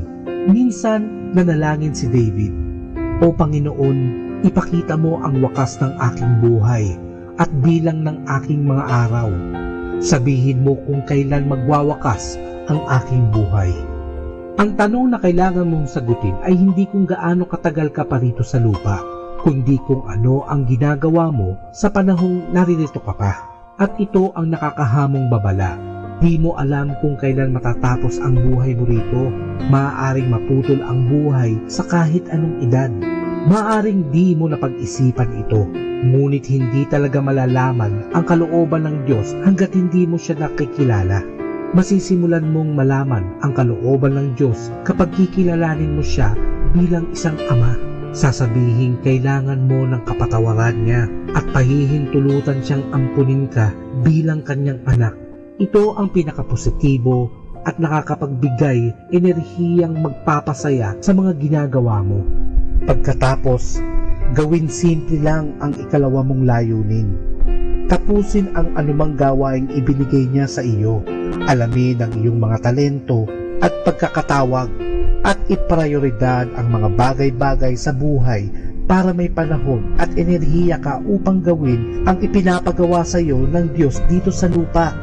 Kaligtaan mo ang mga bagay na di gaanong mahalaga na kumakain ng oras mo at enerhiya at iniiwan kang sobrang pagod na para magmahal, maglingkod, magpuri at magdala ng pagpapala sa iba. Ang pagkain ko, sabi ni Jesus, ay gawin at tapusin ang ipinapagawa ng nagsugo sa akin. Ito ay matatagpuan sa Juan, Kapitulo 4, versikulo 34. Nagpalakas ito sa kanya at ganun din para sa iyo.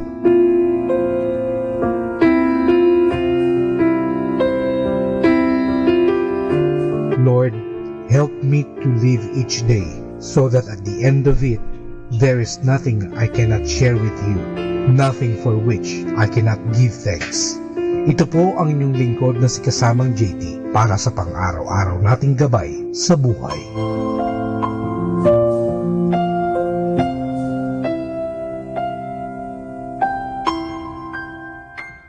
Lord, help me to live each day so that at the end of it, there is nothing I cannot share with you, nothing for which I cannot give thanks. Ito po ang inyong lingkod na si Kasamang JT para sa pang-araw-araw nating gabay sa buhay.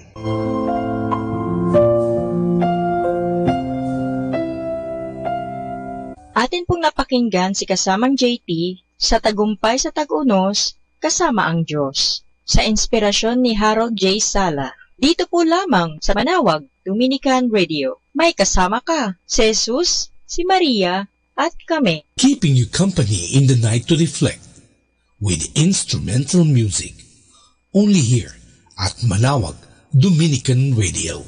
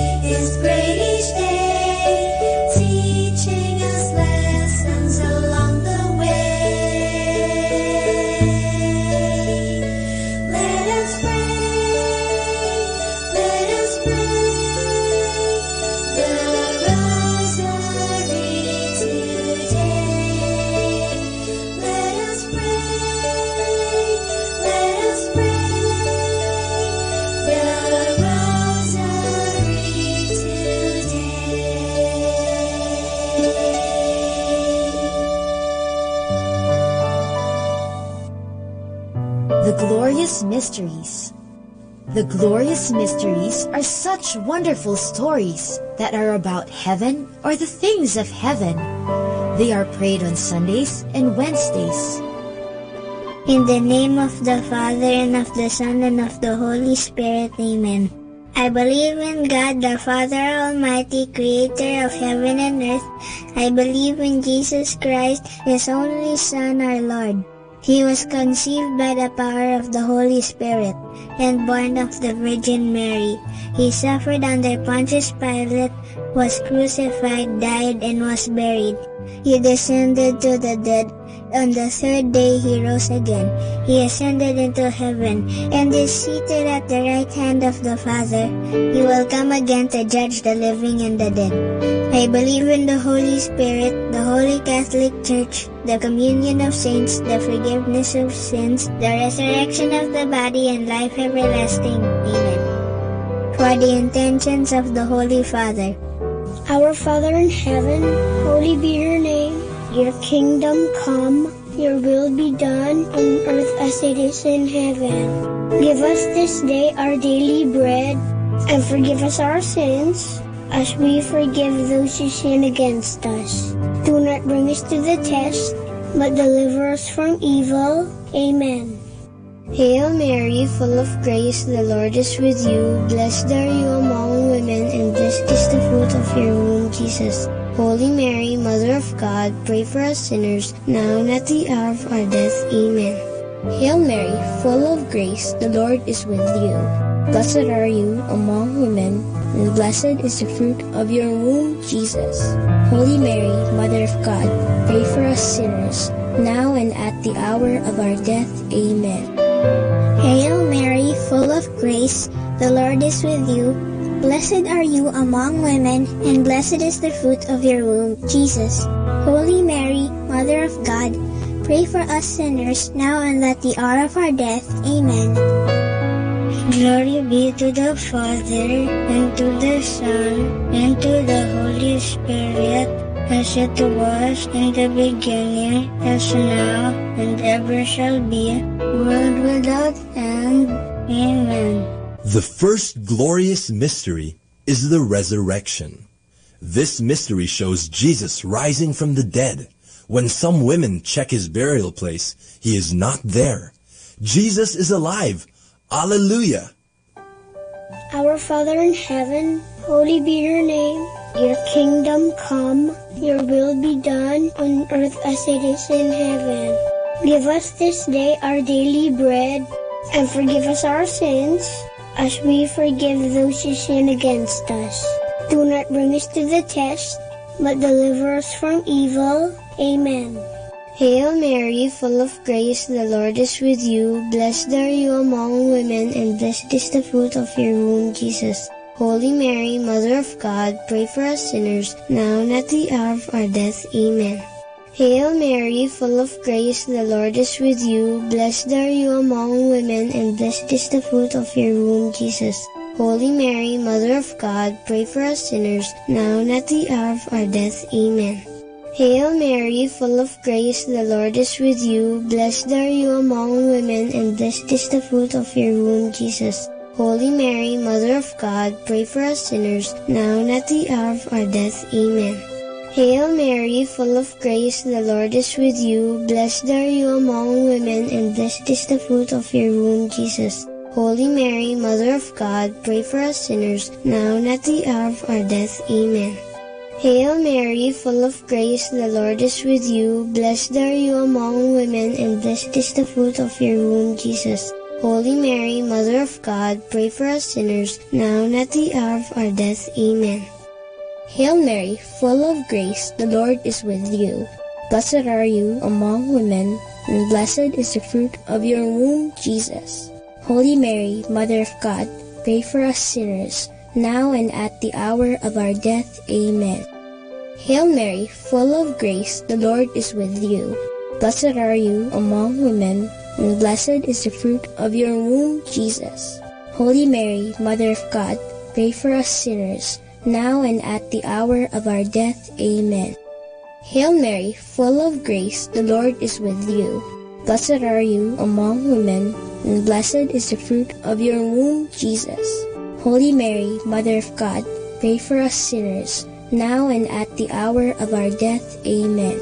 Hail Mary, full of grace, the Lord is with you. Blessed are you among women, and blessed is the fruit of your womb, Jesus. Holy Mary, Mother of God, pray for us sinners, now and at the hour of our death. Amen. Hail Mary, full of grace, the Lord is with you. Blessed are you among women, and blessed is the fruit of your womb, Jesus.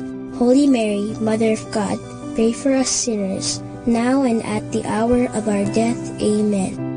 Glory be to the Father, and to the Son, and to the Holy Spirit, as it was in the beginning, as now, and ever shall be, world without end.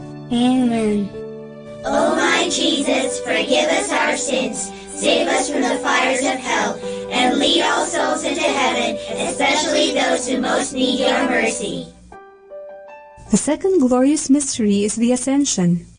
This is when Jesus goes up to heaven to be with his Father, but he promises Mama Mary and his friends that he will always be with them through the Holy Spirit whom he will send to them. Our Father in heaven, holy be your name. Your kingdom come, your will be done on earth as it is in heaven. Give us this day our daily bread, and forgive us our sins, as we forgive those who sin against us. Do not bring us to the test, but deliver us from evil. Amen. Hail Mary, full of grace, the Lord is with you. Blessed are you among women, and blessed is the fruit of your womb, Jesus. Holy Mary, Mother of God, pray for us sinners, now and at the hour of our death. Amen. Hail Mary, full of grace, the Lord is with you. Blessed are you among women, and blessed is the fruit of your womb, Jesus. Holy Mary, Mother of God, pray for us sinners, now and at the hour of our death. Amen. Hail Mary, full of grace, the Lord is with you. Blessed are you among women, and blessed is the fruit of your womb, Jesus. Holy Mary, Mother of God, pray for us sinners, now and at the hour of our death. Amen. Hail Mary, full of grace, the Lord is with you. Blessed are you among women, and blessed is the fruit of your womb, Jesus. Holy Mary, Mother of God, pray for us sinners, now and at the hour of our death. Amen. Hail Mary, full of grace, the Lord is with you. Blessed are you among women, and blessed is the fruit of your womb, Jesus. Holy Mary, Mother of God, pray for us sinners, now and at the hour of our death. Amen. Hail Mary, full of grace, the Lord is with you. Blessed are you among women, and blessed is the fruit of your womb, Jesus. Holy Mary, Mother of God, pray for us sinners, now and at the hour of our death. Amen. Hail Mary, full of grace, the Lord is with you. Blessed are you among women, and blessed is the fruit of your womb, Jesus. Holy Mary, Mother of God, pray for us sinners, now and at the hour of our death. Amen. Hail Mary, full of grace, the Lord is with you. Blessed are you among women, and blessed is the fruit of your womb, Jesus.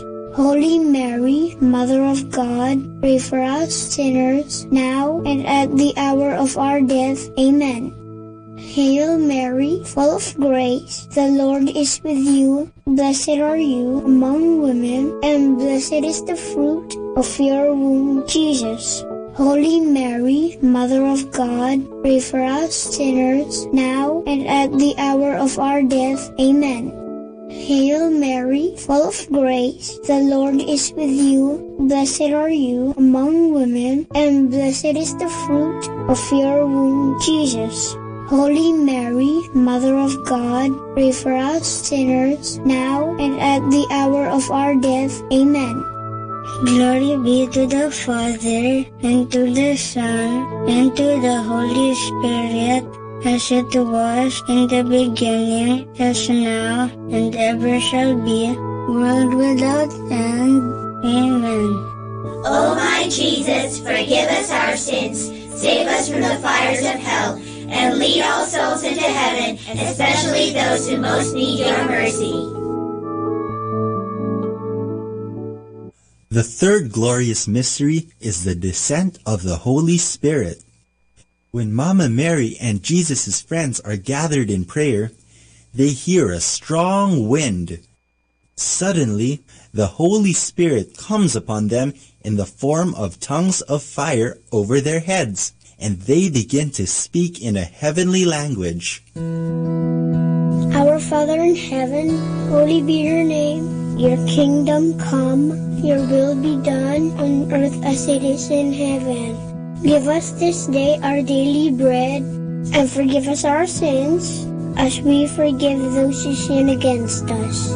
Do not bring us to the test, but deliver us from evil. Amen. Hail Mary, full of grace, the Lord is with you. Blessed are you among women, and blessed is the fruit of your womb, Jesus. Holy Mary, Mother of God, pray for us sinners, now and at the hour of our death. Amen. Hail Mary, full of grace, the Lord is with you. Blessed are you among women, and blessed is the fruit of your womb, Jesus. Holy Mary, Mother of God, pray for us sinners, now and at the hour of our death. Amen. Hail Mary, full of grace, the Lord is with you. Blessed are you among women, and blessed is the fruit of your womb, Jesus. Holy Mary, Mother of God, pray for us sinners, now and at the hour of our death. Amen. Hail Mary, full of grace, the Lord is with you. Blessed are you among women, and blessed is the fruit of your womb, Jesus. Holy Mary, Mother of God, pray for us sinners, now and at the hour of our death. Amen. Hail Mary, full of grace, the Lord is with you. Blessed are you among women, and blessed is the fruit of your womb, Jesus. Holy Mary, Mother of God, pray for us sinners, now and at the hour of our death. Amen. Hail Mary, full of grace, the Lord is with you. Blessed are you among women, and blessed is the fruit of your womb, Jesus. Holy Mary, Mother of God, pray for us sinners, now and at the hour of our death. Amen. Hail Mary, full of grace, the Lord is with you. Blessed are you among women, and blessed is the fruit of your womb, Jesus.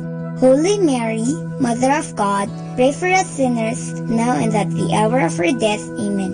Hail Mary, full of grace, the Lord is with you. Blessed are you among women, and blessed is the fruit of your womb, Jesus. Holy Mary, Mother of God, pray for us sinners, now and at the hour of our death. Amen. Hail Mary, full of grace, the Lord is with you. Blessed are you among women, and blessed is the fruit of your womb, Jesus.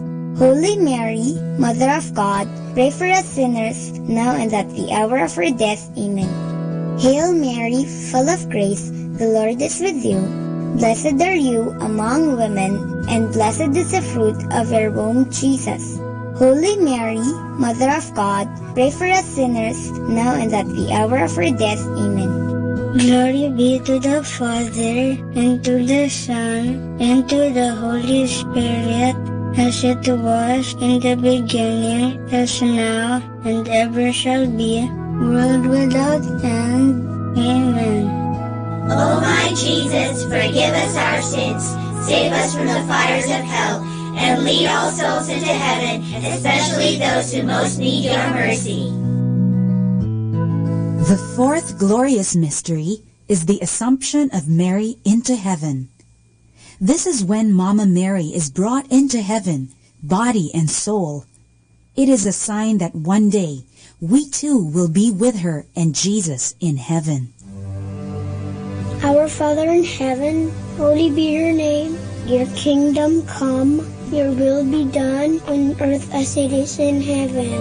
Give us this day our daily bread, and forgive us our sins, as we forgive those who sin against us. Do not bring us to the test, but deliver us from evil. Amen.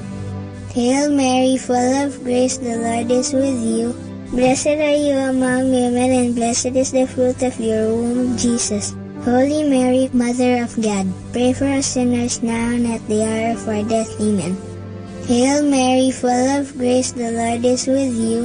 Blessed are you among women, and blessed is the fruit of your womb, Jesus.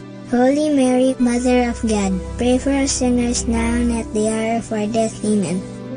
Hail Mary, full of grace, the Lord is with you. Blessed are you among women, and blessed is the fruit of your womb, Jesus. Holy Mary, Mother of God, pray for us sinners now and at the hour of our death. Amen.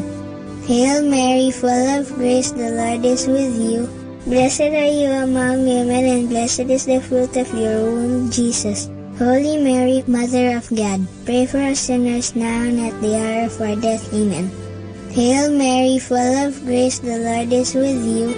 Blessed are you among women, and blessed is the fruit of your womb, Jesus. Holy Mary, Mother of God, pray for us sinners now and at the hour of our death. Amen. Hail Mary, full of grace, the Lord is with you. Blessed are you among women, and blessed is the fruit of your womb, Jesus. Holy Mary, Mother of God, pray for us sinners now and at the hour of our death. Amen. Hail Mary, full of grace, the Lord is with you. Blessed are you among women, and blessed is the fruit of your womb, Jesus. Holy Mary, Mother of God, pray for us sinners, now and at the hour of our death. Amen. Hail Mary, full of grace, the Lord is with you. Blessed are you among women, and blessed is the fruit of your womb, Jesus. Holy Mary, Mother of God, pray for us sinners, now and at the hour of our death. Amen. Hail Mary, full of grace, the Lord is with you. Blessed are you among women, and blessed is the fruit of your womb, Jesus. Holy Mary, Mother of God, pray for us sinners, now and at the hour of our death. Amen. Hail Mary, full of grace, the Lord is with you. Blessed are you among women, and blessed is the fruit of your womb, Jesus. Holy Mary, Mother of God, pray for us sinners, now and at the hour of our death. Amen. Glory be to the Father, and to the Son, and to the Holy Spirit, as it was in the beginning, as now, and ever shall be, world without end. Amen. O my Jesus, forgive us our sins, save us from the fires of hell, and lead all souls into heaven, especially those who most need your mercy. The fifth glorious mystery is the coronation of Mary, Queen of heaven and earth. Mama Mary, so beautiful and holy, is crowned queen because she is the perfect follower of her Son, Jesus Christ. When we follow Mama Mary, we follow our Lord Jesus. Our Father in heaven, holy be your name. Your kingdom come, your will be done on earth as it is in heaven.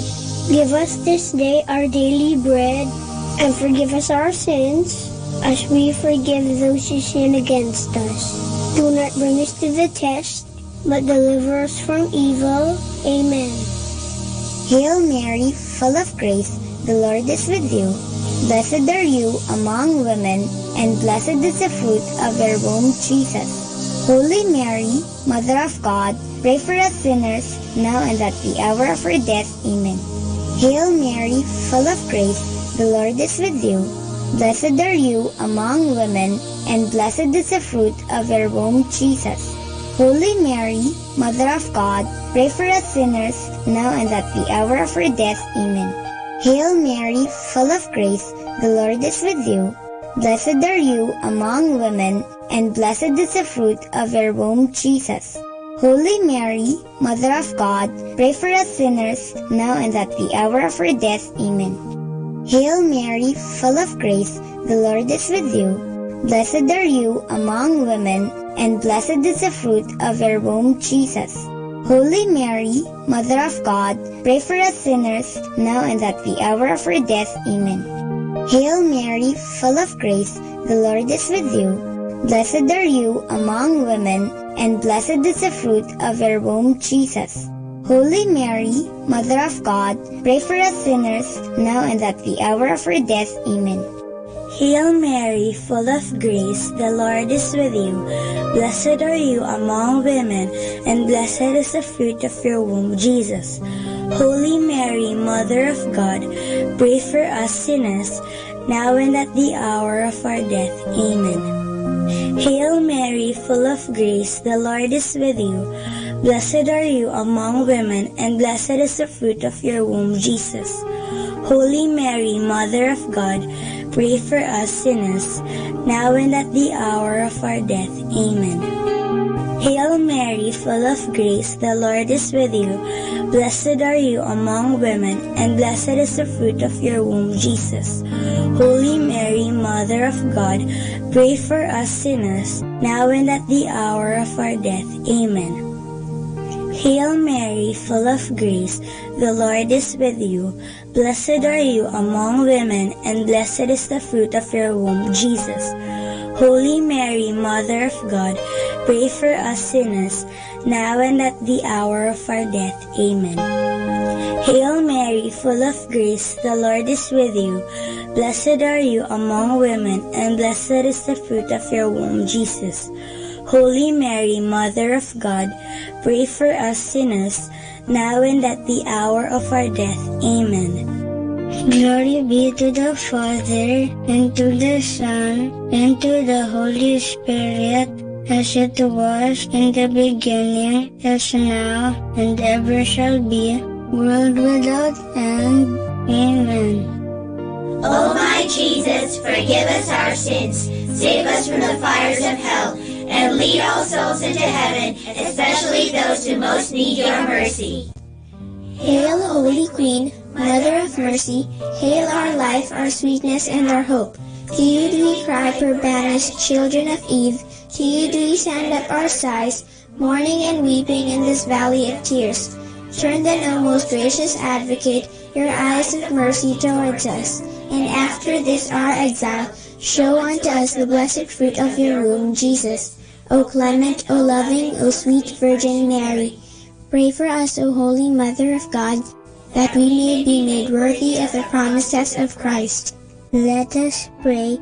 O God, whose only begotten Son, by his life, death, and resurrection, has purchased for us the rewards of eternal life, grant, we beseech you, that meditating upon these mysteries of the most holy rosary of the Blessed Virgin Mary, we may imitate what they contain and obtain what they promise, through the same Christ our Lord. Amen.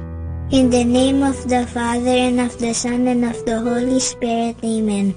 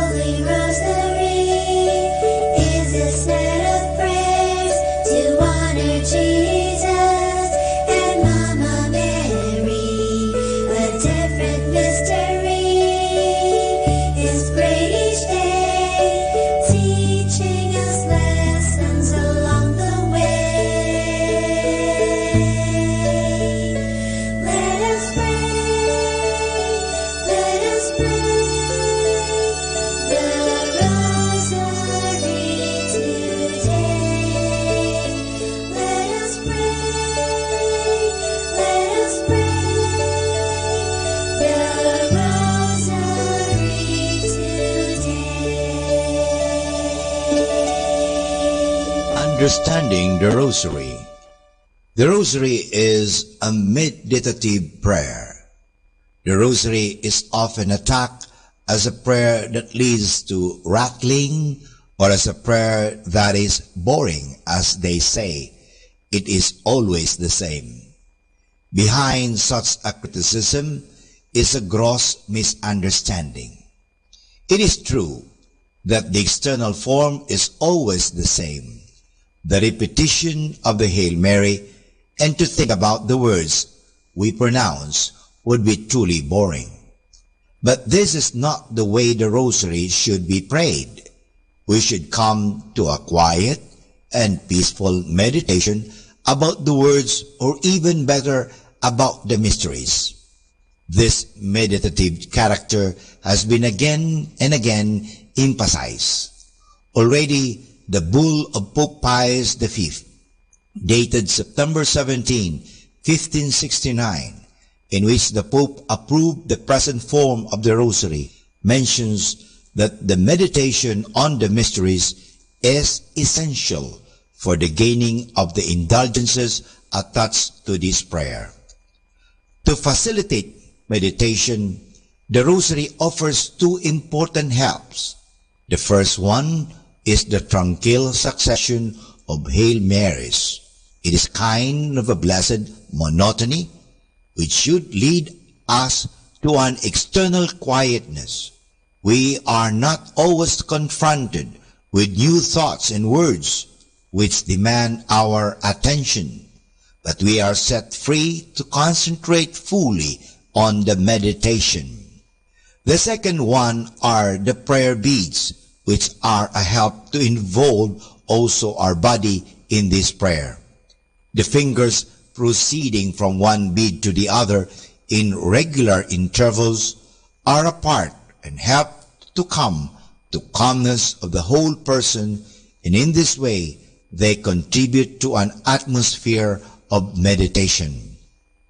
Like in any prayer and meditation, it is important to emphasize the life dimension. We do not meditate for meditation's sake, but considering what God did for us and how much He loved us, we cannot help but get affected by it. Our lives must be shaped and changed by the contemplation of our God, who became so much involved with men. As He reached out to us, must we reach out to others. It is again Adolf of Essen who pronounced this very clearly by writing that everybody praying the Rosary must make a serious effort to imitate the life of Jesus. The Rosary devotion must lead us to put the prayer in practice. It is an imitation of Christ, not in book, but in prayer form. And for more understanding of the Rosary, tune in into this station of the angels. More than ever, we need Catholic radio station like Manawag Dominican Radio FM. Our time now is 12 midnight. Let us now have our time check prayer.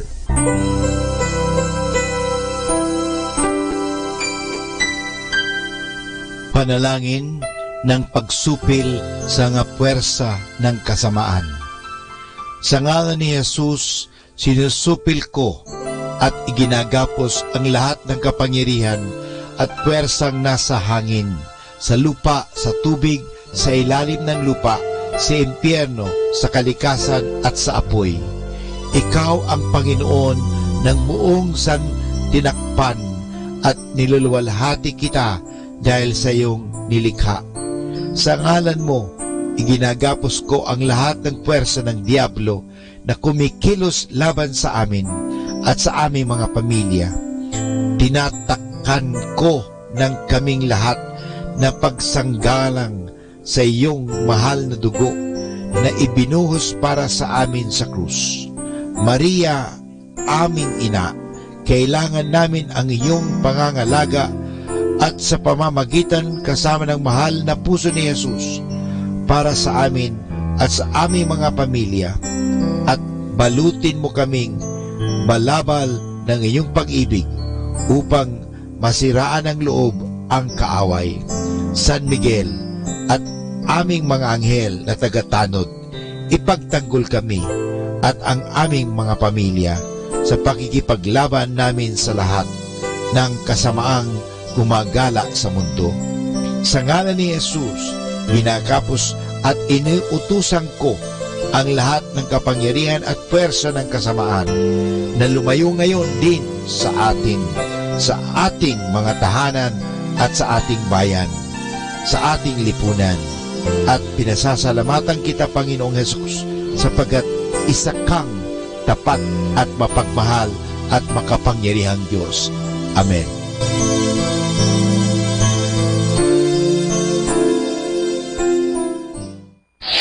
Ito ang Manawag Dominican Broadcasting Incorporated. Isang dekada nang naghahatid ng mabuting balita sa himpapawid. May kasama ka, si Jesus, si Maria at kami.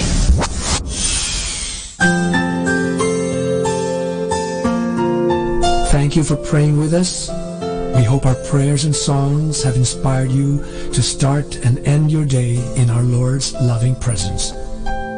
May His peace, love, and joy keep you going every day of your life.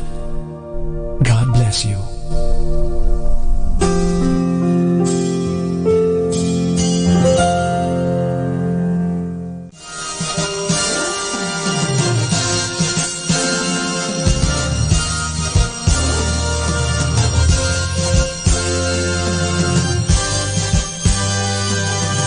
Magandang gabi po sa inyong lahat. Dumating na po ang pansamantala nating pagtatapos ng broadcast sa araw na ito.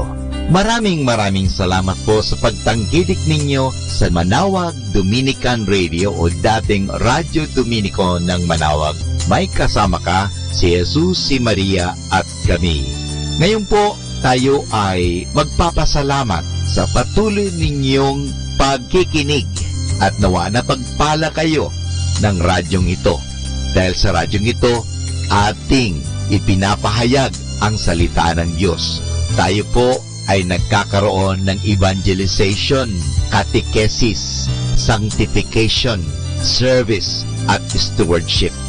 Dahil sa Manawag Dominican Radio, tayo po ay naging kasangkapan sa pagpapahayag ng salita ng Diyos, sa pagbabasa ng mga Bible verses at sa pagpapaliwanag ng aral ng ating simbahan. Maraming salamat po dahil sa inyo, kami po ay patuloy na kapaglilingkod. Kaya din po maraming salamat sa mga kapatid kong mga Dominican fathers and brothers dahil sa patuloy nilang pagsuporta sa Radio Evangelization Ministry.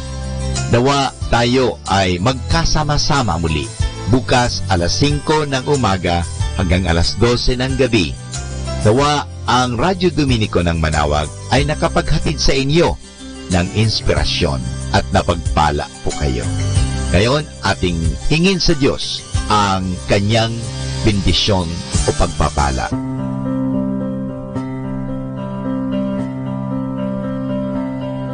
Sa ngalan ng Ama at ng Anak at ng Espiritu Santo. Amen. Maraming salamat, Panginoong Diyos, sa patuloy ninyong pagsubaybay, sa patuloy ninyong pagkalinga, at sa patuloy ninyong pagmamahal at paglalayo sa amin sa anumang mga kapahamakan at masama. Nagpapasalamat po kami dahil sa patuloy ninyong pagsuporta at pakikisa sa gawain ito ng pagpapahayag. Nawa, Panginoon, ilayo mo kami sa anumang mga masasama. Tulungan mo kami na gamitin namin ang aming mga talino, oras, at ang mga kakayahan namin upang ikaw ay aming dakilain at ikaw ay aming purihin. Nanawa ang mga pinatutugtog namin na Christian religious Catholic music ay makapag-inspire sa mga tao. At lalong-lalo na, Panginoon, na kami ay maging banal sa pamagitan ng pakikinig sa iyo. Kaya bago mag-sign off ang Manawag Dominican Radio, ikaw ay aming pinasasalamatan. Samahan po ninyo kami palagi. Naniniwala po kami na hindi niyo kami pababayaan, lalong-lalo na sa tulong ng aming mahal na ina, Our Lady of Manawag, Apa Baquet. Kaya nga po, nagpapasalamat kami dahil sa pamamagitan ng Manawag Dominican Radio na itinatag ko po si Father Butch Bombase, OP, na ito po ay nagiging kasangkapan upang mapalapit ang Diyos sa mga tao lalong-lalo na ang mga malayo. Naniniwala po kami na sa pamagitan ng Manawag Dominican Radio, kami po ay nagiging kasangkapan mo. Kasangkapanin po ninyo kami. Hinihingi po namin ito kay Kristo, naming Panginoon at tagapagligtas, ngayon at magpasawalang hanggan. Manawag Dominican Radio, signing off. See you tomorrow. Good night. God bless us all, and something good is going to happen to us all.